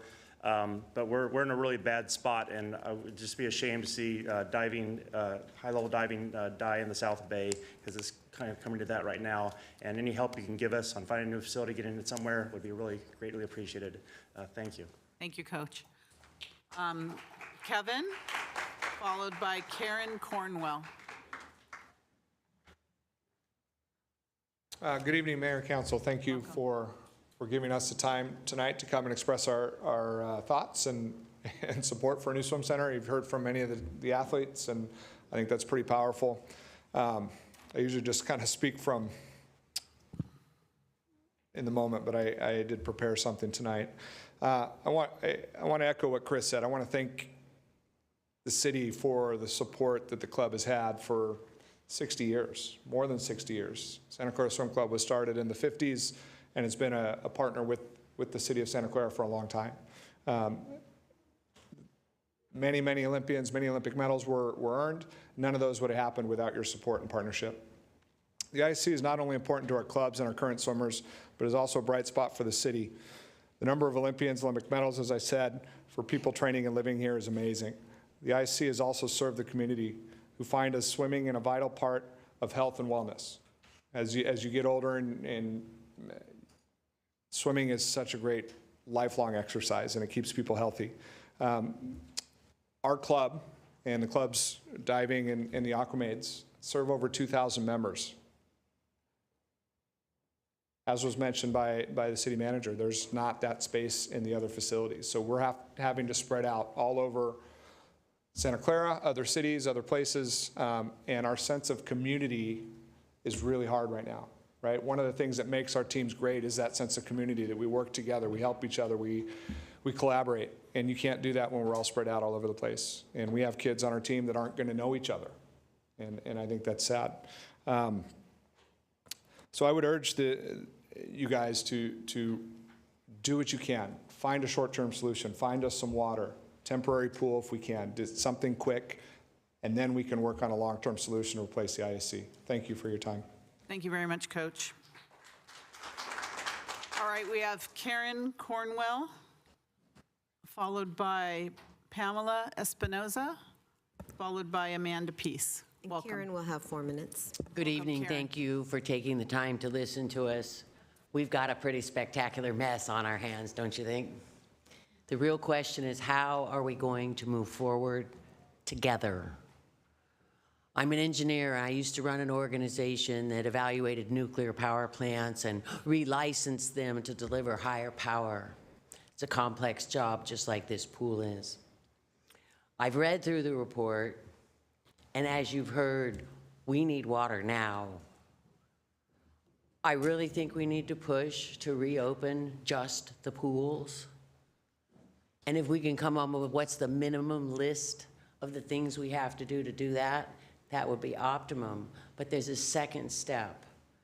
If we reopen the ISC, say in the next month, I don't think anyone in this room believes that it will stay open for a long period of time because of the history of the equipment. So we know it's going to go down again. So that's really only a partial fix. I think we should really consider looking at constructing a temporary pool. That's going to give us an amazing amount of flexibility. These Murtha pools are amazing. And I wanted to share a story with you. In 2021, and the Olympic trials were held in Omaha, Nebraska, in a temporary Olympic-sized pool. When those Olympic trials were over, by the way, my son told me tonight, they said that was the fastest competition pool ever. Maybe we want that one. The Florida Aquatics team bought that pool when the Olympic trial period was over, moved it to Florida, and now they're swimming in that fastest pool. But we'll have to be on the lookout for pools that would meet our needs if we want to buy a second-hand pool. There was recently one up last year in California. If we are able to construct a temporary, reopen the ISC, then construct a temporary pool. That will also give us the flexibility when the permanent pool, if it goes back into the ISC, will have a pool to swim in while that gets demolished and rebuilt. And I think that'll really take the pressure off the long term, because we want the long-term solution to be right. I think everybody knows that. And it'll give the city some adequate risk mitigation and some protection. I'd also like to request that we agendacize an ISC discussion in the next 2 weeks to look at these alternatives, because I think we can do a quick screening, identify what's possible, and then granted more work is going to be needed to look at that. But let's look at that 3-stage approach, and let's look at temporary pools. This is going to be 4 years before a new pool gets fully constructed and built, if we're lucky. Or that assumes we get funding on the first go-round, and I'm not sure that's going to happen. So please look at this consideration. Thank you. Thank you very much, Karen. Pamela, followed by Amanda, followed by Daria. Welcome, Pamela. Good evening, Honorable Mayor Gilmore, Council, and Santa Clara staff. My name is Pamela Espinoza, and I am the program manager at the Santa Clara Swim Club, but I'm also the head of our Special Olympics team. I was standing before you with our Special Olympians, but they all went to bed. In 2014, Santa Clara Swim Club began a program unique to individuals with disabilities. We honed in on the importance of teaching everyone to swim, even if their learning style was a bit different. This program not only helped diverse swimmers learn life-saving skills, but it also created a community of swimmers going on a similar journey, the journey to fit in and be included through extracurricular activities and sports, specifically swimming. Our swimmers wanted to practice like the other swimmers in the big pool at the ISC, and they developed the urge to compete. So in 2016, we created a Special Olympics swim team. One of the most important pieces of Special Olympics is allowing our participants to practice in an inclusive environment. At the ISC, our swimmers would attend practice and swim alongside their neurotypical peers, while our high-performing athletes training to go to the Olympic trials were just 1 or 2 lanes away. Additionally, many of our volunteers are middle and high school age swimmers who would finish their swim practice and race over to help coach Special Olympics. This year, our swimmers are fortunate and excited to be able to practice at the Mary Gomez pool, but they don't get the experience or recognition that comes with swimming alongside their neurotypical peers at the ISC. We also have to scale our team down size by about half, from 60. We know the City of Santa Clara will help support us and help provide a pool that promotes swimming in an inclusive environment, so Santa Clara is not only known for our Olympic legacy, but the legacy of Special Olympics. Thank you. Thank you. Thank you, Pamela, followed by Amanda, and then Daria, followed by Dave Meck. Welcome, Amanda. Good evening. Honorable Mayor Gilmore, honorable members of City Council, city staff, residents of Santa Clara, and aquatics enthusiasts. I'm thrilled to introduce the Santa Clara Aquatics Foundation, a project 2.5 years in the making.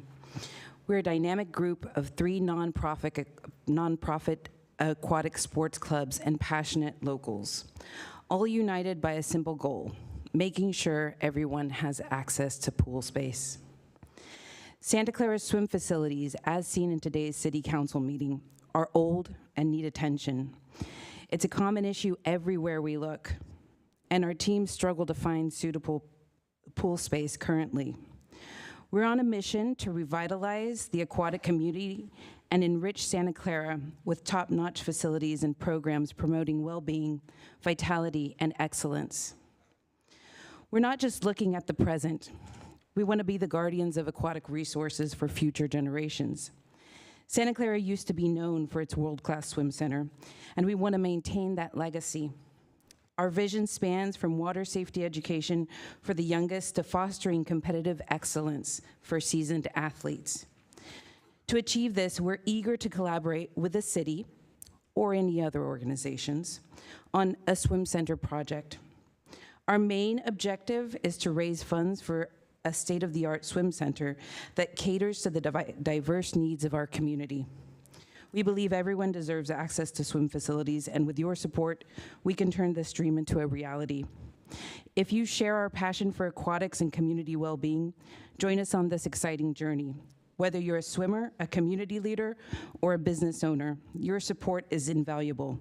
For more information on the Santa Clara Aquatics Foundation and how you can contribute, visit santaclaraaquatics.org.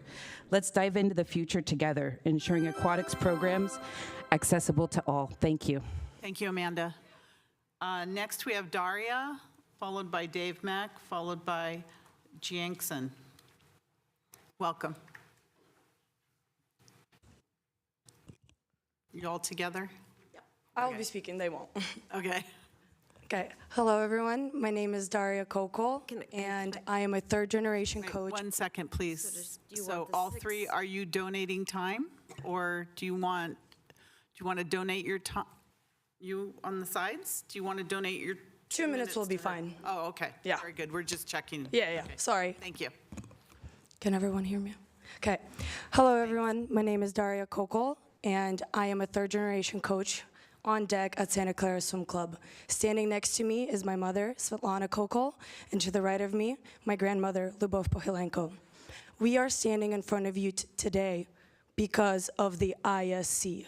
We are an immigrant family from a small country of Moldova that not many people know about. Standing next to me on the right is a legendary coach, Coach Luba. Everywhere you go in the Bay Area, in the world of swimming, everybody knows who Luba is. Growing up, I was known as Luba's granddaughter, but I also had my own personality of Dasha. Growing up on the deck of the ISC has changed my life in every way, shape, and form. Without the ISC, without Dave Meck, without my mother, without my grandmother, without my teammates, I would not be standing in front of you as a graduate of a Division I program and a proud, proud member of the Santa Clara Swim Club. I swam on the team until I was 18 years old and then continued my athletic and academic career over at San Jose State. This pool has needed help way too long ago, and we urge you to please help us, help our community, help the future. The history of Santa Clara is yet to be unwritten, and George is standing over on deck and waiting for all of us to return. I am also a head coach this year over at Santa Clara High School, where George F. Haynes has also coached. My dream and my goal is to make sure that the sport of swimming and George's legacy and the legacy of Santa Clara Swim Club lives on. And again, I'm standing here with my mother and my grandmother, and I'm very proud to be part of Santa Clara Swim Club as a coach and as a former athlete. I'm looking forward to finding a solution very soon for all of us. Thank you. Thank you. And I believe your mom coached my son. She did. She did. Yes. Thank you very much for that. Thank you for that. Okay, now we have Dave, followed by Jor, followed by Carissa. Welcome, Dave. Hey, thank you. Thank you, council members. I was not planning on talking tonight, but here I am. I've been a member of Santa Clara Swim Club for, this is my 39th year. I was fortunate to swim for Santa Clara for 10 years, represent our club proudly at 14 national championships. And now this is starting my 29th year as a swim coach here at Santa Clara.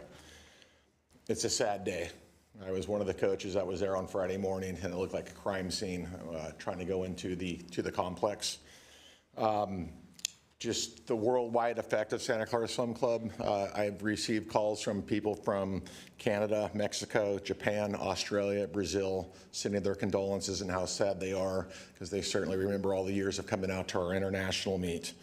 I would also like to point out that just about 4 or 5 years ago, we were here with the council, and Santa Clara, the city of Santa Clara, was named Swim City USA. First time they'd ever made an award like this of recognition, and it was to Santa Clara.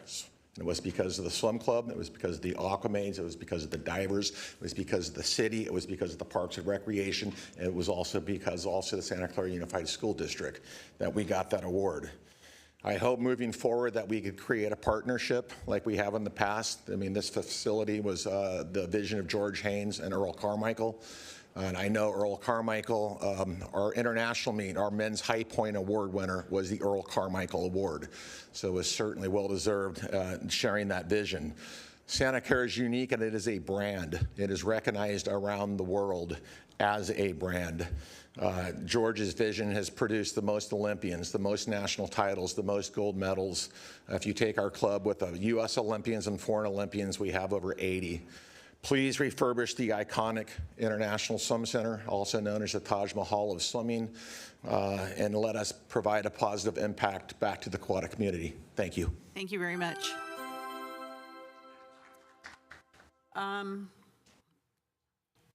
Jixon, is that correct? Yep. Followed by Carissa Hobbs, followed by Janaki Dervin. Welcome. Thank you. Hi, my name is Jixon Joy. I moved to US 16 years back, and I've only lived in one city, which is Santa Clara. So I've got two kids that I have raised here. Both of them started going to swim club as toddlers, and they've been through the swim club programs, and one of them works there right now. So it's kind of, and I've always been sitting on those, the so-called concrete things that are breaking apart. And always what I feel is like, this seems to have a lot of legacy and seems like there's something that's going to happen. And I did see a proposal that was put out maybe before the pandemic saying that it's going to come out, but then nothing happened. And now we hear that things are kind of going south. I'm an engineer by profession, and we are always kind of challenged with not having enough resources. And then we were always kind of asked to come up with three things, right? Karen spoke about it. Containment, show up a short-term plan, and then come up with a long-term solution. It looks like she knows what we need to do. And it looks like we have a lot of wealth of people here who have the right capability and the knowledge to do it. And then we as citizens are more than happy to help. That's my humble request. Thank you. Thank you very much. Carissa, is Carissa here? Followed by Janaki. Welcome. Hi, thank you. My name is Carissa Hobbs, and I'm very pleased to be able to speak just for a moment about the need for the repair and reopening of the facility as soon as possible. My daughter is a swimmer for the Santa Clara Artistic Swim Club. She's been on that team for 7 years. I'm also a part-time coach for Santa Clara Diving. And due to both of those items, I'm now a master's athlete diving myself 25 years later, and I compete for Santa Clara Diving. So I was going to get up here and talk about the tradition of excellence, but you've heard about that so many times, such a tradition here. I was going to talk about the athletes and how they love their pool, but you heard from them. I mean, I think right now they all especially appreciate what a special community this is in Santa Clara, right? They know they get to train and do what they love with people that they love in a community that they love. And we just really want to be able to continue that in this community, right?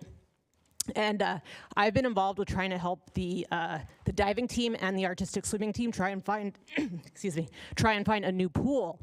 And I just got to tell you, I mean, there was talk about recommendations being given, lists of pools. It doesn't exist, okay? We have scoured high and low, and it is really, really hard to find a facility. And if we do find a facility, we're worried that it's not gonna last, right? We just don't have very many options. We're looking, you know, it's just really tough to say, you know, we don't know where you're gonna be tomorrow or next week. And that's why I just really like to encourage you to repair and reopen, find a solution. There's been too much history, too many kids, too many adults that love this pool and love this community and really want to stay here. Thank you. Thank you. Thank you, Carissa. Janaki, are you here? Oh, she left already. Okay, thank you. Eileen C. Followed by Alex Nadish, followed by Satish Vale. Welcome. Thank you. Honorable Mayor Gilmore, esteemed city council members, thank you for the transparency tonight. In sharing the results of the survey, it's very clear that the sudden closure was really motivated by the safety of its users, and I'm very thankful that you're putting the safety of your constituents first. I am Eileen Say. I am a parent of a former Santa Clara artistic swimmer. She swam at International for 7 years, and I'm currently serving on the board of Santa Clara Artistic Swimming.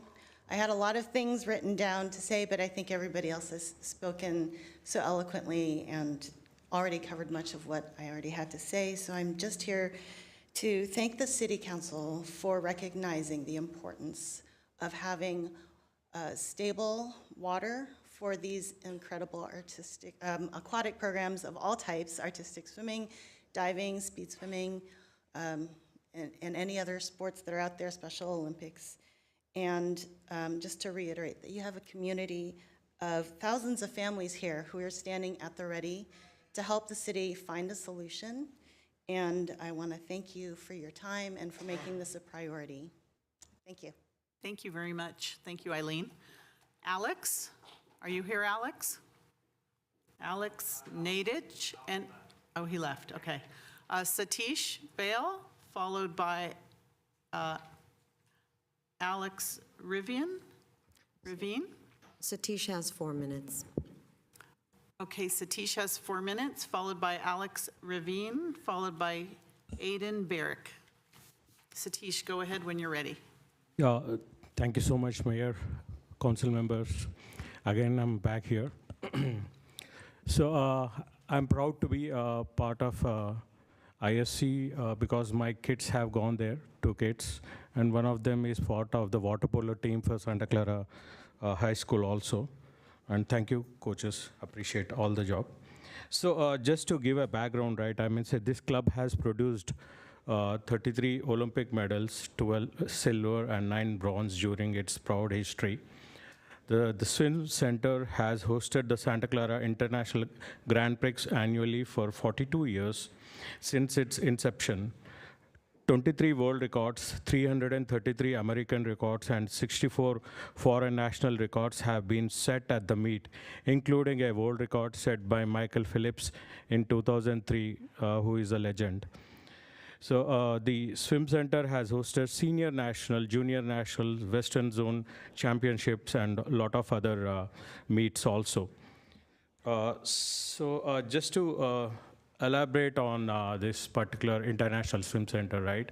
This is a pride of our city, and it's a religion, actually. If you see the community, the kids, tomorrow is school day, and the parents and the kids are here, that speaks volumes, what it means. I have mixed feelings when I seen San Jose Mercury News headlines today, where the headline talks about 49ers coming back and winning the NFC Championship, and underneath that there's an article written about International Swim Center and where is that in ruins right now and the stage. It's so sad to see that one of the sporting I think team is been in great, I think it is going to Super Bowl. Congratulations to everyone. But at the same moment, you see what's happening to the Swim Center, which has been there. It's a legacy, and it's proud thing to be part of Santa Clara. And I think city has to seriously look into these important things that you need to prioritize. And I was part of the charter review committee last year. I was here, and there were a couple of comments made by some of the community members where they said, don't invest $500,000 on this wasted Measure B of elected chief or appointed chief. Rather than that, use that money to immediately fix some of the things in ISC. And it's still in my mind, and that's where we are right now, and it's sad to see how it is falling. But coming to the action items, right? So a couple of things I think some of the city council members have mentioned. Why don't we ask the tech companies, the semiconductor companies within our city to take the sponsorship, just like Levi Stadium? Why don't we have NVIDIA ISC or Applied Materials or ServiceNow or which are all the companies wants to get in, or maybe Google or Facebook, right? I think we have to make every effort to bring this to all the companies because they are making billions of dollars, and they should invest on this one and help us out. SOS, that's more important. And I would humbly request, as part of one of the suggestion was having a temporary swimming pool open, and then immediately before that, maybe 1 or 2 pools, if possible, we can open that and make sure that at least we can meet the immediate need. Thank you so much for the time. Appreciate it. Thank you. Alex Ravine?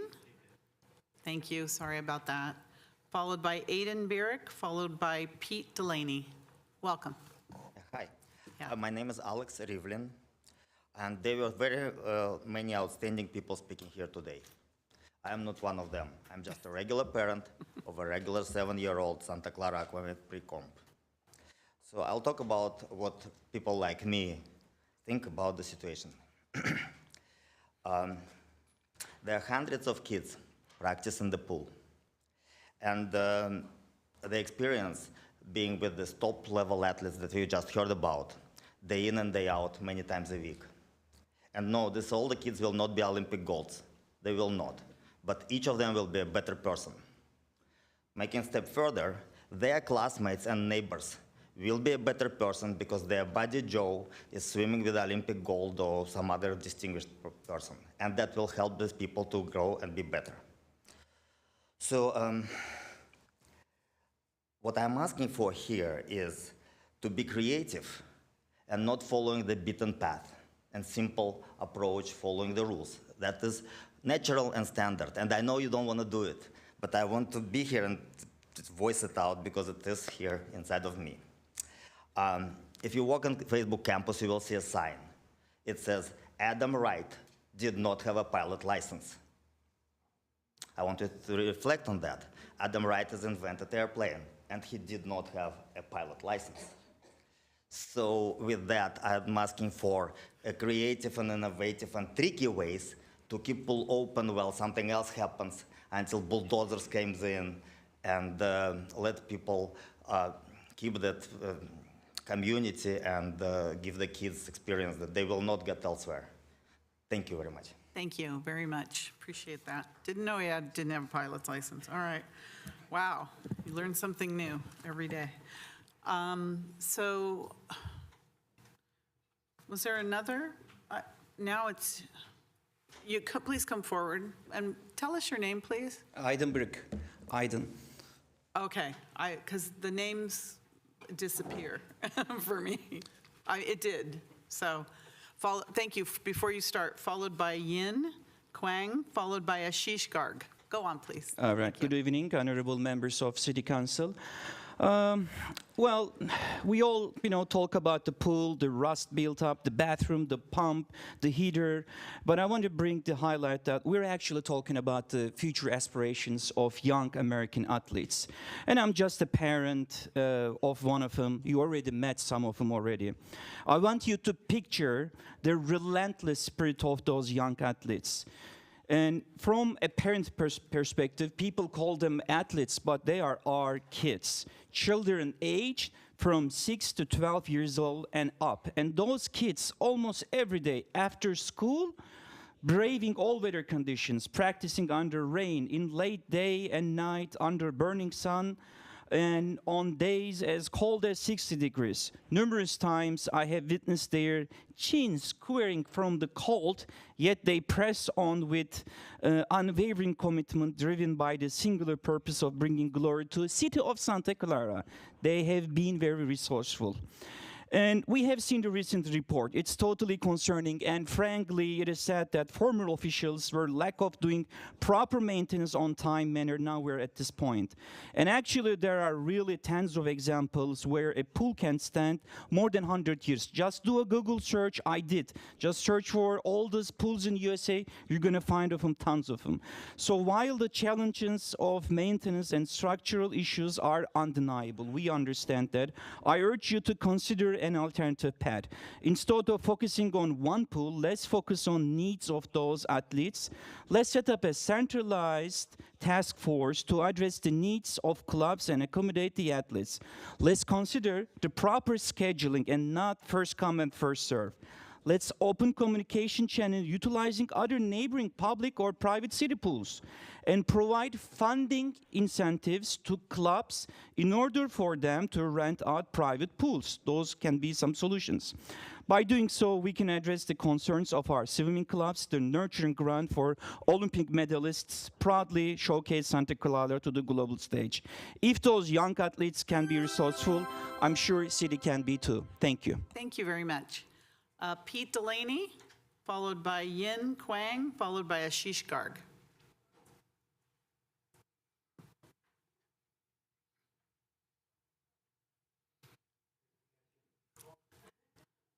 Welcome. I have to hit a button or anything? Can you speak in the microphone? Just pull it right to you. Does it go anywhere? that? Okay. Yes. So everyone at home can hear you as well. All right.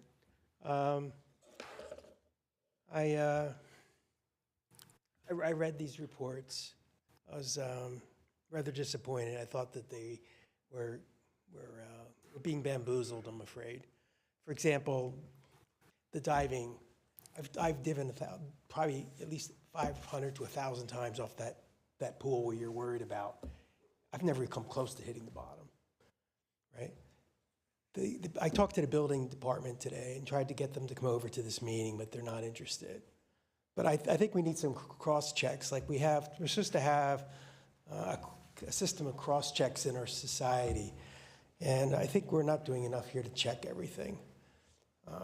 For example, why in the world the building department did not catch not putting paper when they did the stucco? It seems impossible. I did stucco. There's no way the building inspector would have missed that, right? So when I read through that report, I was amazed by how many extrapolations and how many ways they're trying to push our spending $10 million or whatever it's going to be for a new pool, you know, and the huge amount for retrofitting, a lot of things that really don't need to be done on this pool. It's an extreme waste of money. And our country's very deep in debt. Our government's gone down. We no longer have AAA bonds, both in the United States and here in Santa Clara. What's going to happen when we go to triple B bonds? The interest rates are going to go sky high. We really have to be financially responsible, get some more cross-checks, and make sure these things are being fixed. I interviewed here for the commissioner's thing, and my point was, let's try to repair this thing. There's a lot of the swimmers, we're not seeing any repairs being done.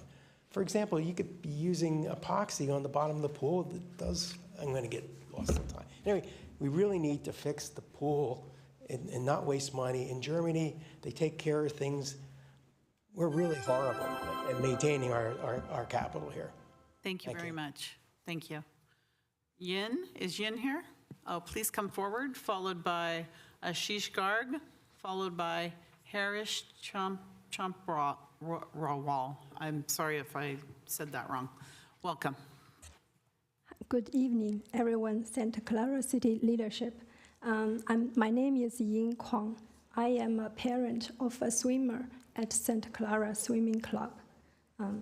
Thank you for giving me the opportunity to talk. I just want to ask everyone here a question. Do you want this place you call home to continue to be a healthy community? Because, you know, we all know how quickly things can be changed. I think healthy community needs healthy kids.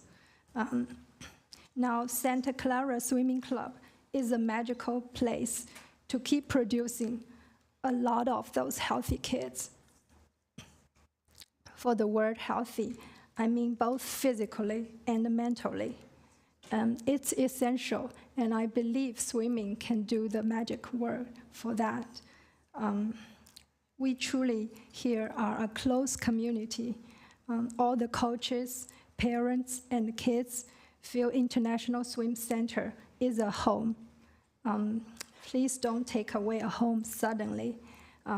Like any family, if you want to, plan to move or remodel, plan it and do it in an organic way. So I feel like at this time I saw the report, there's lots of issue needs to be addressed. We can start to plan immediately, but there's no need to suddenly close the pool. We can immediately start to planning ahead how to remodel or improve the pool.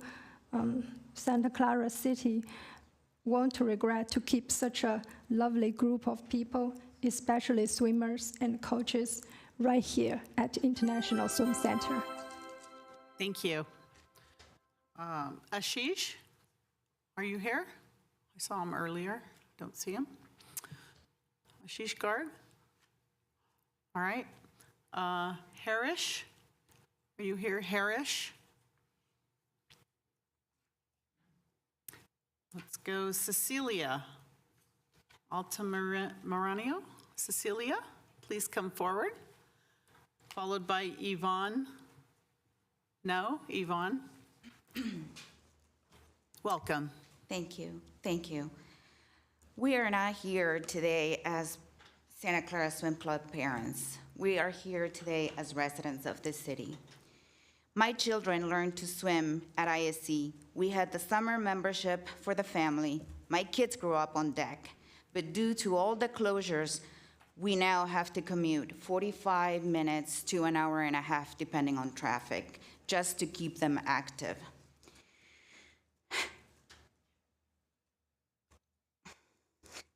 This is not the first time that we pleaded to you to fix ISC, to maintain the facilities. We understand that there are a lot of needs around the city. We get it. We live here. We see it every day. However, every now, you pretty much failed to maintain all the facilities around.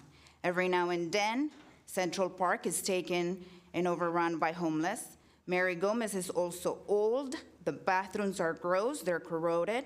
Honestly, where should our kids go just to keep active? With all due respect, how can you justify having the highest paid city managers? How can you justify salary increases of $13,000 and turn around and tell our kids, these kids, that this is not a priority?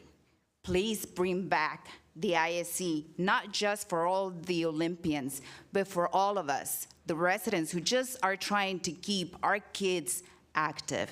Thank you so much. Thank you, Cecilia. Yvonne, please come forward. Welcome. Thank you. So I wasn't planning to speak today, but I couldn't pass on this opportunity to vocalize my long concern and frustration. It puzzles me that we live in the Silicon Valley, where we hold most of the wealth in the country, where the aggregate household wealth is $1.5 trillion. The houses in Santa Clara here is 332% higher than the national average, which brings a lot of revenue to the county, the city. The county of Santa Clara alone brings in $4.6 billion of taxable income tax, home property taxes. And we have one of the highest average income in the country, which also bring in a lot of income tax revenues too. The city of Santa Clara, from the last time that I read, has a $75 million revenue yearly.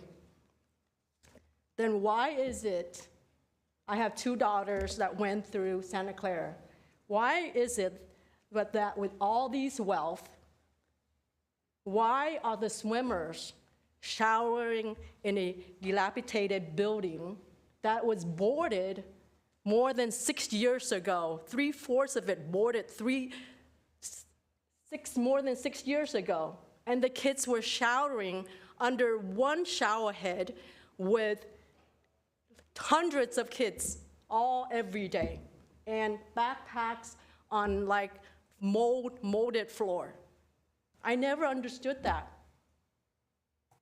And then we used to hold the Pro Series, and Simone Biles, her mom said, go and shower, and she would say, Yvonne, I'm not going to that, it's HIT hold. Yvonne, Okay? would you like Mike to give you time? Yes. Okay, 2 Thank you. minutes, please. So, you know, as a physician, I know that having physical activity is very important, very integral to the mental health of a community. I'm not just talking about the swimmers. I see the seniors going there. I see all the young kids going to have swimming there. I love that park. I moved here from New Orleans, and I love that park. And, you know, the research have shown that if we are active, we have a low rate of depression and a higher life satisfaction and more productivity. And with more productivity, you have more productive citizens. And I also want to declare that I'm from Santa Clara. When people ask me, when I go to swim meets and people ask me where I'm from, I want to say I'm from Santa Clara. I don't want to be not so enthusiastic and then answering, you know, I'm from Santa Clara, because I always get asked now, oh, when are you guys going to fix your bathroom, right? I'm also, you know, it puzzles me. Why does it take so long for this to be addressed? It takes a closure of a pool to be addressed. So I asked every one of us to just look and think about, you know, the health of a community. I'm proud to say that I'm from city of Santa Clara, and I want to continue saying that. And I want other people to come and say, wow, Santa Clara, not like the kids I recently seen going to a Morgan Hill meet and say, wow, did you see their bathroom? And it's just a regular bathroom. I want us to have pride. I want the kids to have pride in Santa Clara. Thank you for your listening. Thank you, Yvonne. All right, Simona. Do we have Simona here? Followed by Chloe, followed by Zing, or Q-I-N-G, Quing, Zing.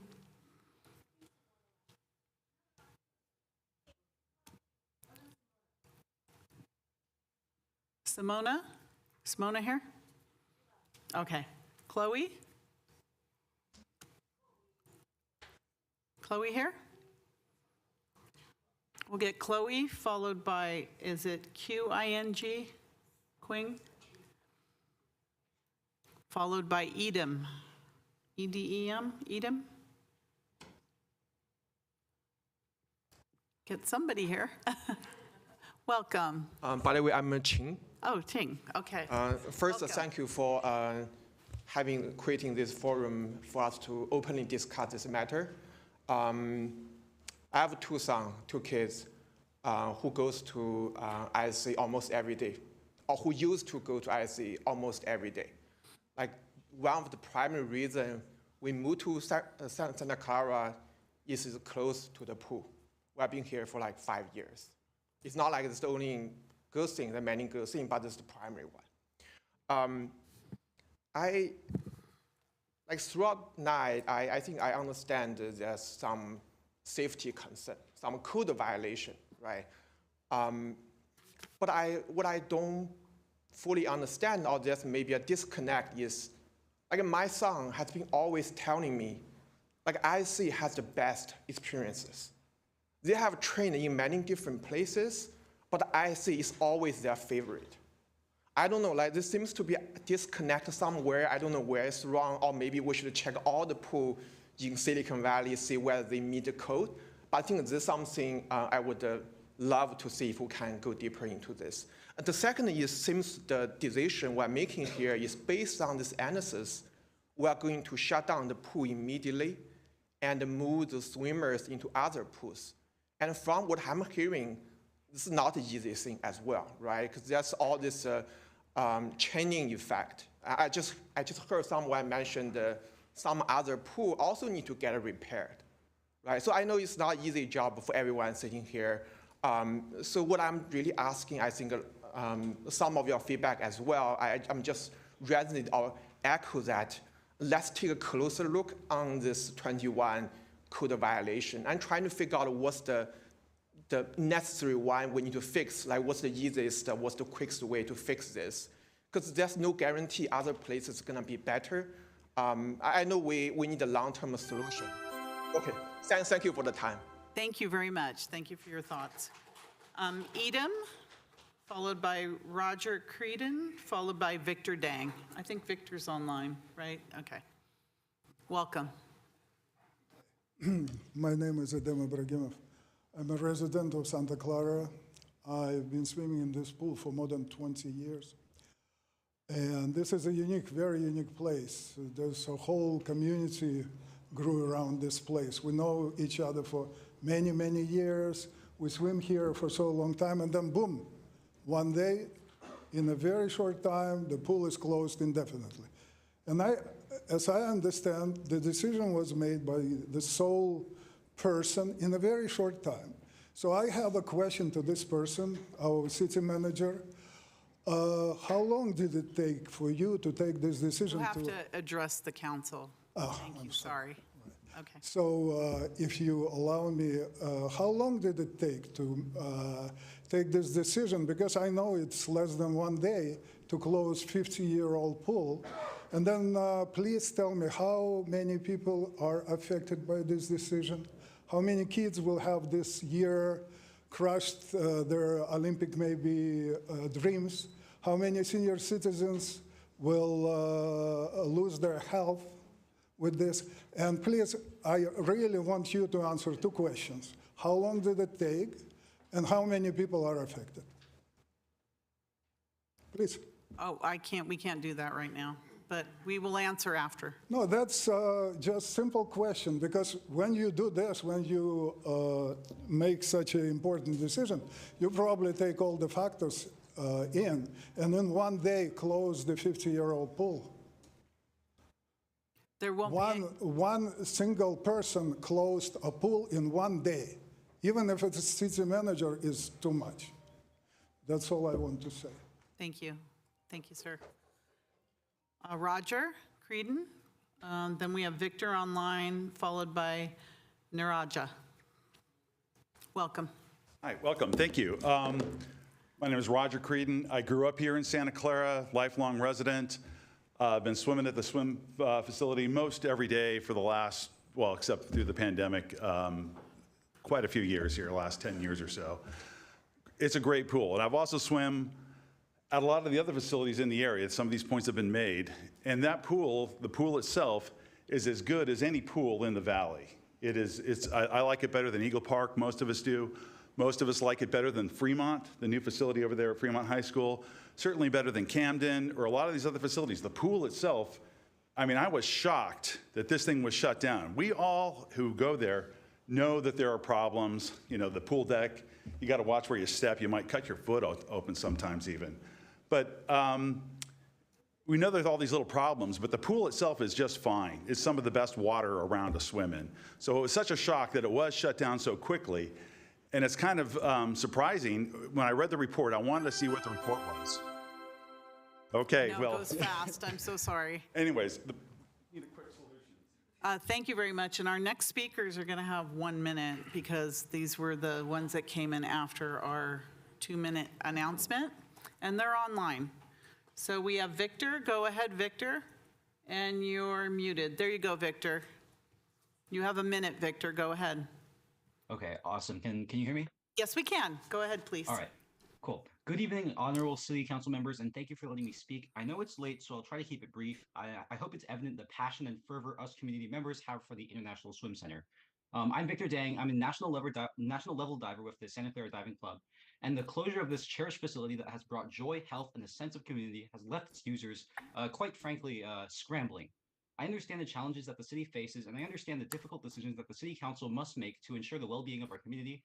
However, as demonstrated today, I and hundreds of others firmly believe that the harms that the unexpected outright closure of the ISC brings upon the city, upon the people of Santa Clara and beyond far outweigh the benefits. Besides health and fitness, the ISC serves as a hub for social interaction, community engagement, and for us athletes, a source of pride.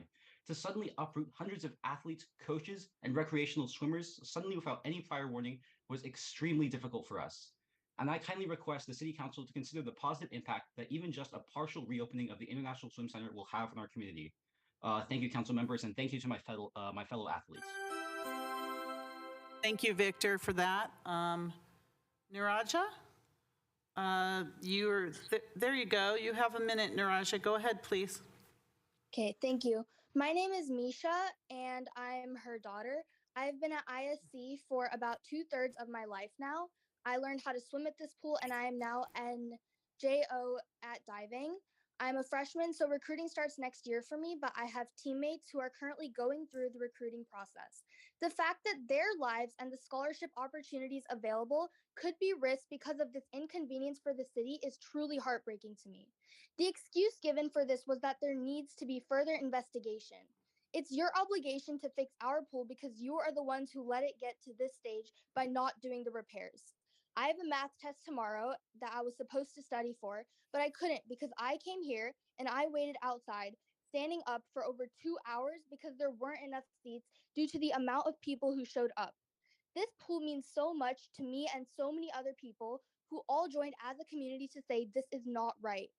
I'm a 3-time national level diver, and we have nationals coming up in dive, and I don't know if I'll be able to make it this year. Thank you, Niraja, and I'm so sorry you weren't able to get a seat. I thought we had it open downstairs. We did? Oh, and that filled up as well? Oh. Wow. Well, thank you. I'm sorry about that. We couldn't accommodate the seating. Next, we have Madison online. Go ahead, Madison. You have a minute. Thank you. Can you hear me first? Yes, we can. Go ahead, please. So I learned how to swim when I was around 6 years old at ISC, and around 8, I've transferred to diving. I've dove for over 4.5 years, and it's become a passion, and everything about it amazes me. And now even my little brother has joined to dive, and it's become such a big part of our family. Without this pool, it seems that all of our memories are gone. I've spent so much time here. I've spent more time here than I've spent in almost anywhere else. I spent more time here than at a school, and it breaks my heart to hear that this place where I've spent my entire childhood and my entire life growing up is gone. And I really hope that you can find some sort of place that we can learn and progress. And we have regionals coming up and even a competition this weekend for diving. And it's just been so much stress, but thank you for your time. Thank you. Thank you for calling in. I don't see anybody else, so I'm going to close that up now. And thank you, everybody, for your patience and listening to all the speakers. You can tell that there is certainly a lot of passion in the room. Yes? Okay, I'll allow one last speaker. You have a minute. Go ahead, please. Oh, so sorry. Well, I'm glad the kids are home and... My kid actually spoke to you. Oh, okay, welcome. Yeah, he's the one that said he was freezing cold at another pool. Yeah. But anyway, I just have 2 questions. One is, why now? Why do we have to close the pool so abruptly, and why now? While there was really no change in the past few years. Why can't we just open the pool and let them continue doing the activity? My son is a diver, and then finding the other solutions while we know eventually maybe that new real threat will come, but maybe not right now. It's just there's no notice. It's too sudden. And these kids still need a place to go to. This is the only diving club in the whole South Bay. There's nowhere else they can go. So another thing is, if you have to close it, if there's really absolutely no alternative, can you please help our diving club to find another home? Because having the list of names, we've been calling multiple different places. We were not able to find a place to go diving. That's why the kids have to go to Novato. We have to go to Berkeley. We have to go to Lafayette. So this is not sustainable. I am worried that our diving club will not be able to survive in this environment. We need your help. This is not fair for the kids. Thank you. Thank you very much. All right, thank you. Thank you all for your patience and for waiting for us to go through all the speakers. I really appreciate it. I'm going to start with giving some comments, and then I'm going to go to the council members for their comments as well. First of all, once the city did get a report that talked about the issues at the ISC, the city had to take some action, because if we are aware of any issues that are not safe, then we have to make sure that we make the pool and the water safe. So there's questions as to, you know, what parts are safe and what parts are unsafe, and I think a lot of that is maybe still up to some debate, but to be fair, once we have that information, we can't unsee it. So that's the way we have to operate. But it doesn't mean that there are not options available for us, and those are the ones that I think we need to explore and explore right away. I grew up with the swim center. My father was the elected mayor 50 years ago, and he would take us to every swim meet at the swim center, and I would spend my days getting autographs of all the swimmers as they were getting their medals. I mean, that was Santa Clara. That's the Santa Clara that I know. That's the Santa Clara that I grew up with. It wasn't anything else but the Santa Clara Swim Club that put Santa Clara on the map. It was the swim club. I think at one time when I was growing up, we had more gold medals in Santa Clara from swimming than I think we were it was like the 7th country in the world just in our city with gold medals. And that tradition has continued for all these decades. It's, you know, the club that I'm proud of. My best friend swam for George Haynes. He coached at my high school. I mean, it wasn't, you know, unusual for us to see these gold medal athletes, you know, going to school with us that are our neighbors. They were in town. They were so familiar. That's what we were known for. And I don't want to see that die, because it's a huge part of who we are, and it's the fabric of our community.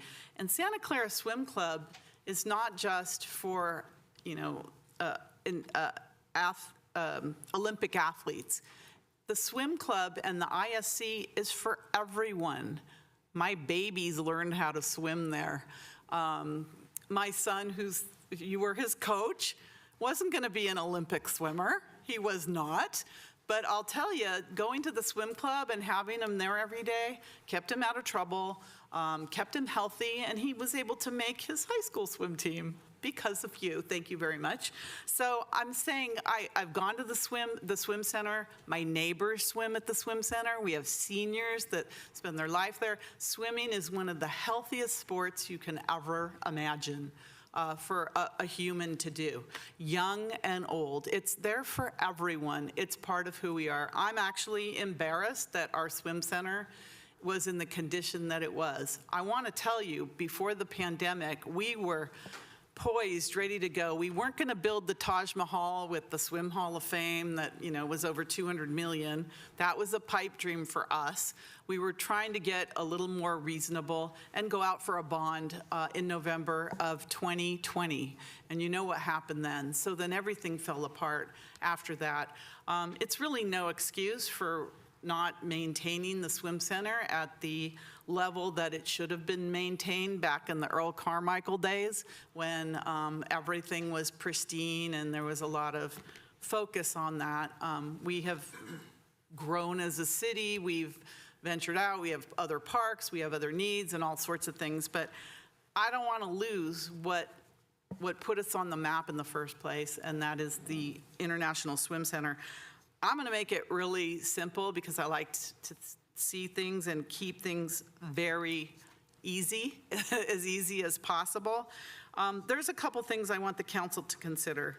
One, that we immediately get water for all of the teams at reasonable rates. And I think that was brought up because this shouldn't be a financial burden above and beyond what the swim club has already been paying, the diving club, the aquamaids. I think you're called artistic swimming now. I'm back in the old days.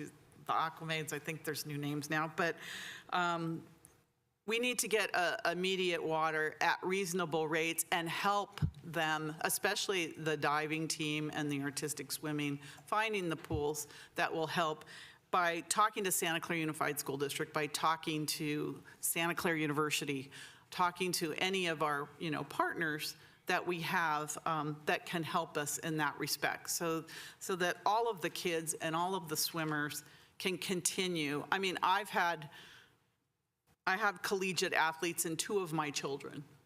And if anyone took their soccer fields away, like, some unnamed football team that tried to do it in the past, I would not settle for that, because that's their sport. That's where they spend all their lives of all ability levels. I'm talking all ability levels. So number 1, get the water at reasonable rates. Number 2, immediately explore reopening the lap pool and the warm-up pool with arranging for lockers for bathrooms, changing rooms, and showers. I mean, that's the thing we can do right away, because even if we have the ability to reopen the lap pool and the warm-up pool, we still need bathrooms, locker rooms, and changing rooms. We have to have those. So immediately start looking at those and securing those for the swimmers. Also, I would like our staff to immediately start investigating, which it sounds like they've started already, temporary pools, like the Mirtha pools, because no matter what, we have to have a long-term solution. We can't close the swim center for 4 years. We can't, and not have an alternative for our swimmers and our community. We just can't do that. So if we have the temporary Mirtha pools there, and I'm talking a lap pool and a diving pool, and diving and whatever, the 2 pools, that then at least we have something that will last us several years before we do whatever we're going to do with the swim center, whether it's in its present location or another location. We have to have a solution that's going to last us for years, because I'll tell you, the small pools that we have, like Warburton and Montague and Mary Gomez, are not going to be able to handle the demand for everyone for 4 years. It's not going to happen. They're old as well. So I say we don't note and file the report tonight, that we take this action right away. And I'm just going to repeat it. Get immediate water for teams at reasonable rates and help get these immediate facilities right now. Immediately look at reopening the lap and the warm-up pools and arranging for lockers, bathrooms, and showers, and immediately investigate temporary pools, the Mirtha, to put either next to the swim center or wherever they're going to fit, but put them together, because I think swimmers, clubs, everybody wants to be together. Nobody wants to be separated around town, because then it lessens your sense of community and the camaraderie of all these sports together. So that's what I'd like to see happen right away. We need to take action. For me, this is an emergency situation. When we close a facility of that magnitude in our community, we can't sit back and wait years for something to happen. There's a good possibility that it may be part of a bond in November of this year. But again, a bond if it passes, we have to rely on that. And it's going to take years to build something no matter what. When we put this out in 2019, 2020, when we were looking at November, we did get it was either a $3 or $4 million pledge for Mr. Speaker at the time towards our new swim center. I hope he still is going to honor that pledge because we could use the money. But again, that's my suggestion and recommendation for the City Council. Councilmember Jane? Yeah, I want to address the question about why the pool was closed so suddenly. America is a very litigious society, and the mayor alluded to this. She said you can't unsee the report. So about 10 years ago, I served on a jury, and there was a fellow who tripped on a step in the sidewalk, and he sued Caltrain, and we awarded him $5.7 million because Caltrain knew about the step. So Roger Creedon talked about this. On the pool deck, you need to watch your step. You might cut your foot wide open. So after we get this report, now we know it. We can't unsee it. And so because of that, we could be sued by anybody, and it could be millions of dollars. So that is why the pool was closed so suddenly, because somebody could sue us. Now, to address the question, I think staff said there isn't enough water. You have to go a long ways. So I agree with Karen Cornwell that we have to find some temporary pools to allow us to transition to rebuilding a pool.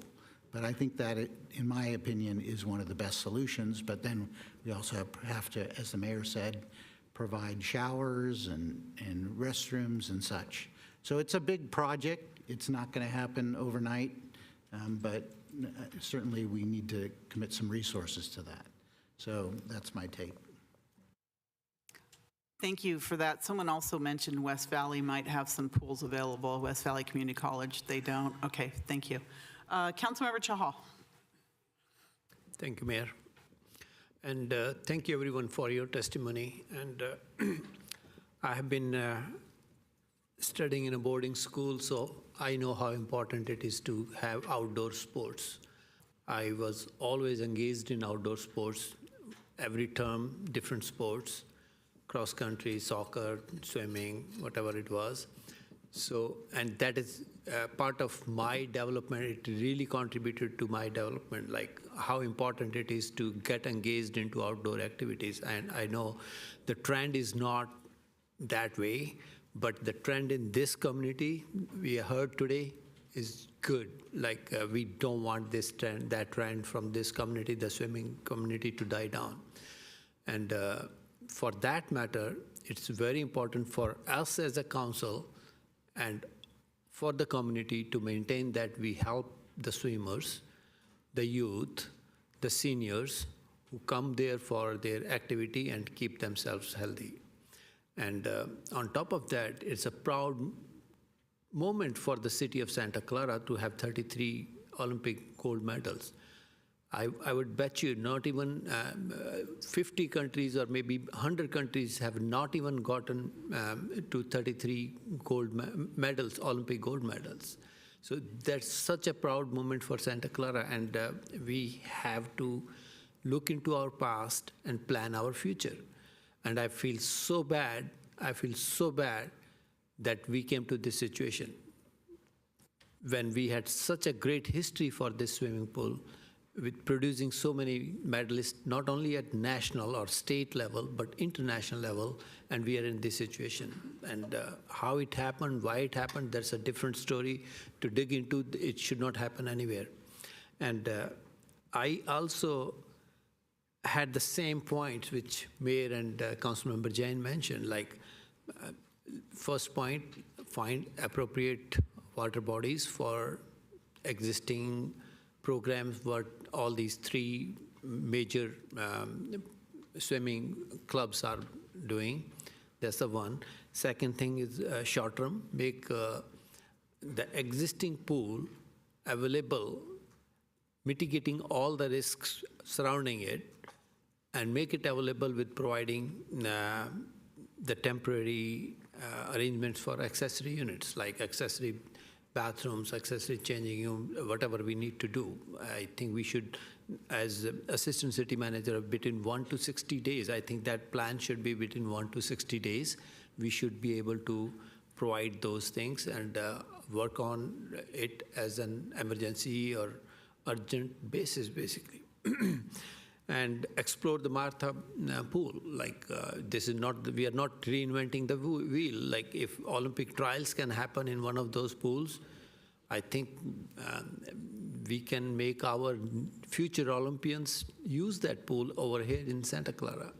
And I'm not sure what the budget on that would be, but my priority would be to make sure we provide the funding ASAP on that, because next pool, as city manager mentioned, fastest we can do is 4 years.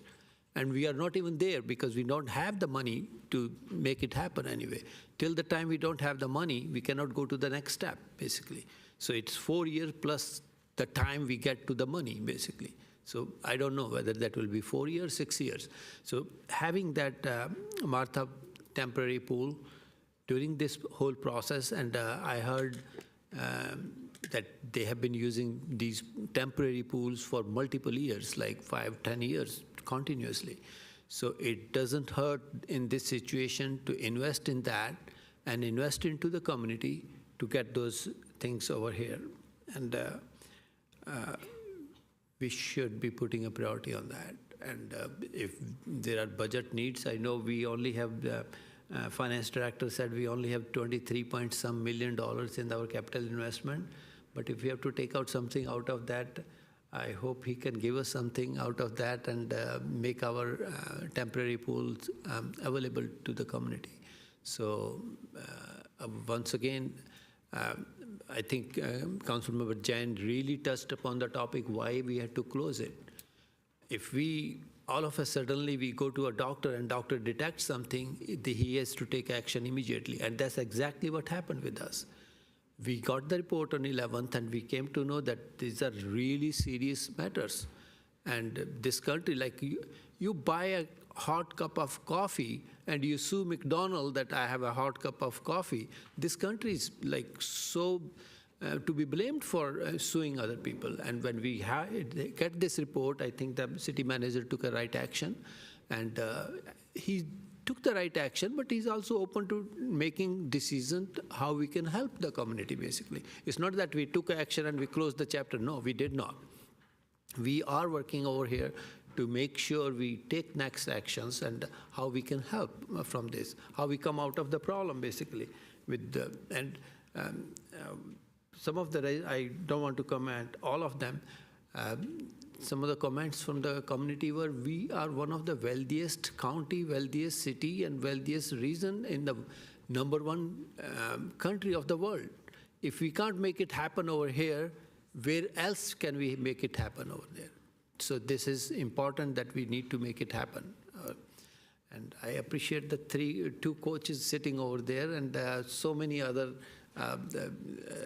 young and bigger coaches sitting over here. It's all a proud moment for all of us. So we need to make it happen. Thank you very much. I appreciate that. Thank you, Vice Mayor Becker.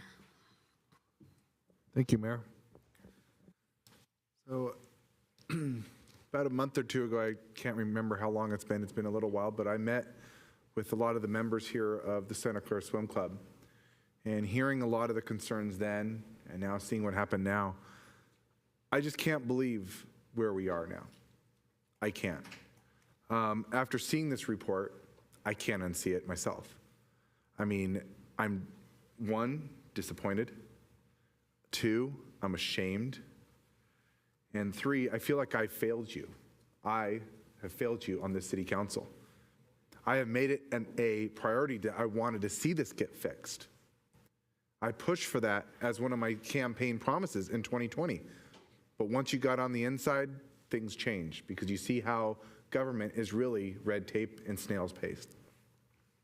So I understand and I hear a lot of your concerns. Again, I'm ashamed.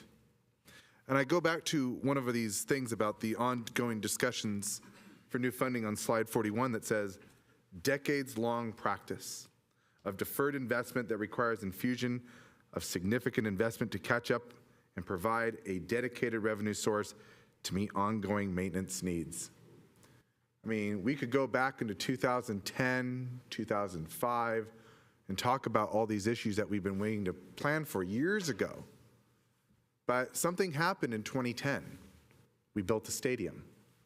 I'm proud that we have a stadium, but there's something that certain members on this city council brought up way back then. If we build it, it's going to distract from all the other needs that we need to focus on. Well, here we are, years later. I don't want to say it's intentional, and I'm not going to blame any of our current staff right now. This goes back years. It is failures on past administrations and past staff members who didn't see the TLC in fixing Santa Clara's crown jewels. You look at all the rest of our infrastructure and how it's falling apart. It says we didn't do our job. We have a city council now that wants to make the right decisions.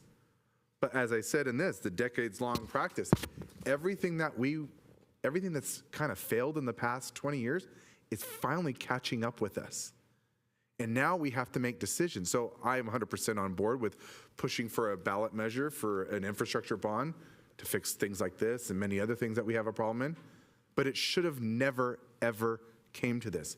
We should have put better deals in place with partners in this city in the past. We didn't. But now we have a chance to fix those things, make better decisions. And that's why we're here tonight. But again, I keep sitting here and I think of how much shame I have. I just want to bow my head constantly because I think of why couldn't we have done this in the past? Why couldn't I have done something better in the past? But you can't change the past. You can change the future. And so right now, tonight, after seeing this decades-long practice, I 100% agree with what somebody said here tonight about a task force. Said that it's going to have everybody hands on deck, figuring out how to find a solution within the short amount of period of time. So it comes down to this, is the buck stops with us. And I sit here and I notice that we have to do something. I agree with the mayor. I agree with my colleagues. But again, I can't unsee the report that was released. I can't unsee it. And I think our city manager took appropriate steps into trying to protect our community and our people and being safe. So I see the shock and awe there. So now we're going to try to fix moving forward. So I want to make a motion. However, I'm wondering how we make this motion, considering it says a note and file, but I do want to add in a few things that the mayor was discussing about. So I guess the motion is to note and file, but include additional information? I think No, you don't note and file. We don't note and file? Okay. You can make a motion for action. Okay, so I will make a motion for action then tonight. And the motion will be, as the mayor said, to immediately get water at reasonable rates, to immediately open the lap pool and the warm-up pool per the situation where we have to make sure we follow the protocols. We're in safe compliance. I think there's a health inspection that needs to be done.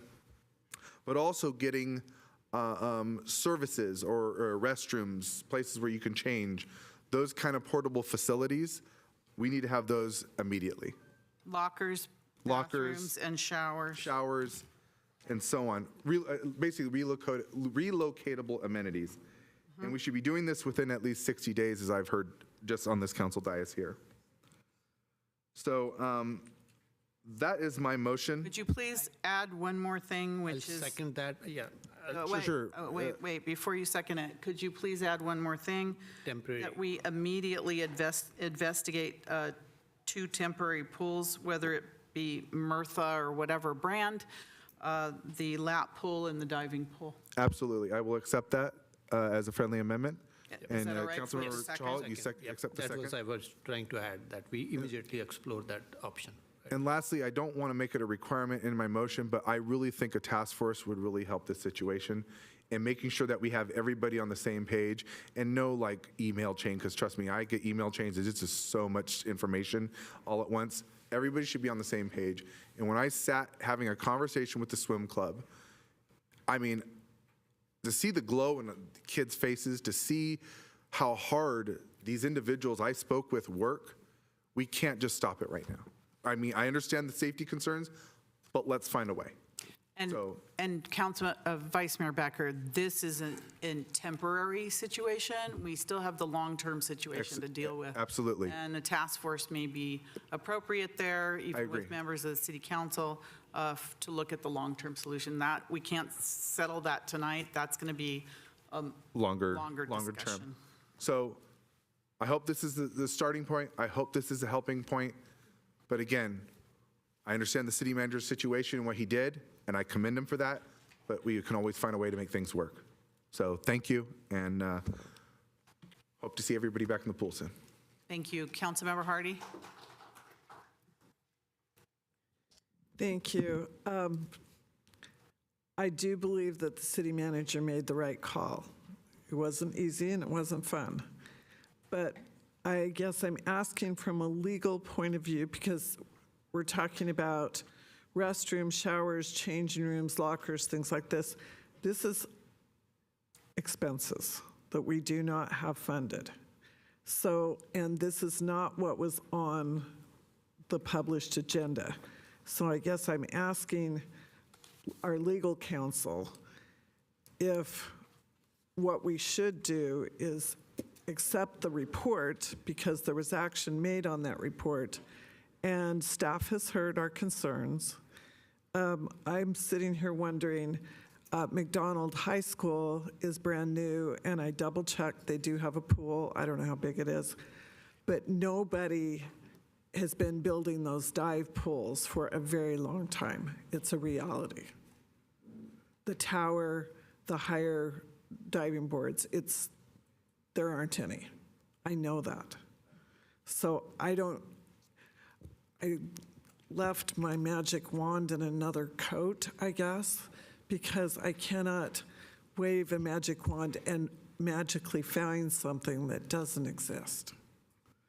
And this is what's bothering me, that we're tasking our staff to do something that's possibly not possible and not on the agenda. So is that the right thing to be doing? Thank you.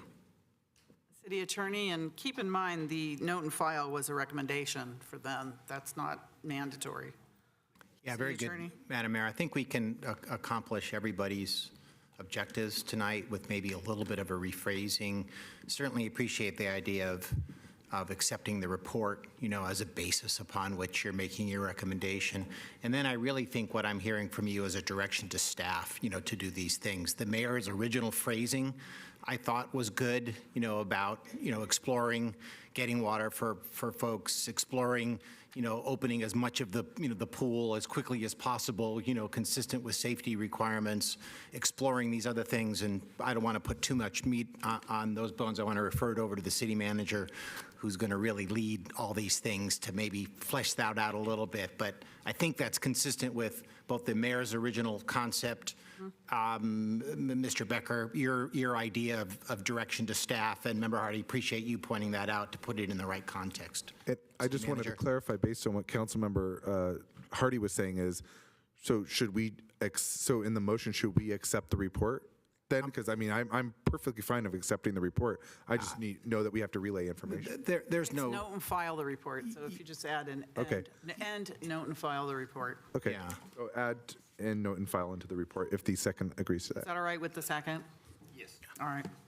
All right. Thank you. Are you finished, Councilmember Hardy? Okay. Councilmember Watanabe. Thank you, Mayor.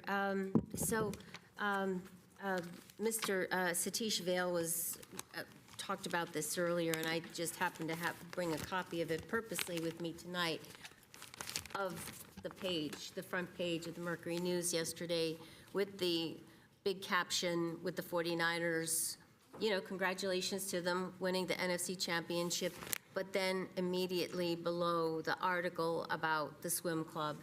And the first thing that came to my mind was, wow, talk about a tale of two cities. Because here, we have catered so much to this football team to make sure that they have what they need and they have the resources to be who they are, but yet we have this swim club in our city that's been here a heck of a lot longer than the football team has, but yet they're fighting for their life right now, and the swimmers are fighting to be able to find a place to train for the Olympics and the trials coming up just a couple of months from now. But what I heard tonight was, despite the deficiencies in the swim center right now, that the swimmers, the divers, the artistic swimmers, they love this pool. I mean, I can't imagine that, some of the divers not going up to the tower and seeing, how bad the steps are, how corroded they are. But yet they love that place so much that they, even though it's not fixed, they love being there and they want to be together. They're family. Y'all consider each other family. And I think there's really a lot to be said for that. One of the things I'm hearing too is that, the club, the pool, it shouldn't just be for clubs. It should be for the seniors. It should be for the baby swimmers. It should be for the Special Olympians. I mean, one of the great things I saw during this, the Summer Olympics when they were here were all the swimmers and just how much they enjoy swimming. And you saw them tonight with all their medals.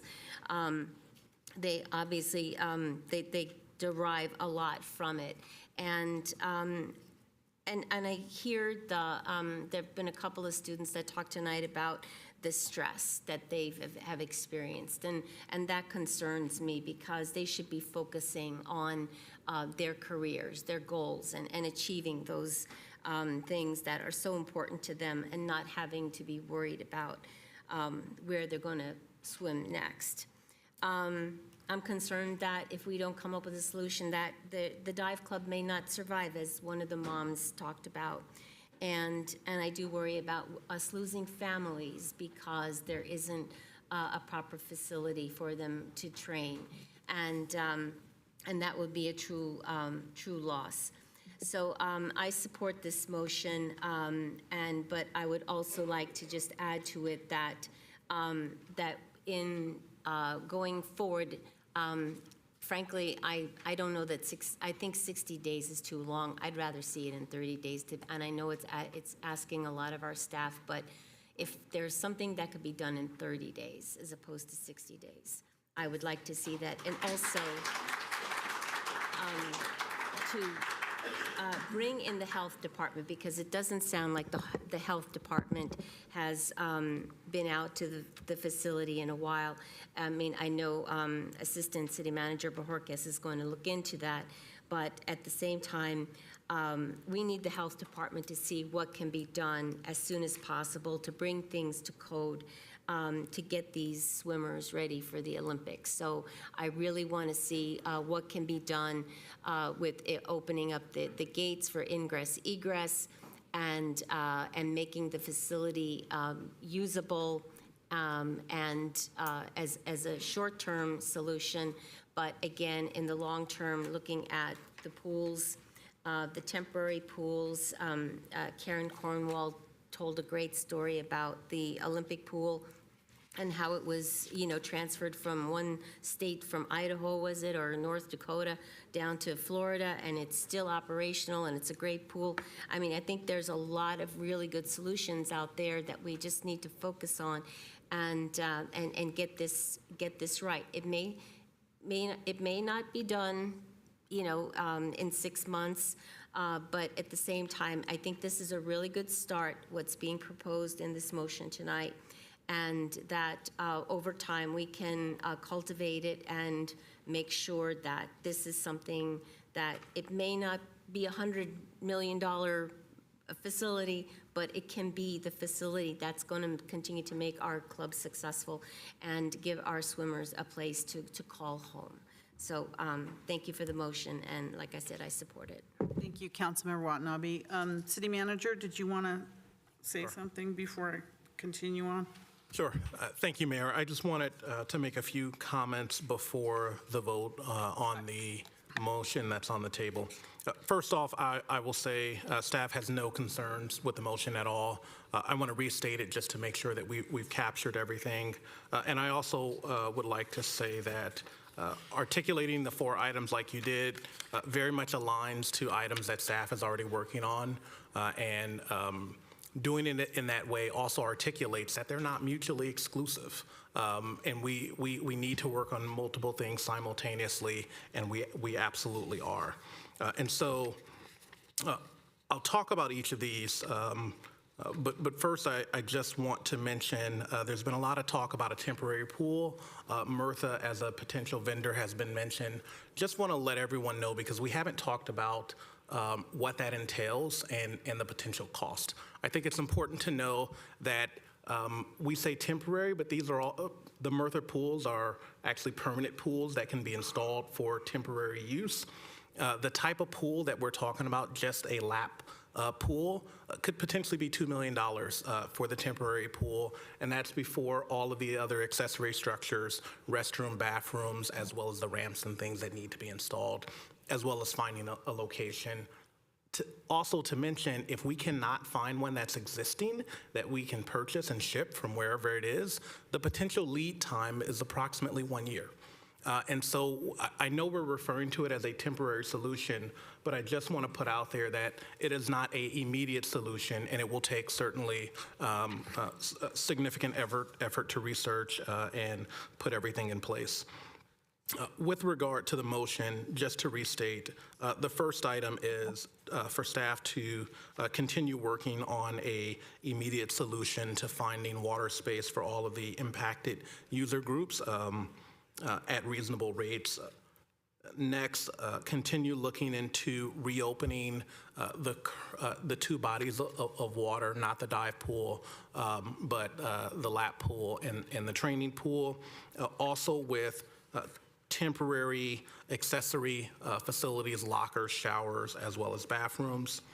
Third, look into a temporary location for 2 pools, the lap pool and the training pool at Diving pool. At diving pool Lap and pool and diving pool. lap pool and a diving pool. And so that's a temporary pools, also with a temporary dive tower. And fourth, continue working on a long-term solution.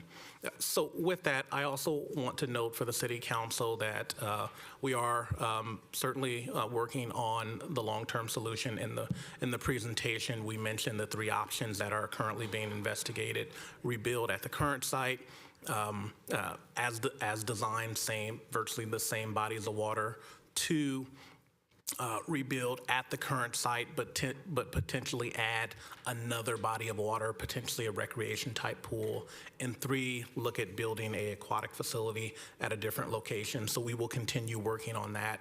Also to note, all this requires money.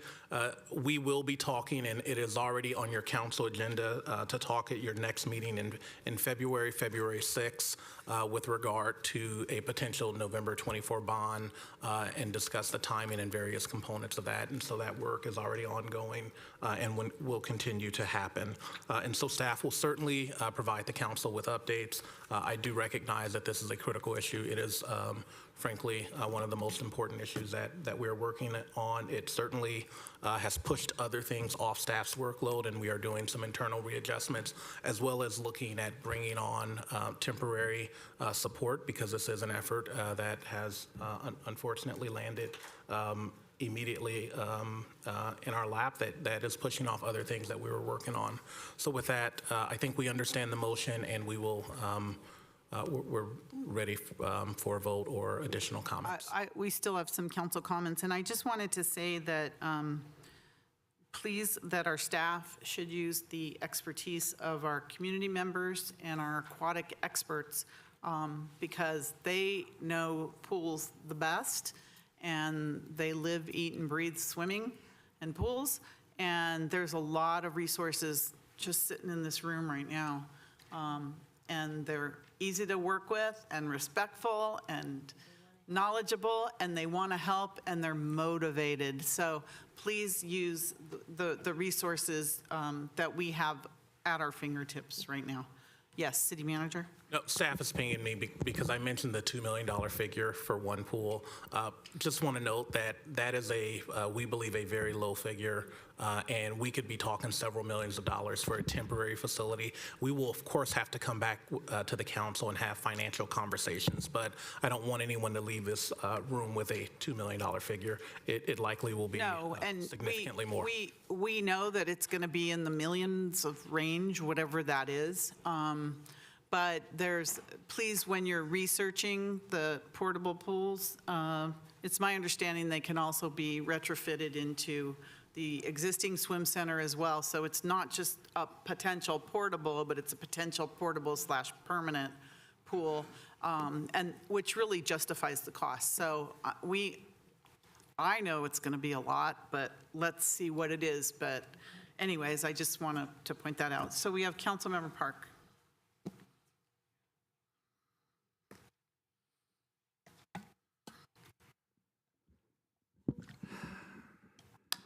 So I'm listening to everything here, and to be honest, I've been listening to this for, over 10 years. And it's hard to listen to some council members try to turn this politically and, attack resources that are vital to the city at the expense of other resources that are also vital to the city. And I also know that some council members have been trying to get movement on this issue since the day that we were elected, like literally. I remember having talks with some of this community even before I was a council member. My question is, how did we get here? And I'm looking, as Vice Mayor Becker said, the sport evolved while Santa Clara was distracted by other things like a stadium. And I'm looking at my notes from 2011, 2012, 2013. And that's why, at that time, not even a council member, I actively campaigned against the stadium. And my statement was, and this is one of the very reasons, because we were in the middle of this talk, and all that talk stopped. And my comment was, if you don't manage your current assets well, then you have no business trying to get more.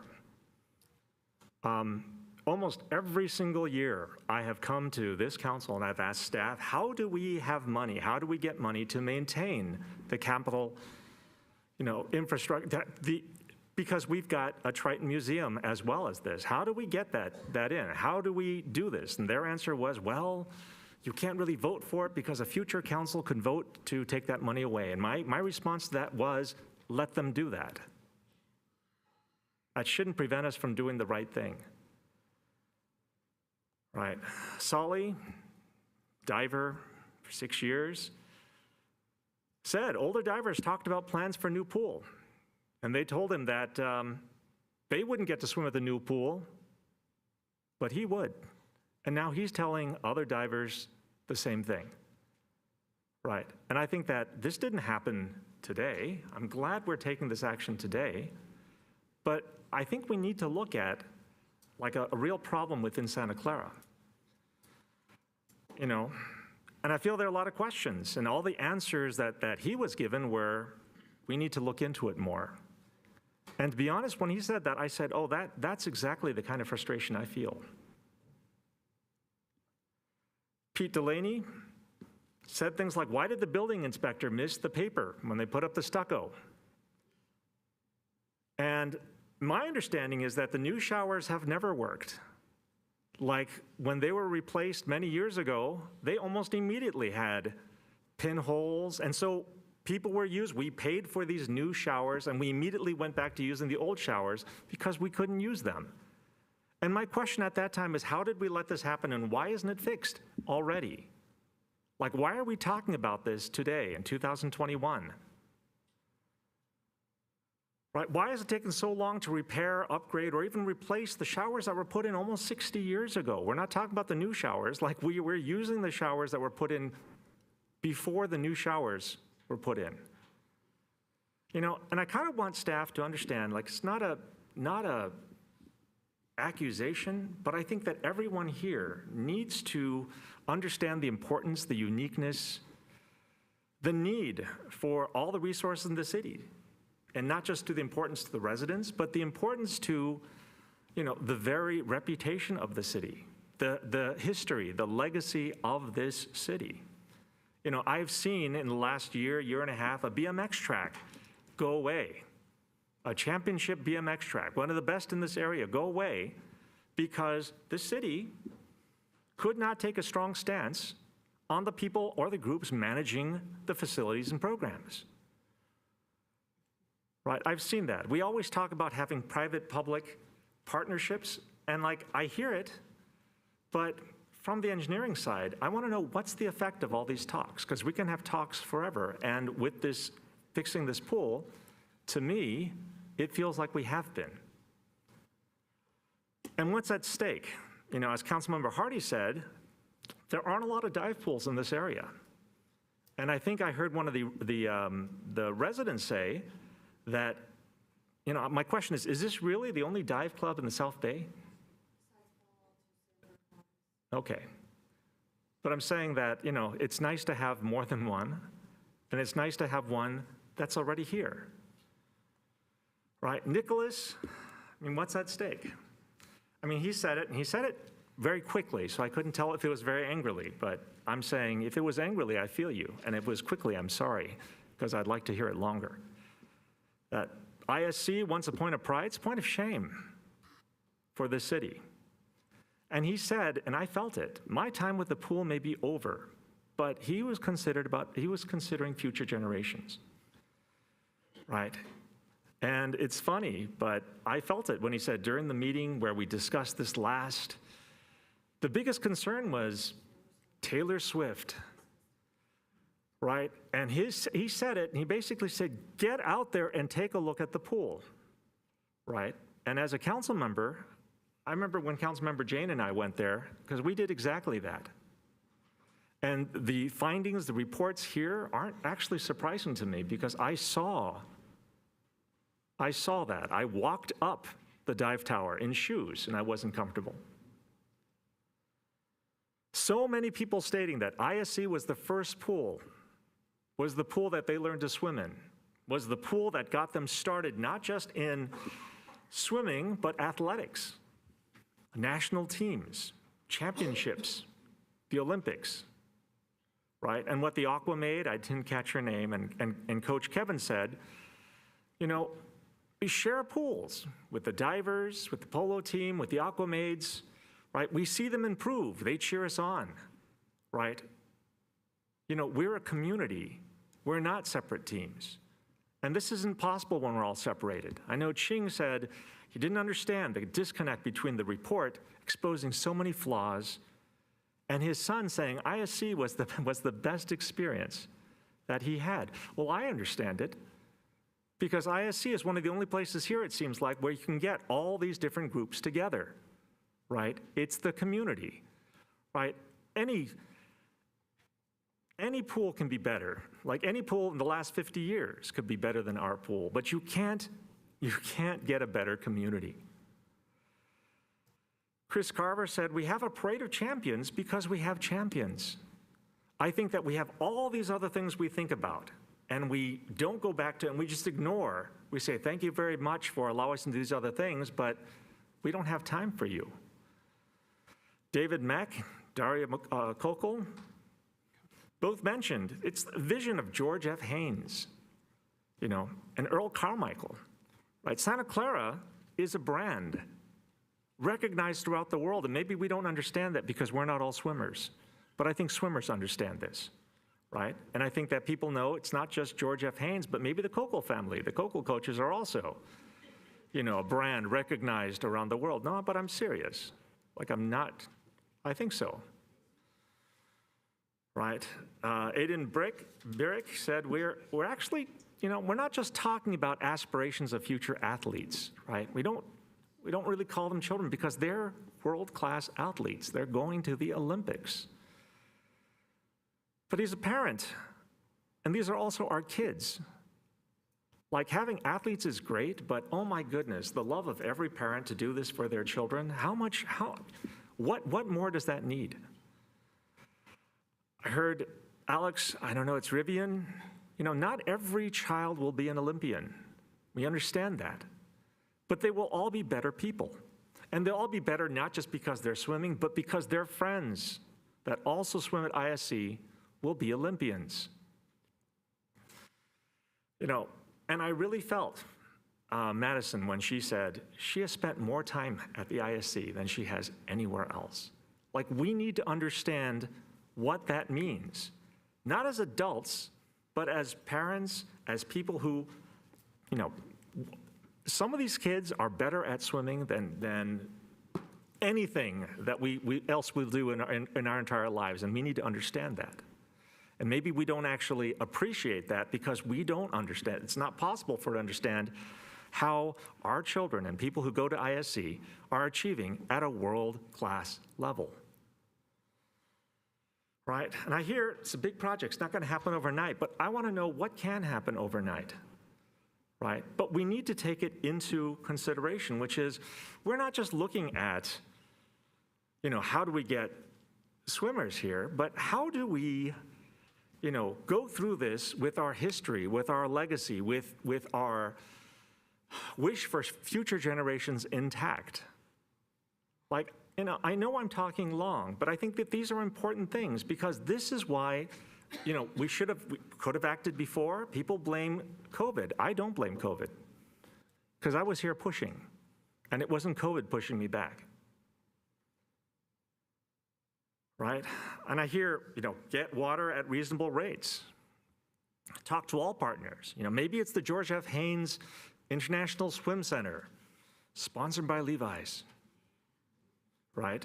Home of the Intel swimmers and the AMD divers and the NVIDIA polo team and the ServiceNow Aquamaids. I don't know, right? We talk about public-private partnerships, and I think that, well, we, the city, we need to look into that. I mean, I think that if we had, you know, a real partnership with the swim club, and not this, well, you guys have it, we have our own swim as well. Maybe we should consolidate it and ensure that these groups stay together, work together, train together, and succeed, you know, rise and fall together, right? I mean, the building is not up to building codes. I understand that. Neither is the pool. Like, we've needed this for years. This pool has been a really slow pool for many years. Like, I remember, I'm looking for my notes. Didn't meet the FINA standards, an older design considered slow. The depth affects the speed. The perimeter gutter system, it's not an overflow gutter system like you have at modern pools, which makes it faster because it damps the waves. The dive platforms were the wrong height, weren't wide enough, maybe good for training, but this is the George F. Haynes International Swim Center. Like, holy cow, is he around? I'd love to hear what his opinion is of what's going on today. Councilmember Park, are you going to wrap up so these people I can will go wrap home? up, right?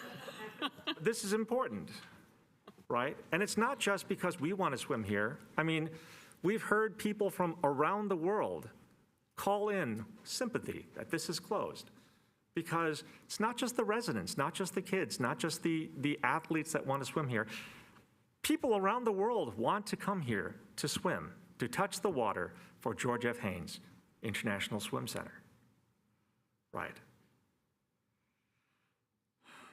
And then even 10 years ago, when the council decided to defer action on the pool, we understood that, you know, we had so many things that this could bring to the city, but we couldn't host events because of the pool.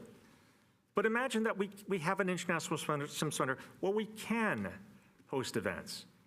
And I mean, we need to consider the swim center not just in terms of what else, you compare it in terms of priority with other things in the city, but based on what we do today, but on what it could do. I mean, I understand that if we could host international events here, people would come. They're not coming just to Santa Clara, they're coming to the George F. Haynes International Swim Center.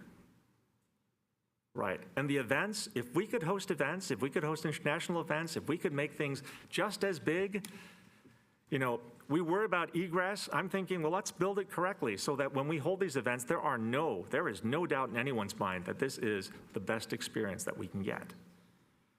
Right? Why? Because we have swimmers, athletes that could qualify for the Olympics. If we just gave them the time, the water, just give them a pool to train in, right? Because these athletes are trained. They could make it to the Olympics. And I just want everything to sink in. This is not a sudden problem. It's a sudden closure. But to be honest, I think the most unsurprised person is me, maybe some of the other council members. So I support this action. I support this motion. But to be honest, I supported this over 10 years ago. Thank you. Okay, Councilmember Jane, quick comments? Yeah, my concern was with Councilmember Becker's motion that everything be immediate.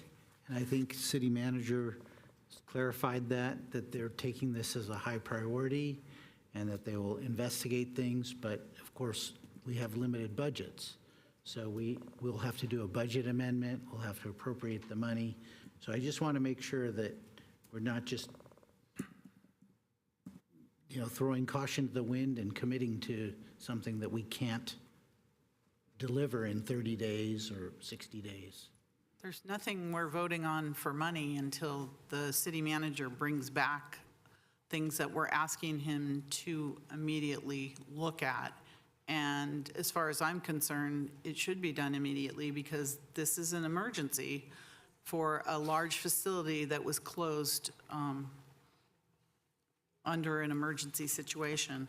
So if you're saying add more time, I'm saying absolutely not. We need to get this information to come back so we can make some fiscal and other decisions. But I support the motion as it is. I'm going to call for the question. City Clerk.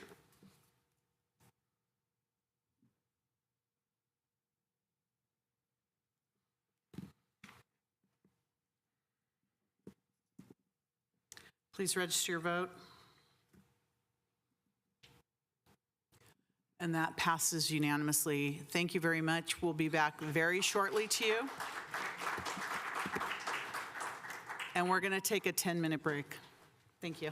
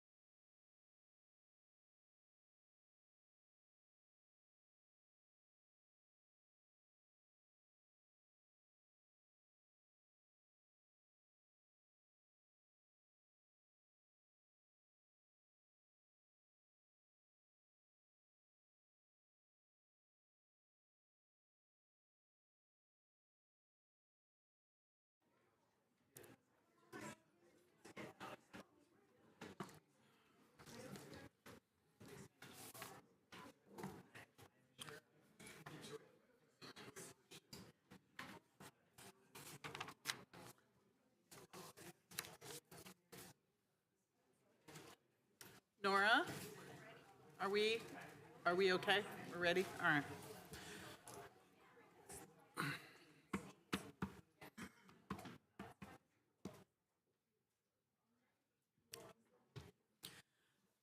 Okay, so the next item we have on the agenda is item number 6, action on a proposed 10-year extension to the stadium naming rights agreement with Levi Strauss & Company, a related implementation agreement with 49ers SC Stadium Company, LLC, Stadco, and delegation of authority to the city manager to implement a charitable grants agreement.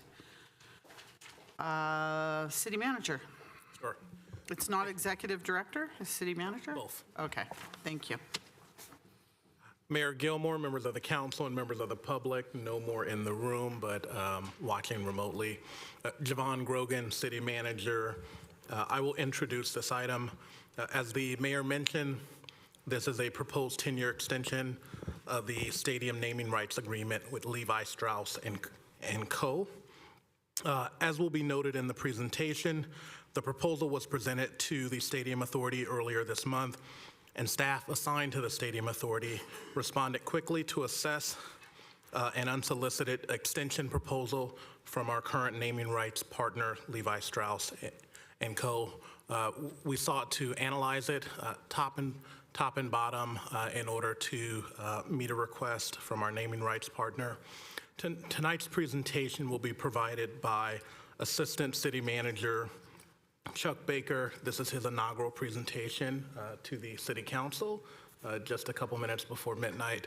But I'd like to invite Assistant City Manager Baker to the podium to provide a presentation. After that presentation, we are here for question and answer. Thank you. Welcome. We'll try to make your first experience a nice one. Welcome. Thank you, and thank you, esteemed members of the council. Thank you, City Manager. So, my name is Chuck Baker, and I am the Assistant City Manager with oversight of the Stadium Authority and the Convention Center. Let me make sure I got this, okay? And so I'm here to present the item before you, and I'm happy to answer any questions. As the City Manager stated, I'm going to discuss the proposed 10-year extension to the naming rights agreement with Levi Strauss & Company. Let me go to the next slide. Yep. And so there's 4 sections to my presentation, but I want to just back up. Our objective really is to clearly articulate the terms of the proposal, to demonstrate the rigor of our analysis, and to justify the recommendation. And so the 4 sections are the background, and it's important to understand the background of the current agreement because this is an extension. So we're going to kind of have a refresher course quickly on the current agreement. Then we're going to go over the proposed terms of the naming rights extension. And then we're going to discuss the analysis and consideration that the staff conducted, and then ultimately the recommendation. Let me go back. Yeah. So on May 2013, the Stadium Authority entered into a 20-year naming rights agreement with Levi Strauss & Company. We're going to refer to that as LS&C, which is the parent company to Levi's and other brands such as Dockers. LS&C provides an annual payment to the Stadium Authority for exclusive naming rights and branding at the stadium. Levi Strauss has a separate sponsorship agreement with the 49ers SC Stadium Company, or Stadco, which includes digital content and merchandising collaborations, among other things. Oops. There we go. Okay. So allow me to highlight a couple key terms to the existing naming rights agreement that was signed over 10 years ago. LS&Co's annual payments to the authority increase at the rate of 3% per year. The first payment in year 1 was $5.74 million, which grew to $7.6 million this year, which is year 11. At the end of the term in 2033, the payments over the entire 20-year term will total $154 million. The funds are deposited into the Stadium Authority's operating fund, which supports operations, maintenance, and pays down stadium construction debt. So LS&Co. had the option to extend the term for an additional 5 years at the same 3% rate per year. This extension right expired in May of 2018. And it's important to note that LS&Co. has until May 9th, 2030 to notify the Stadium Authority of its intention to negotiate a new naming rights agreement, and that triggers a 60-day exclusive negotiating period.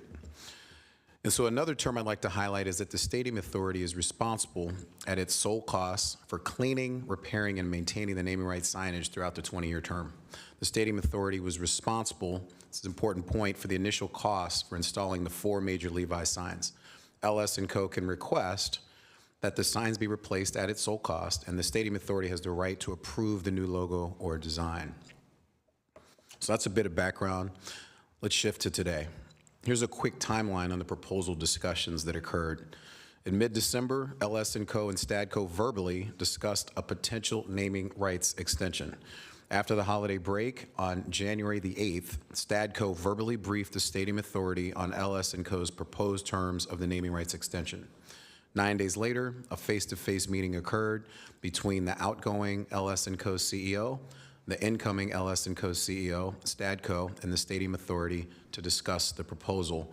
Today, as a product of negotiations between the parties and a thorough market analysis on the terms presented, I will review the following proposal that is being presented to the board.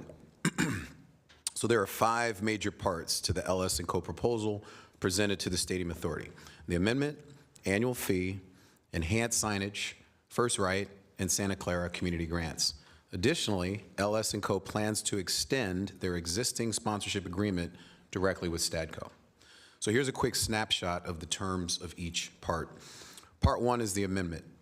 Simply put, the parties will enter into a first amendment to the naming rights agreement to extend the term an additional 10 years, effective 2033 and terminating in February 2044. Part 2 is the annual fee. LS & Co. will continue paying the annual fee, which will increase 3% every year until the end of the term of the extension. I'll outline the yearly payments in a few slides. Part 3 is the enhanced signage. The Stadium Authority would provide a one-time enhancement of the 4 major Levi sign. Now, the all-inclusive cost estimate for the project is approximately $3 million. Importantly, there is a cost-sharing provision whereby Stadco and the Stadium Authority will share the cost under the terms of a project implementation agreement. The enhanced signage must be installed on or before December 31st, 2025. I will outline those details later in the presentation. Now, Part 4 offers LS & Co. the right of first negotiation for an additional naming rights extension. That expires the last of the 27th contract year, which is 2039 or 40. And this requires a good faith negotiation effort of 60 days. Part 5 offers Santa Clara community grants. And because of the naming rights extension with LS & Co., and should the council agree with the staff's recommendation, the city's existing community grants program will triple from $100,000 to $300,000 annually, which represents $4 million in total value based on the $200,000 in incremental annual community grant support for the next 20 years. So lastly, as I mentioned, LS & Co. plan to concurrently extend their existing sponsorship agreement with Stadco with terms that are proportional to the naming rights agreement with the Stadium Authority. The payments to Stadco of $51 million over the 10-year extension would represent 30% of the $170 million total deal value by LS & Co. So now I'd like to drill down a bit on the specific terms and numbers, and then I'll provide a market analysis and the consideration, and finally the recommendation. So let's dig in. The total value of the existing naming rights agreement is projected to be $154 million over the initial term of 20 years. That's current value. In this fiscal year, 2020, 23, 24, the annual payment is $7.7 million, based on the 3% annual increases from 2013 to now. So it's increased to $7.7 million this year. To date, the Stadium Authority has received a total of $65 million in naming rights revenue. So how is this revenue used? The Stadium Authority uses it to fund stadium operations and maintenance and to pay down debt, as I mentioned before. The proposed 10-year extension will generate an additional $119 million, or 77% of the total funds scheduled in the initial 20-year extension. So this 10-year extension of $119 million equals 77% of the total funds scheduled for the initial 20-year extension. So that's half the amount of time. The annual payments during the 10-year extended time frame will begin at $10.3 million a year in 2033 and will increase at a rate of 3%. So I'd like to quickly look at the payment schedule. And I hope you can read these numbers. Appreciate your patience. There's some images on the way, a lot of text here. So let me point out 5 numbers. In the first year of the current agreement, which is 2013-14, the annual payment was $5.74 million. At the end of the current term, in the 20th year, which is 2032-33, the annual payment increases to $10,065,000. With the proposed extension in year 21, the annual payment will start at $10.67 million, and at the end of the 10-year extension period in year 30, which is year 2042-43, the annual payment will be $13.53 million. And so with the 10-year extension, the total value would increase from $154.24 million to $273,083,000. That summarizes the payments for the existing and the proposed extension. So now let's drill down on the enhanced signage. So essentially, we have an enhancement with 4 signs, right? You have the Suite Tower, which is the marquee sign. It's an exterior banner sign displaying the stadium name in large lettering. We've got the East Facade marquee sign, which is a centered sign across the east-facing exterior displaying the stadium name in large lettering, and that's visible to surrounding corporate and residential areas. And then we have the 2 internal bowl signs above the jumbotrons in each end zone displaying the stadium name. So you can see them here. So you should be familiar with those. 2 are external facing and 2 are internal facing that sit on top of the jumbotron. These are the signs that would be enhanced. And so the enhanced signage project involves replacing all of the 4 existing signs. And so the quality is to be equal or superior to the quality of comparable NFL stadium signage that's been installed over the past 5 years. And the estimated cost, again, is $3 million. And as I mentioned previously, the signs would need to be installed before December 31st, 2025. The cost-sharing terms that will be included in enhanced signing project implementation agreement are as follows. The Stadium Authority would fund the initial $2 million of the enhanced signage project, and any cost over $2 million would be shared between the Stadium Authority and Stadco in a 70-30 split, with the Stadium Authority covering 70% and Stadco covering 30%. And it's important to note that the Stadium Authority fiscal year 23-24 CapEx budget includes a $1.26 million signage refurbishment line item expense related to this year's maintenance of the 4 signs.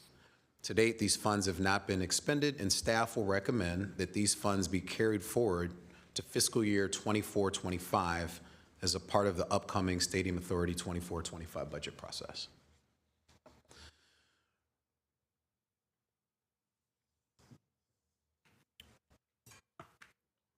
The grants to Santa Clara serving community organizations are pretty straightforward. The implementation agreement that's forthcoming includes, as a part of the proposed extension, $4 million, and that's based on a calculation of $200,000 annually over the next 20 years for grants to Santa Clara serving community organizations.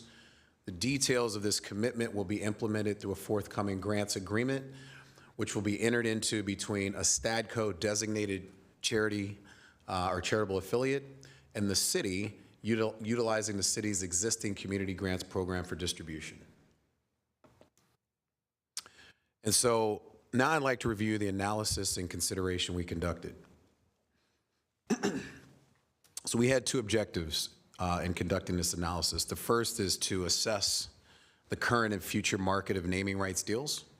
And the second is to determine if the proposed terms are in line with the market valuation, with an understanding that the terms represented the best interests of the city and the community. And so our approach, frankly, was to try to break the assumptions versus justify the assumptions. In other words, try to find data that could potentially support better terms. And most importantly, we looked at this through the lens of risk. We looked at what happens if we don't take this offer. What is the downside risk? And so through our analysis, staff found that the proposed terms are appropriate and in line with recent naming rights extension deals. And here are the 6 basis points that justify our findings. First, it's considered best practices for facilities to maintain their initial naming rights partner. Goodwill and brand name recognition takes years to build. Levi's Stadium is now a household name, and by keeping our initial partner, Levi Strauss & Company, we can fully leverage the millions in brand equity that's been built for years to come. Second, from a pure cost standpoint, if we were to switch to a new naming rights sponsor, that would most likely cost the Stadium Authority between $18.8 and $37.6 million in broker commission fees alone. Plus, we would bear the cost of the signage removal. Third, the additional naming rights revenue could offer unrestricted excess revenues to the city. This is based on the assumption that around 2031, which is before the extension kicks in, based on our current projections, the Stadium Authority's demolition fund reserved is expected to be fully funded, which simply means that naming revenues beyond operations and annual debt expenses could offer these unrestricted funds to the city. The fourth point, and it's worth mentioning that the market for naming rights is highly volatile. Many top-tier sponsors are not extending naming rights agreements due to underperforming marketing ROI, driven by new media consumption trends with digital, social, et cetera. And so you may be familiar with the financial and brand reputation risks that came with switching partners here in our backyard. Avaya filed bankruptcy, and the earthquakes arena went without a naming rights sponsor for 3 years until PayPal stepped in. Candlestick Park exchanged naming rights partners several times, 3Com, then Monster, and eventually lost a partner. The Oakland Coliseum lost Overstock in 2016. Ring Central bought the rights 3 years later in 2019 for $1 million annually, and in 2023, it terminated its deal early. It's a volatile market. Fifth, this 10-year extension guarantees continuity and funding for the Stadium Authority with LS&Co., which frankly is one of the strongest brands and most financially stable companies in the Bay, with its 170-year history of solid performance. It also sends a message to the market that Santa Clara can execute naming rights deals. We have other opportunities with other assets, and we see this as an opportunity to say that we're open for that. And so lastly, and most importantly, this proposal is on par with other large naming rights deals. And this was really, I think, probably the most important analysis. We took an apples-to-apples comparison approach that weighted the valuation rubric across several data variables that included designated market area media, which includes broadcast, print, and radio rankings, car and foot traffic, the number of NFL games played, and more. And so here are a few examples.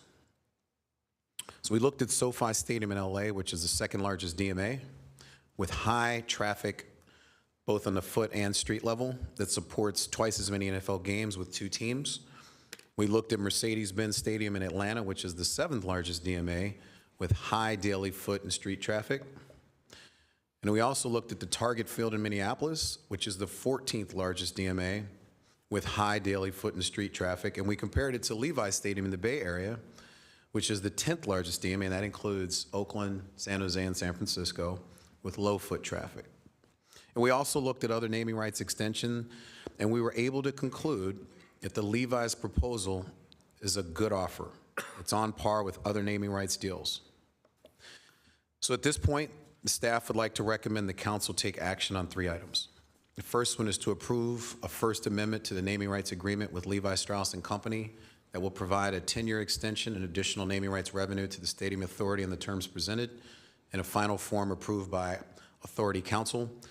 Second, we'd like to approve a Levi Stadium naming rights extension and enhanced signage implementation agreement with 49ers SC Stadium Company LLC, Stadco, to coordinate the enhanced sign project and to share in the cost of the design, construction, installation, signage, and removal, and to memorialize Stadco's $4 million commitment over 20 years on the terms presented in a final form approved by Authority Council. Lastly, authorize the city manager to negotiate and execute a grants agreement and take other actions that may be required to implement STADCO's charitable commitment in final forms approved by the city attorney. Thank you for your time, and we're open to questions. Thank you. Councilmember Hardy. Thank you. It's not often we get something before us that looks like a win-win-win. I do have one question. I want to make certain this signage cost is a one-time cost that we would be signing up for. I want to make certain I'm clear on that. Thank you. Vice Mayor Becker. Thank you, Mayor. Actually, Councilmember Hardy just stole kind of what I was going to ask too, so I second what she was going off of. But an overall, thank you for your oversight and research, Chuck and City Manager. Greatly appreciated, and thanks for doing the due diligence for the city. Councilmember Jane.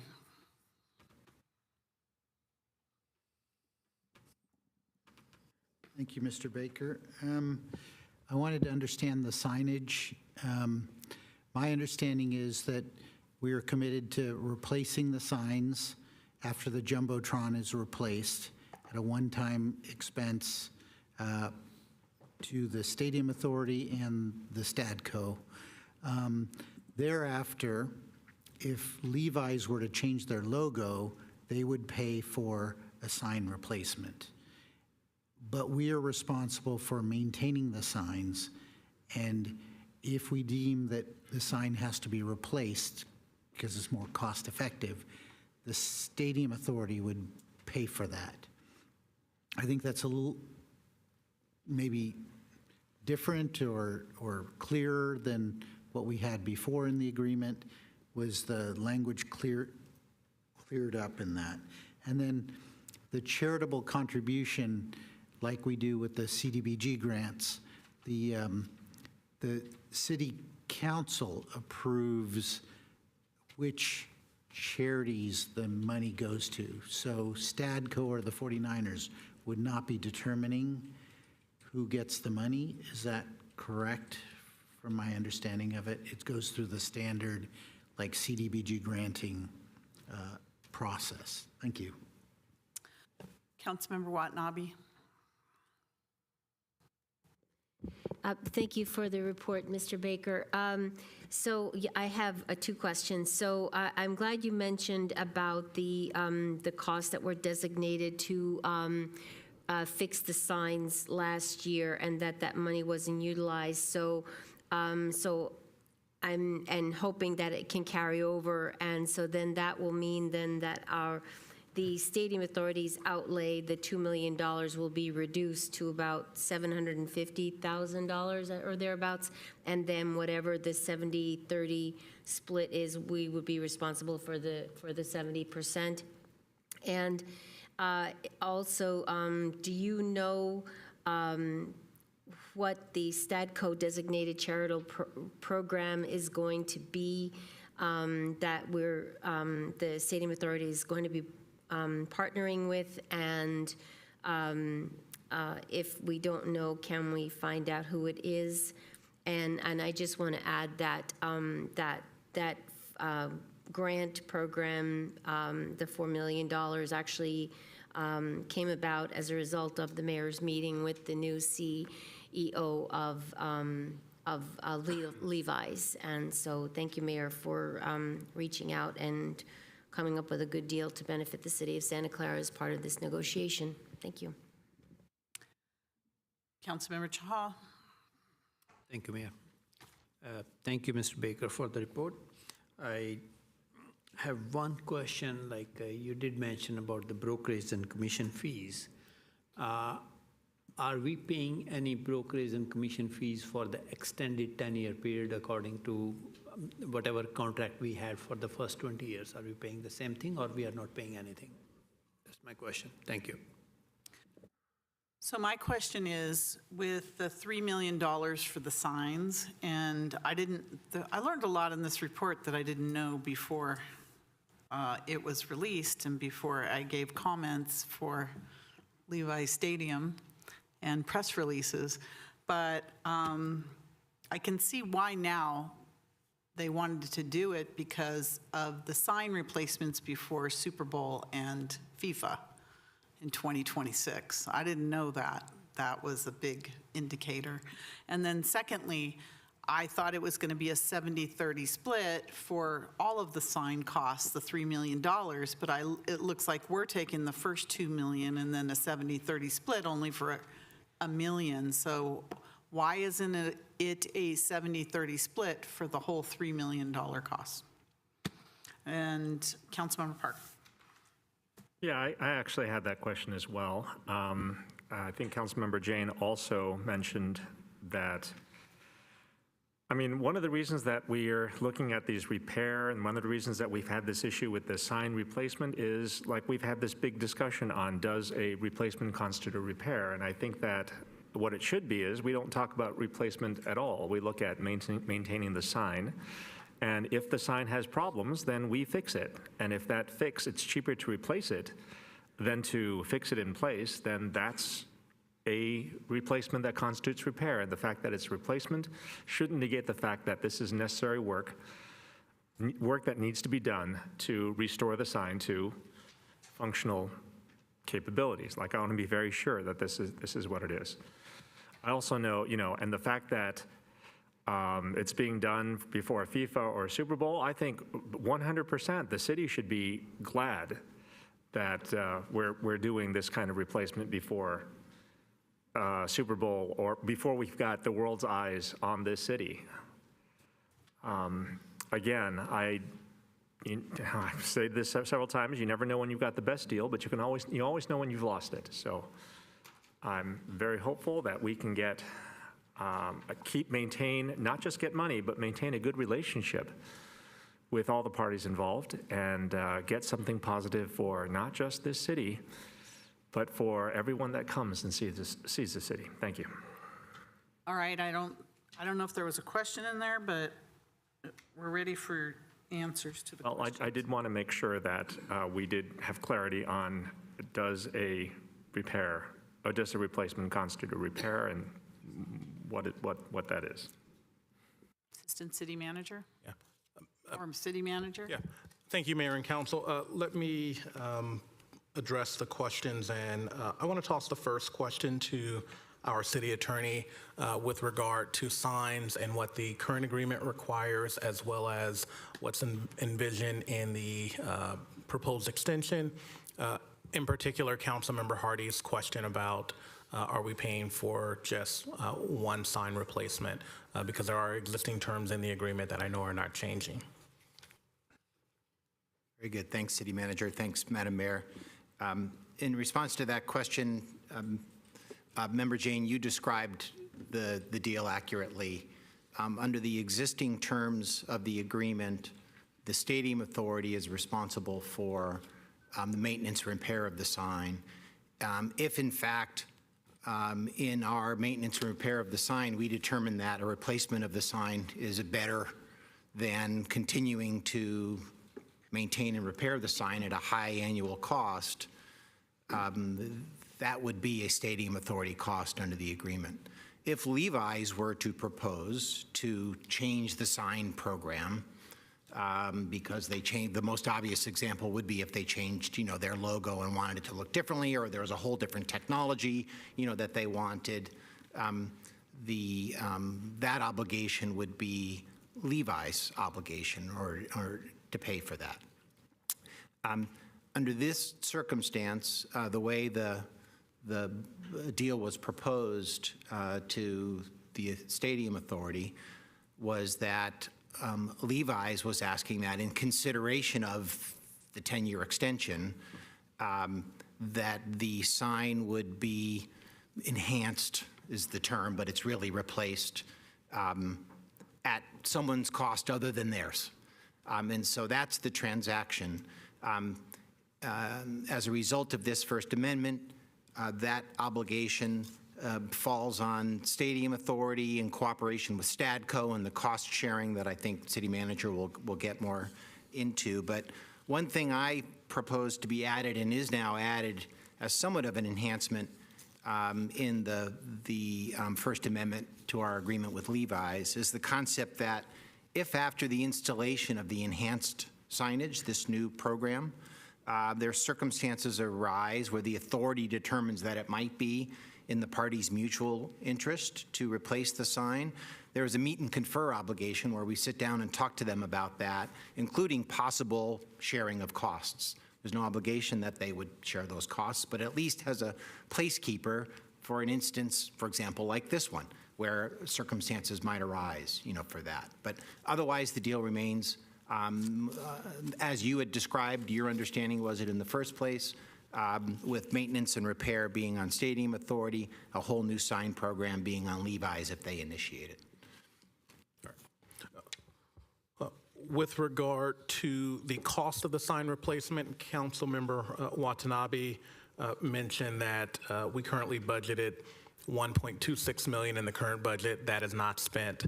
As per the current proposal, the city would pay $2 million. That is a delta of approximately $750,000 that the Stadium Authority would have to fund. In addition, also noted within the staff report is that a new sign comes with a minimum of a 3-year warranty. We will certainly analyze purchasing a longer warranty. And so even though we will be paying more, we also will be defraying future maintenance costs. And so we will actually be evaluating the cost benefit of buying a longer warranty. With regard to the question of why is the proposal, the Stadium Authority paying the initial $2 million and then a 70-30 split after that, I'll turn that over to Assistant City Manager Baker. Yeah, so that's a great question, and I think that it came from Councilmember Park as well as the mayor. So essentially, as City Attorney alluded, Levi's looked at this as, hey, we want this to be an opportunity similar to how we took on the installation costs at the onset of the initial agreement, since this is sort of an extension, to take this on as a part of our cost. What we were able to negotiate through a back and forth was that we felt that it would be fair for Stadco to take on some of those costs too, even though they're not technically obligated.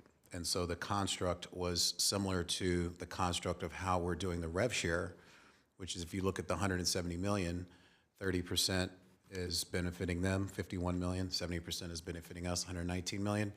We would take that same construct and extend that to what we felt was the delta of $1 million because the estimate is 3 million.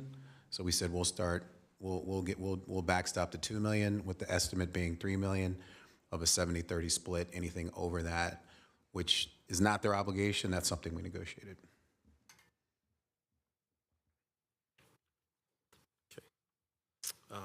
There was another question on commission fees. There are no commission fees as a part of this extension.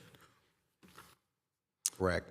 I think that concludes all of the questions that were asked. There was a question from Councilmember Jane with regard to the charitable contribution, and Councilmember Jane asked if it was analogous to the CDBG program, the Community Development Block Grant Program, where the council makes the decision on the awardees. It is not. It is actually envisioned to be similar to our community grants program that is on our website, and the council does not make the final decision on those grantees. What's also embedded in the recommendation is that you would authorize the city manager to enter into a separate agreement called a grants agreement. We are still negotiating that with Stadco. We envision the terms to be similar to the community grants program. In those preliminary discussions, Stadco has expressed an interest to be knowledgeable of the grant awardees, if not have mutual agreement on who the grant awardees are. We're continuing to have those conversations. Should the final negotiated terms be any different than our normal community grants program, I would certainly bring that back to the City Council for discussion and approval. I need to say something about that because that sounds like it's changed twice. The initial offering was $200,000 a year coming to our community grants program.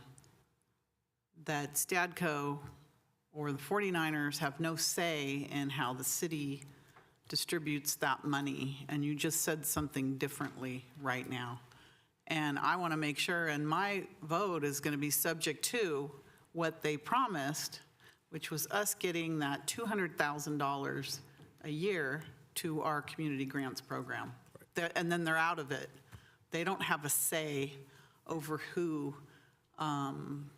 gets the money that's distributed in our city, because, as you know, we can't agree on a whole lot. And they already tried to change it in the press release to say they'll put it towards community programs and other developments in the city that benefit the residents. And that's wrong. That's not what they agreed to in the first place. So I'm very clear that money needs to come to our community grant program, and the city, we decide where that goes. Because those are things, that money can pay for our parade and other things that, you know, is an annual cost to us. So I'm really, you know, counting on you to hold them to what they said they were going to do in the first place. Sure. So there are a number of recommendations. Want to be very clear what there are. There's a implementing agreement which contains the commitment as recommendation number 2, and then there's authorization to enter into a separate grants agreement with a Stadco affiliated entity. There was a question around which entity. We believe at this point they would likely target the 49ers Foundation. Yeah, we don't care where the money comes from, just that it comes to us. Absolutely. Annually. Absolutely. And as stated, we are still negotiating the details of the grant agreement.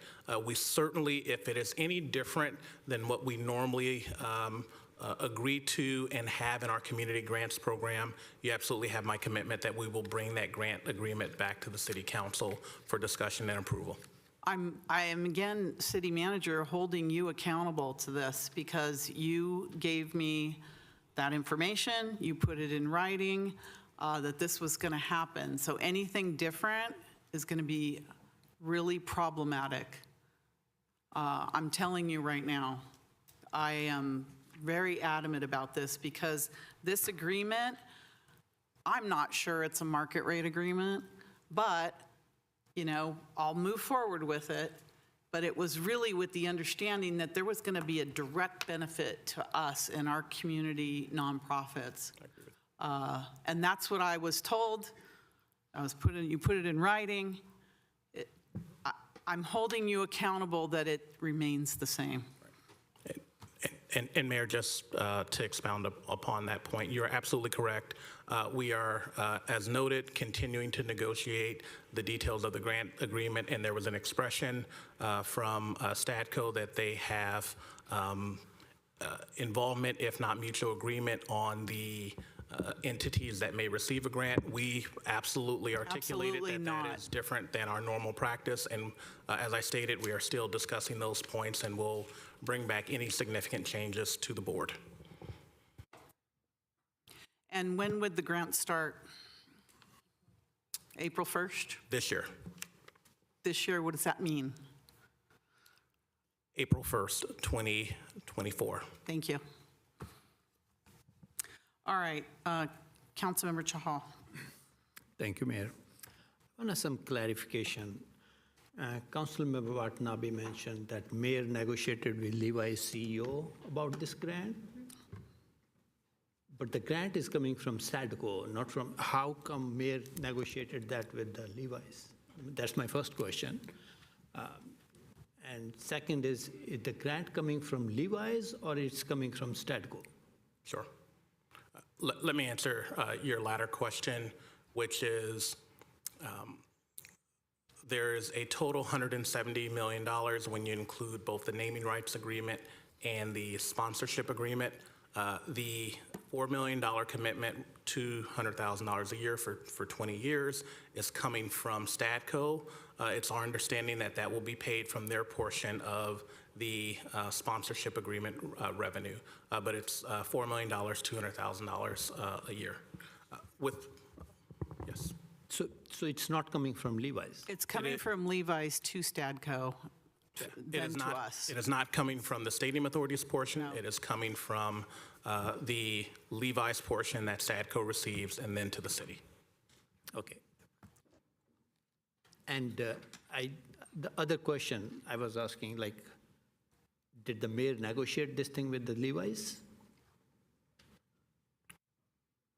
Sure, I'll take that. I think you're referring to a comment that Councilmember Watanabe made.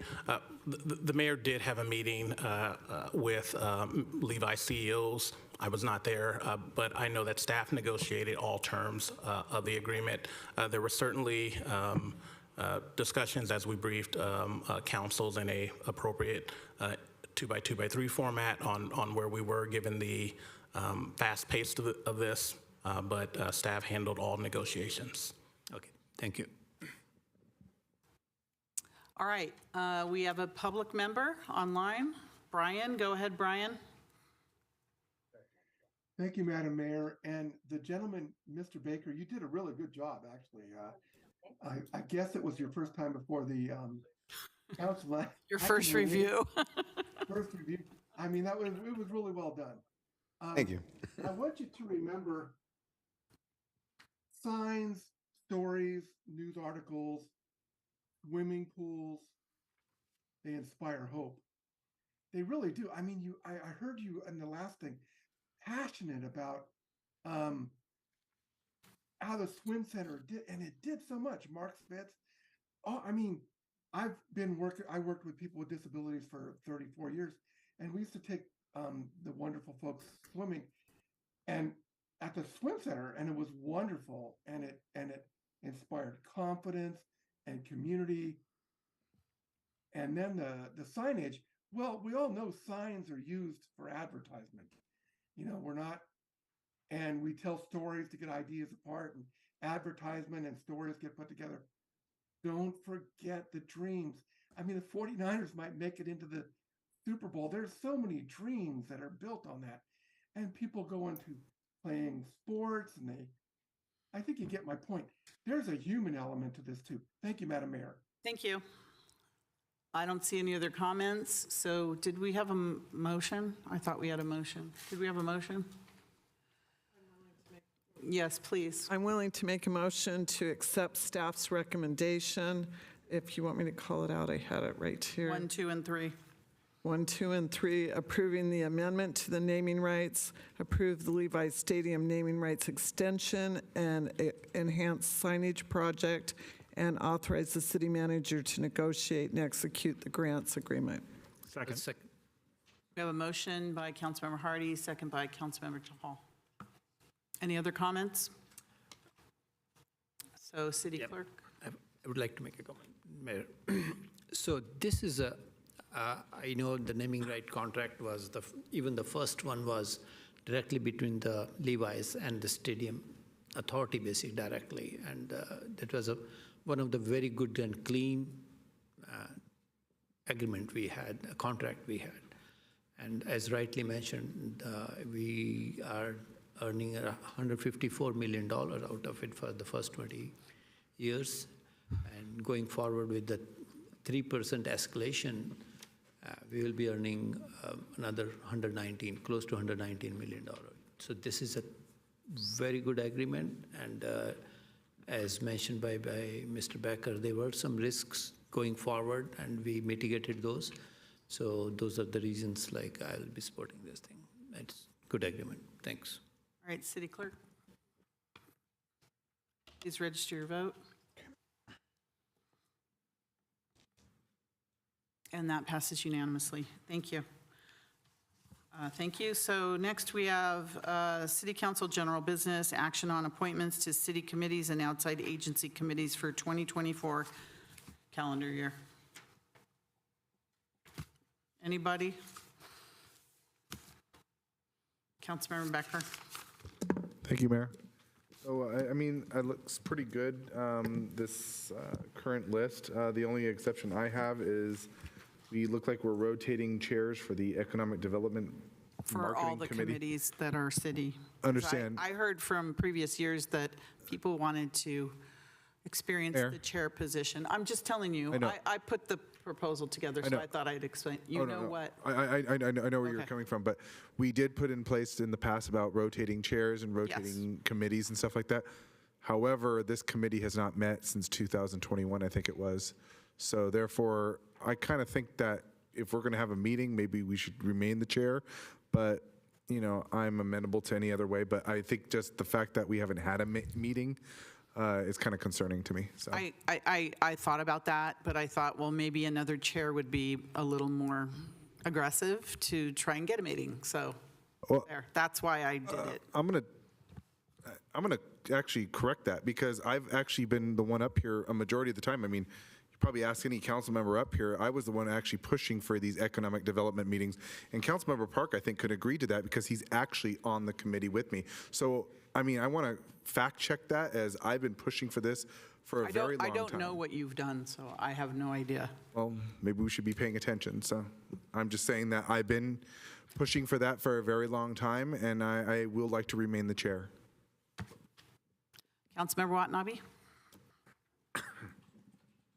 Thank you, Mayor.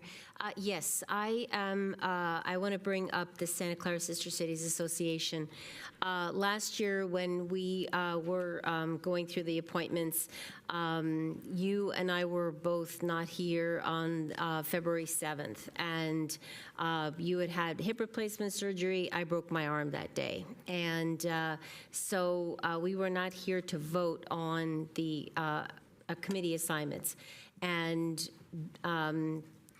Vice Mayor Park at that time removed me as the liaison on that committee and made me the alternate. And I was not here to defend myself or fight for my position because I've been actively involved with Sister Cities ever since I left as president of Sister Cities. I've remained active. And it was very unfair what was done. I still have a very good relationship with the sister cities. I'm engaged with them. They seek advice from me, and I am going to ask that I be reinstated as the liaison on that committee. And I'm going to make a motion to reinstate myself as the liaison on the Santa Clara Sister Cities Association. And Councilmember Park can be the alternate. What about the rest of the assignments? I'm fine with the rest. Does that include the rest of the assignments? Yes, that includes the rest of the assignments. Okay, I'm fine with the rest of them. It's just this particular committee that I was unfairly removed from without my being here to defend myself. Yes, I was also removed from committees. In fact, I'm pretty much removed from almost every committee, and I barely have any assignments. You all have removed me from mostly everything. So that's a motion. I'll second it. Would you like me to have you reinstated on? No, that's okay. You're pretty busy. Yeah. I'll use my efforts in other ways. I'd like to make a substitute motion. Substitute motion, okay. Surprise. What a surprise. Yes. Yes, okay. Wait, do I have more committees to be removed from? What do I have left? Go ahead. My substitute motion is to maintain Councilmember Park on the sister cities and to make Vice Mayor Becker the chair of the Economic Development and Marketing Committee, leaving the rest of the proposed assignments the same. I'll second that. All right, so the first vote is to vote on whether to accept the substitute motion. City Clerk?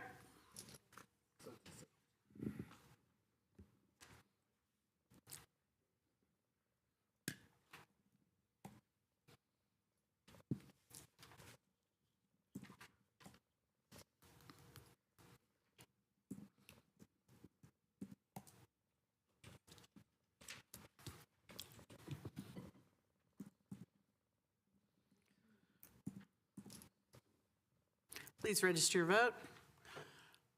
And that passes 5-2. All right, now it's the motion. Itself. Yes.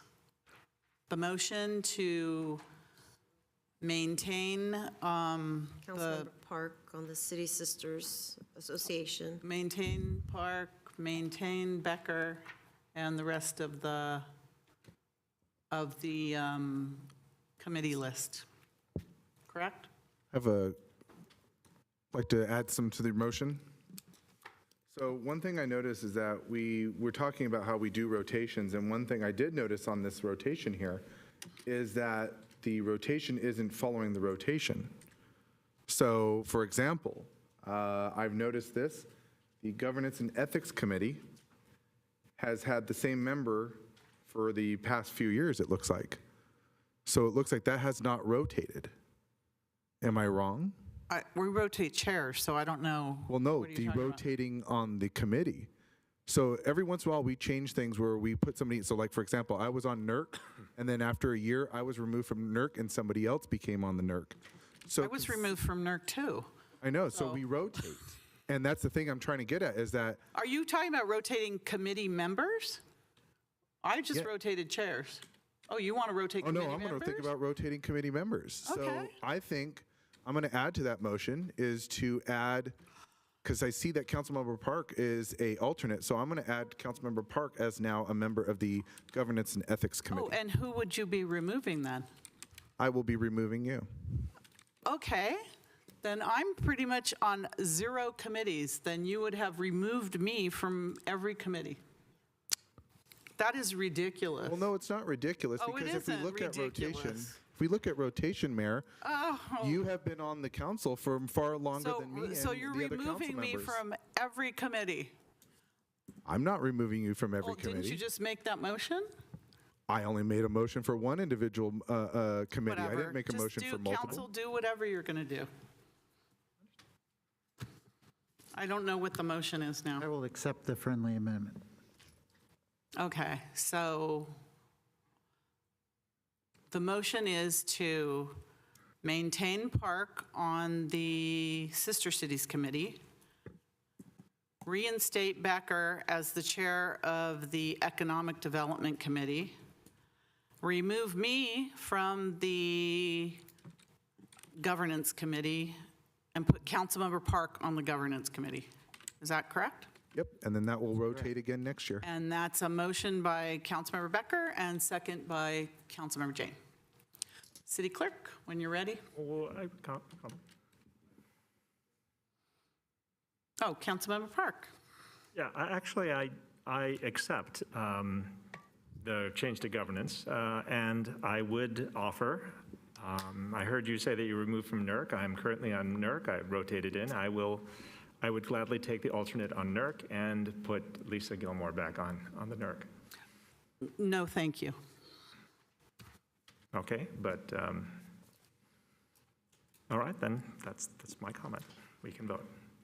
Councilmember Watanabe? Yeah, thank you, Mayor. Yes, so while we're playing musical chairs, I'll tell you what, Councilmember Becker, why don't you, I'm going to add to what you've started, and I'm going to add to the motion to remove me as from the Economic Development Committee and put Councilmember Chahal in my place so that we can properly rotate committees. That's perfectly fine. I accept that. All right, City Clerk, when you're ready, if you got all that. Mayor, can I ask for a quick clarification? Mm-hmm. I've heard remove from committee, but I think what's being articulated is remove from the member spot and move to the alternate spot. Yes, of course. With regard to governance, the motion is to remove Mayor Gilmore as a member, placing Kevin Park as the member, and moving Mayor Gilmore to the alternate spot where Kevin Park was. And then similarly for the Economic and Development and Marketing Committee, switching Councilmember Jahal from the alternate to the member and moving Councilmember Watanabe from the member to the alternate. Yes, I mean, I just want to say, you know, I do have a lot of experience for a lot of things, but this council majority is so petty and ridiculous that it doesn't do our city any service when you take your petty issues and make this kind of action. And I'm telling you, the residents notice it as well. So continue on with your pettiness, and that's all I can say. We're wasting our time. All right, City Clerk, when you're ready. I don't think it's petty, to be honest. I mean, we have our hands up, but I don't think it's petty. I don't think it's fair that you get the last word like that. Councilmember Chahal. Thank you, Mayor. It's not a question of being petty. Like, I have been involved with Sister Cities since 2011, much more than Councilmember Watanabe. And I still did not object to her being on the multiple years on the Sister City liaison. I was International Exchange Commissioner, and as soon as I got onto the Planning Commission, I was on the board of Sister Cities since 2013, basically. I never said that, okay, if she wants to be on the liaison committee for the Sister City, that's okay. But just making your argument as a political thing, oh, you're making this argument, just throwing that allegations doesn't help anybody. And secondly, I know you said the city is losing by not appointing experienced person. I know last year we changed Sir Chain as on the VTA board. He is doing so well. Like, who has more knowledge than Councilmember Surge about the VTA affairs, about the NCPA affairs? Tell me on this council. Everybody. That is your personal opinion. It's not my personal opinion. You can take a test with him any day of the test with NCPA. Can we move on, please? Yeah, we can move on, but don't allege something which is not fundamentally true, which is not I allege that I was removed from all the committees. You are That is still on the school fundamentally liaison true. committee. You're still on the liaison committee. Wait, yeah, you I have still multiple. have a committee. Should I get you more list? I can get you more list where you are. I'm nowhere else. Yeah, that's what I'm saying. You are on the committees. And when we were allocated committees in 2019, we were not even asked. Okay, you pick this, you were allocated this, that's it. We were not even asked. You were always asked, No, and we were I can not prove it. asked. And you were always asked. I'd like to move on, please. You're Councilmember Hardy was ridiculous. with me. You're petty and ridiculous. Let's move on. It's petty that you are alleging something which is not true. Councilmember Park, do you have more to add to this nonsense? Yeah, I mean, I will say I did try to offer you a position, try to get things in. It may be Councilmember Chahal's opinion that Councilmember Jane has been very effective on VTA. It's my opinion as well. I attend most of the meetings as an alternate. I attend actually the planning meetings as an alternate, and I think that the discussions that Councilmember Jane has had, and I think that the discussions that Councilmember Hardy has had on water, I've gone to a lot of those events as well. I feel like rather than being petty, we are looking at the qualified people for the commissions, the committees that are there. And I also feel that maybe if they don't include some of the older council members, that's a different statement. Thank you. That's disrespectful, of course, as usual. Now I'm going to go to the public. Brian, go ahead, Brian. Thank you, Madam Mayor. First of all, I want to thank each and every one of you for struggling through all this. It's not easy. Most of my time has been spent with people who are just trying to communicate with. I used to work at Agnew's, and I could tell you some stories, but won't. Ladies and gentlemen, you are the voices of our city. And I know there's this disconcerting efforts, and I don't understand it. I retired and I'm just trying to keep helping my students. But I really do love Santa Clara. It's where I was born. It's where my mother, father, brother, and sister died and buried, and I'm the last person. And I still live near the cemetery. I often go out there, as do a lot of people. This city is our home. We really want you folks to get along. We do. I understand I don't know. I wish I had an answer. I really do. I wish I could go pizzazz and or whatever word you want to use. But I trust all of you to lead us as best you can. Thank you, Madam Mayor. I'm calling for the question. City Clerk? Call for the vote. Madam Mayor, I'm just going to repeat this. Keep Councilmember Park as the liaison on the Sister Cities Association and Vice Mayor Becker to continue as the chair on the Economic Development Committee. Make Mayor Gilmer alternate member and add Councilmember Park as the member on the Governance and Ethics Committee. Remove Councilmember Watanabe as the member and add Councilmember Shahal as the alternate member on the Economic Development Committee. Is that correct? I think that's it, yeah. And accept the rest of the The rest assignments. of the recommendations. Okay.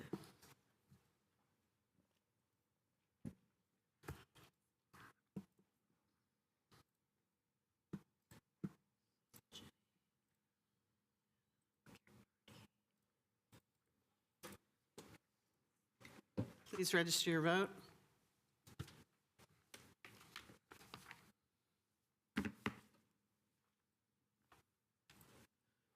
And that passes 5-2. All right, reports of members and special committees. Councilmember Jane. Yes, I want to mention that COVID is still raging, and that's why I'm wearing my mask. And I encourage people to get vaccinated. They're still detecting large amounts of COVID virus in wastewater. The other thing I wanted to report is that Showtime, I've already gotten my ticket. So Showtime is coming March 2nd and March 3rd. On March 2nd, it's a Saturday 7 p.m. show. Doors open at 6 p.m. On March 3rd, Sunday, the show is at 2 p.m. You can get your tickets from the Santa Clara Women's League.org or at the door. Then the last thing I want to report is that I attended the NCPA Strategic Issues Conference. That was January 16th to 18th in Sacramento. And I had a couple of things to report from that. Siva Gunda, who's the vice chair of the CEC, the California Energy Commission, he said that we need to add 50 gigawatts of storage by 2045. That will require about 1 million acres to provide, if you provide it with renewable resources. We also need to build 148 gigawatts of new renewable generation by 2045 to achieve our zero carbon goals. There was Steve Powell, the president and CEO of SoCal Edison. He reported that they have 9,700 miles of transmission lines in high fire areas, and they've already replaced 5,200 miles with covered connector. So that conductor, that's insulated conductor, and that's reduced the fire risk by 85% since 2018. So that's very impressive that they've done that. So I think that our utility should look at covered conductor. And then they had a very impressive presentation from somebody from Palo Alto Utilities, and they're providing fiber to the premise for residents. And then they have a very aggressive plan to decarbonize, to electrify everything. And so it's called their grid modernization program. They will be replacing 1,400 single-phase pole-top transformers and 56 miles of secondary conductors to be replaced. So it's a very aggressive plan to increase capacity to provide for full electrification. Thank you. Thank you. Councilmember Watanabe?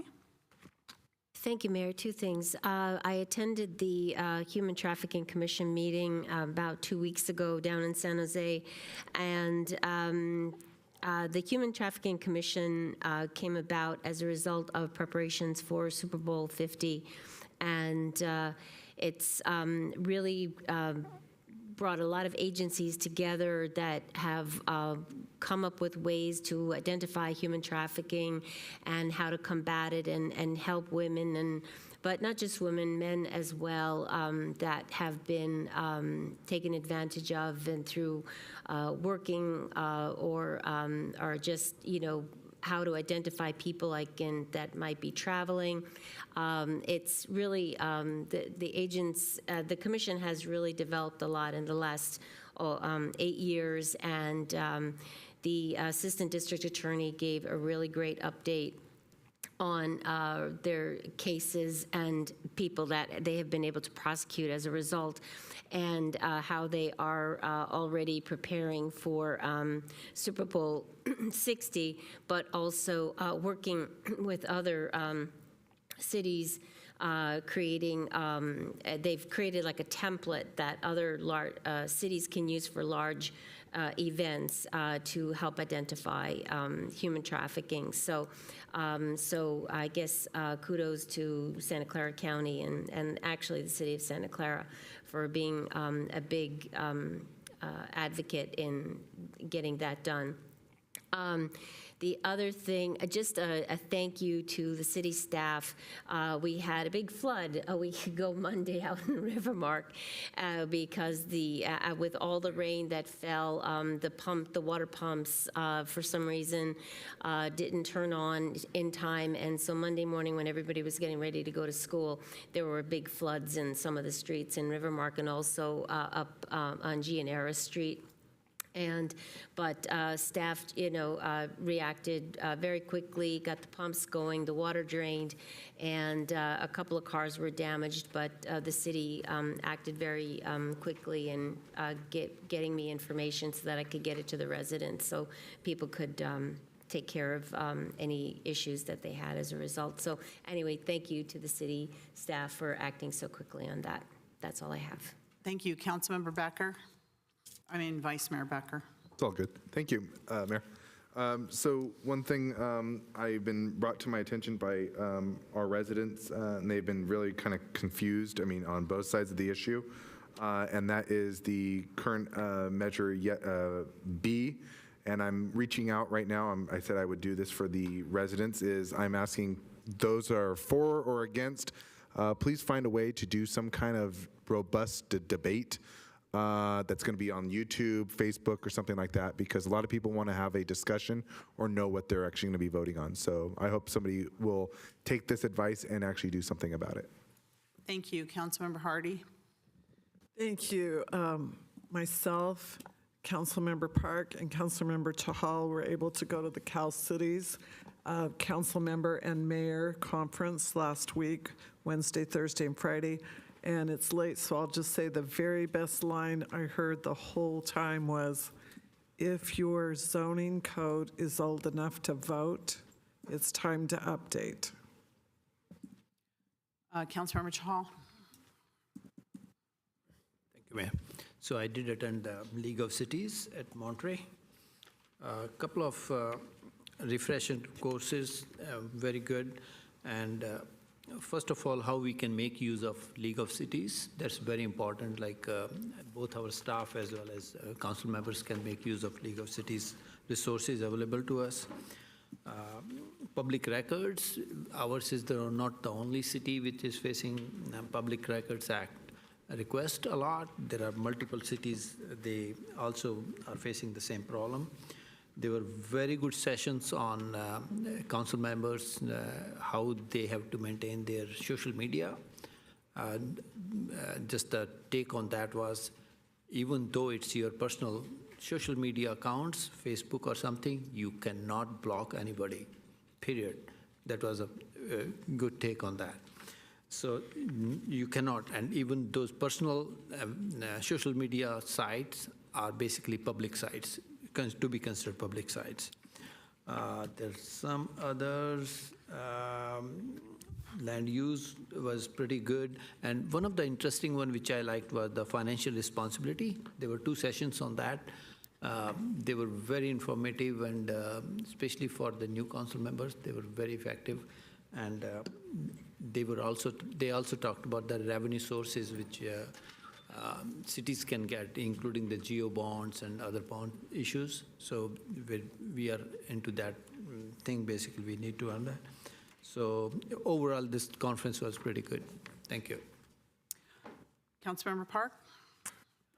Yes, thank you. I also enjoyed the League of Cities. They were, as Councilmember Chahal said, great refreshers. They're great reminders of things that we all know, but we should keep in mind. It's also a great way to hear that, the problems in our city aren't unique to our city. And also nice to hear how we could help with some of the ideas that we have and learn from what they're doing. I think the biggest thing that I wanted to hear was that your soft skills are actually your hard skills. That talent is important, but people have to know that you care, that you have heart. And the comment that everyone's heard, but I think that we do need to think about a little bit more is people have to know that you care before they care about what you know. The financial workshops were also pretty eye-opening. It's kind of funny, but my comment, I didn't really have a comment, but I didn't really have any questions. I had comment.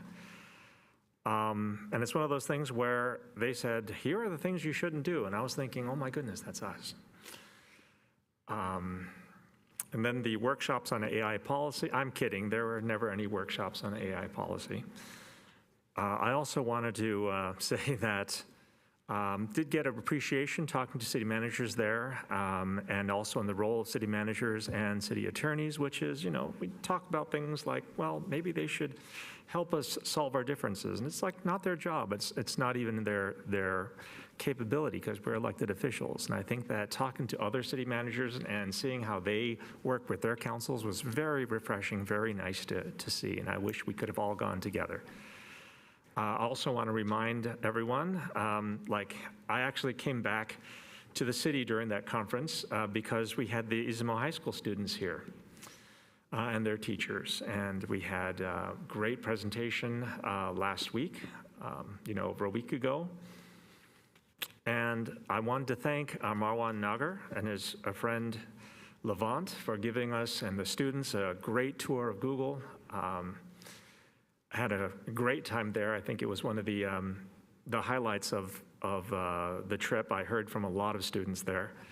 And the next day, we had David Kim and his friend Shunpei, who is the head of the Japan relations at Plug and Play, for giving us a great historic perspective on Plug and Play, but also the history of startups in this area, and for giving Japanese students who didn't really have a lot of they don't really have a lot of resources in the technical areas. I mean, they come from a mainly agricultural region, but it was just great to hear the questions that they had and some of the asks that they had for us. And I think that in the near future, I will be trying to set up a remote class for them so that we can teach them a little bit of technology. And I'm looking forward to trying to drag other people into this as well. So, but again, I really appreciate that they came. I really appreciate the time. Thank you so much for having the relationship with our city and having this great exchange. Thank you. Thank you. And I'll make mine quick as well. I attended the U.S. Conference of Mayors. City manager was with me as well. I just wanted to say that it was, as always, a great event and a great conference.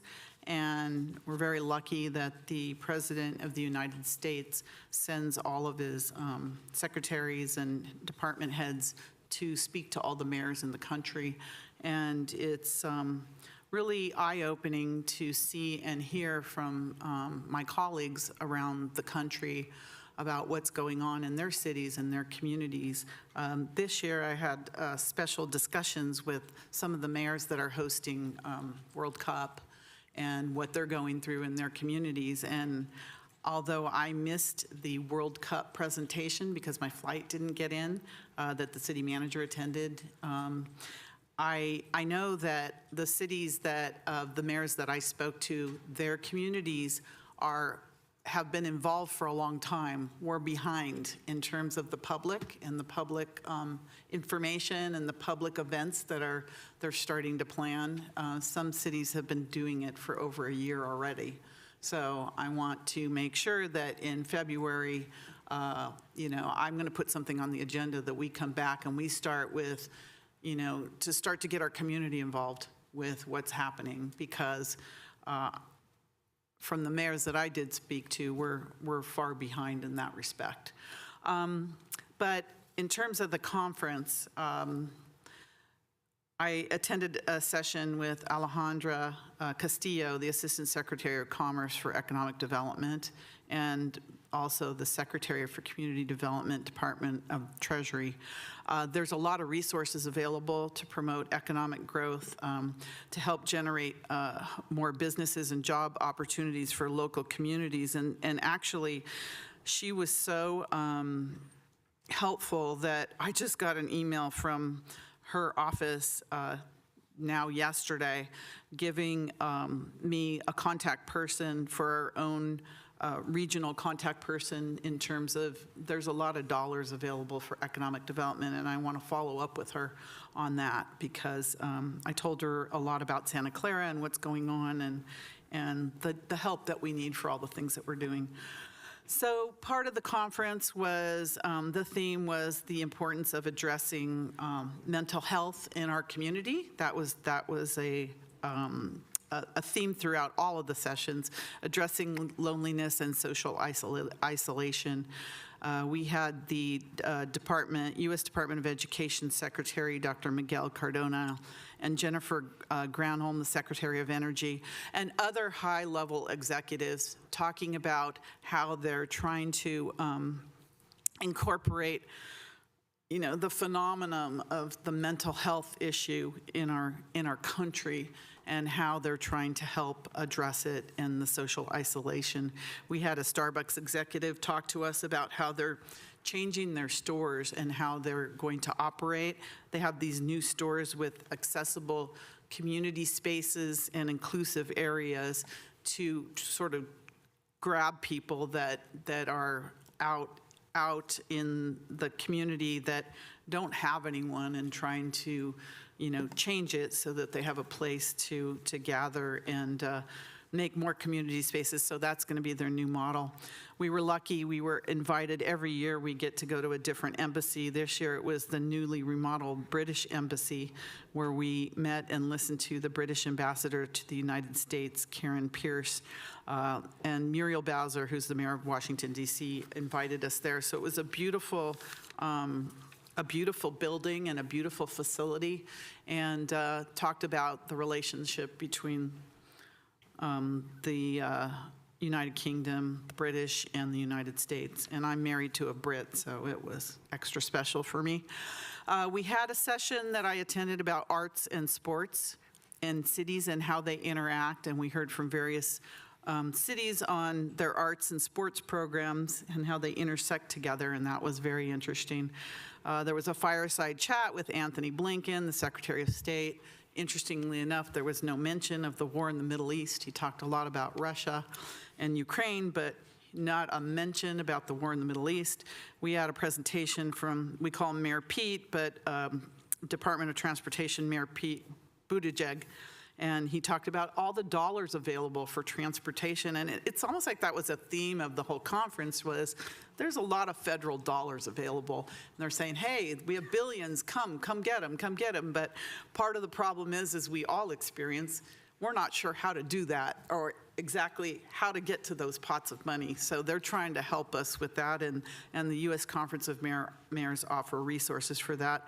We heard from Vice President Kamala Harris, and the end of the trip, we always go to the White House, and had a session with President Biden talking about what's going on in the country, what he's focusing on, homelessness, housing, public safety is a big issue for him, and he does have a wicked sense of humor. He's very interesting, and it was really a good conference. I learned a lot from it, and I really want to dig into those resources that are available for us. So anyways, that's it. City Manager, Executive Director report. Thank you, Mayor.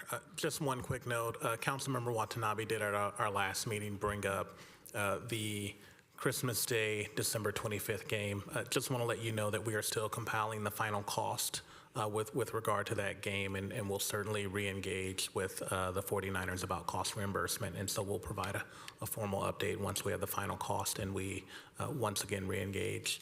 And absolutely attended the conference of mayors with the mayor and had a number of meetings on Capitol Hill with regard to funding for FIFA and other things. Thank you.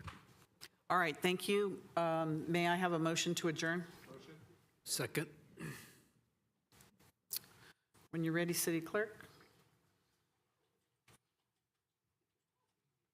And thank you to all the staff and everyone for staying so late. Sorry that it's taken this long. Please register your vote. And that passes unanimously, and this meeting is adjourned.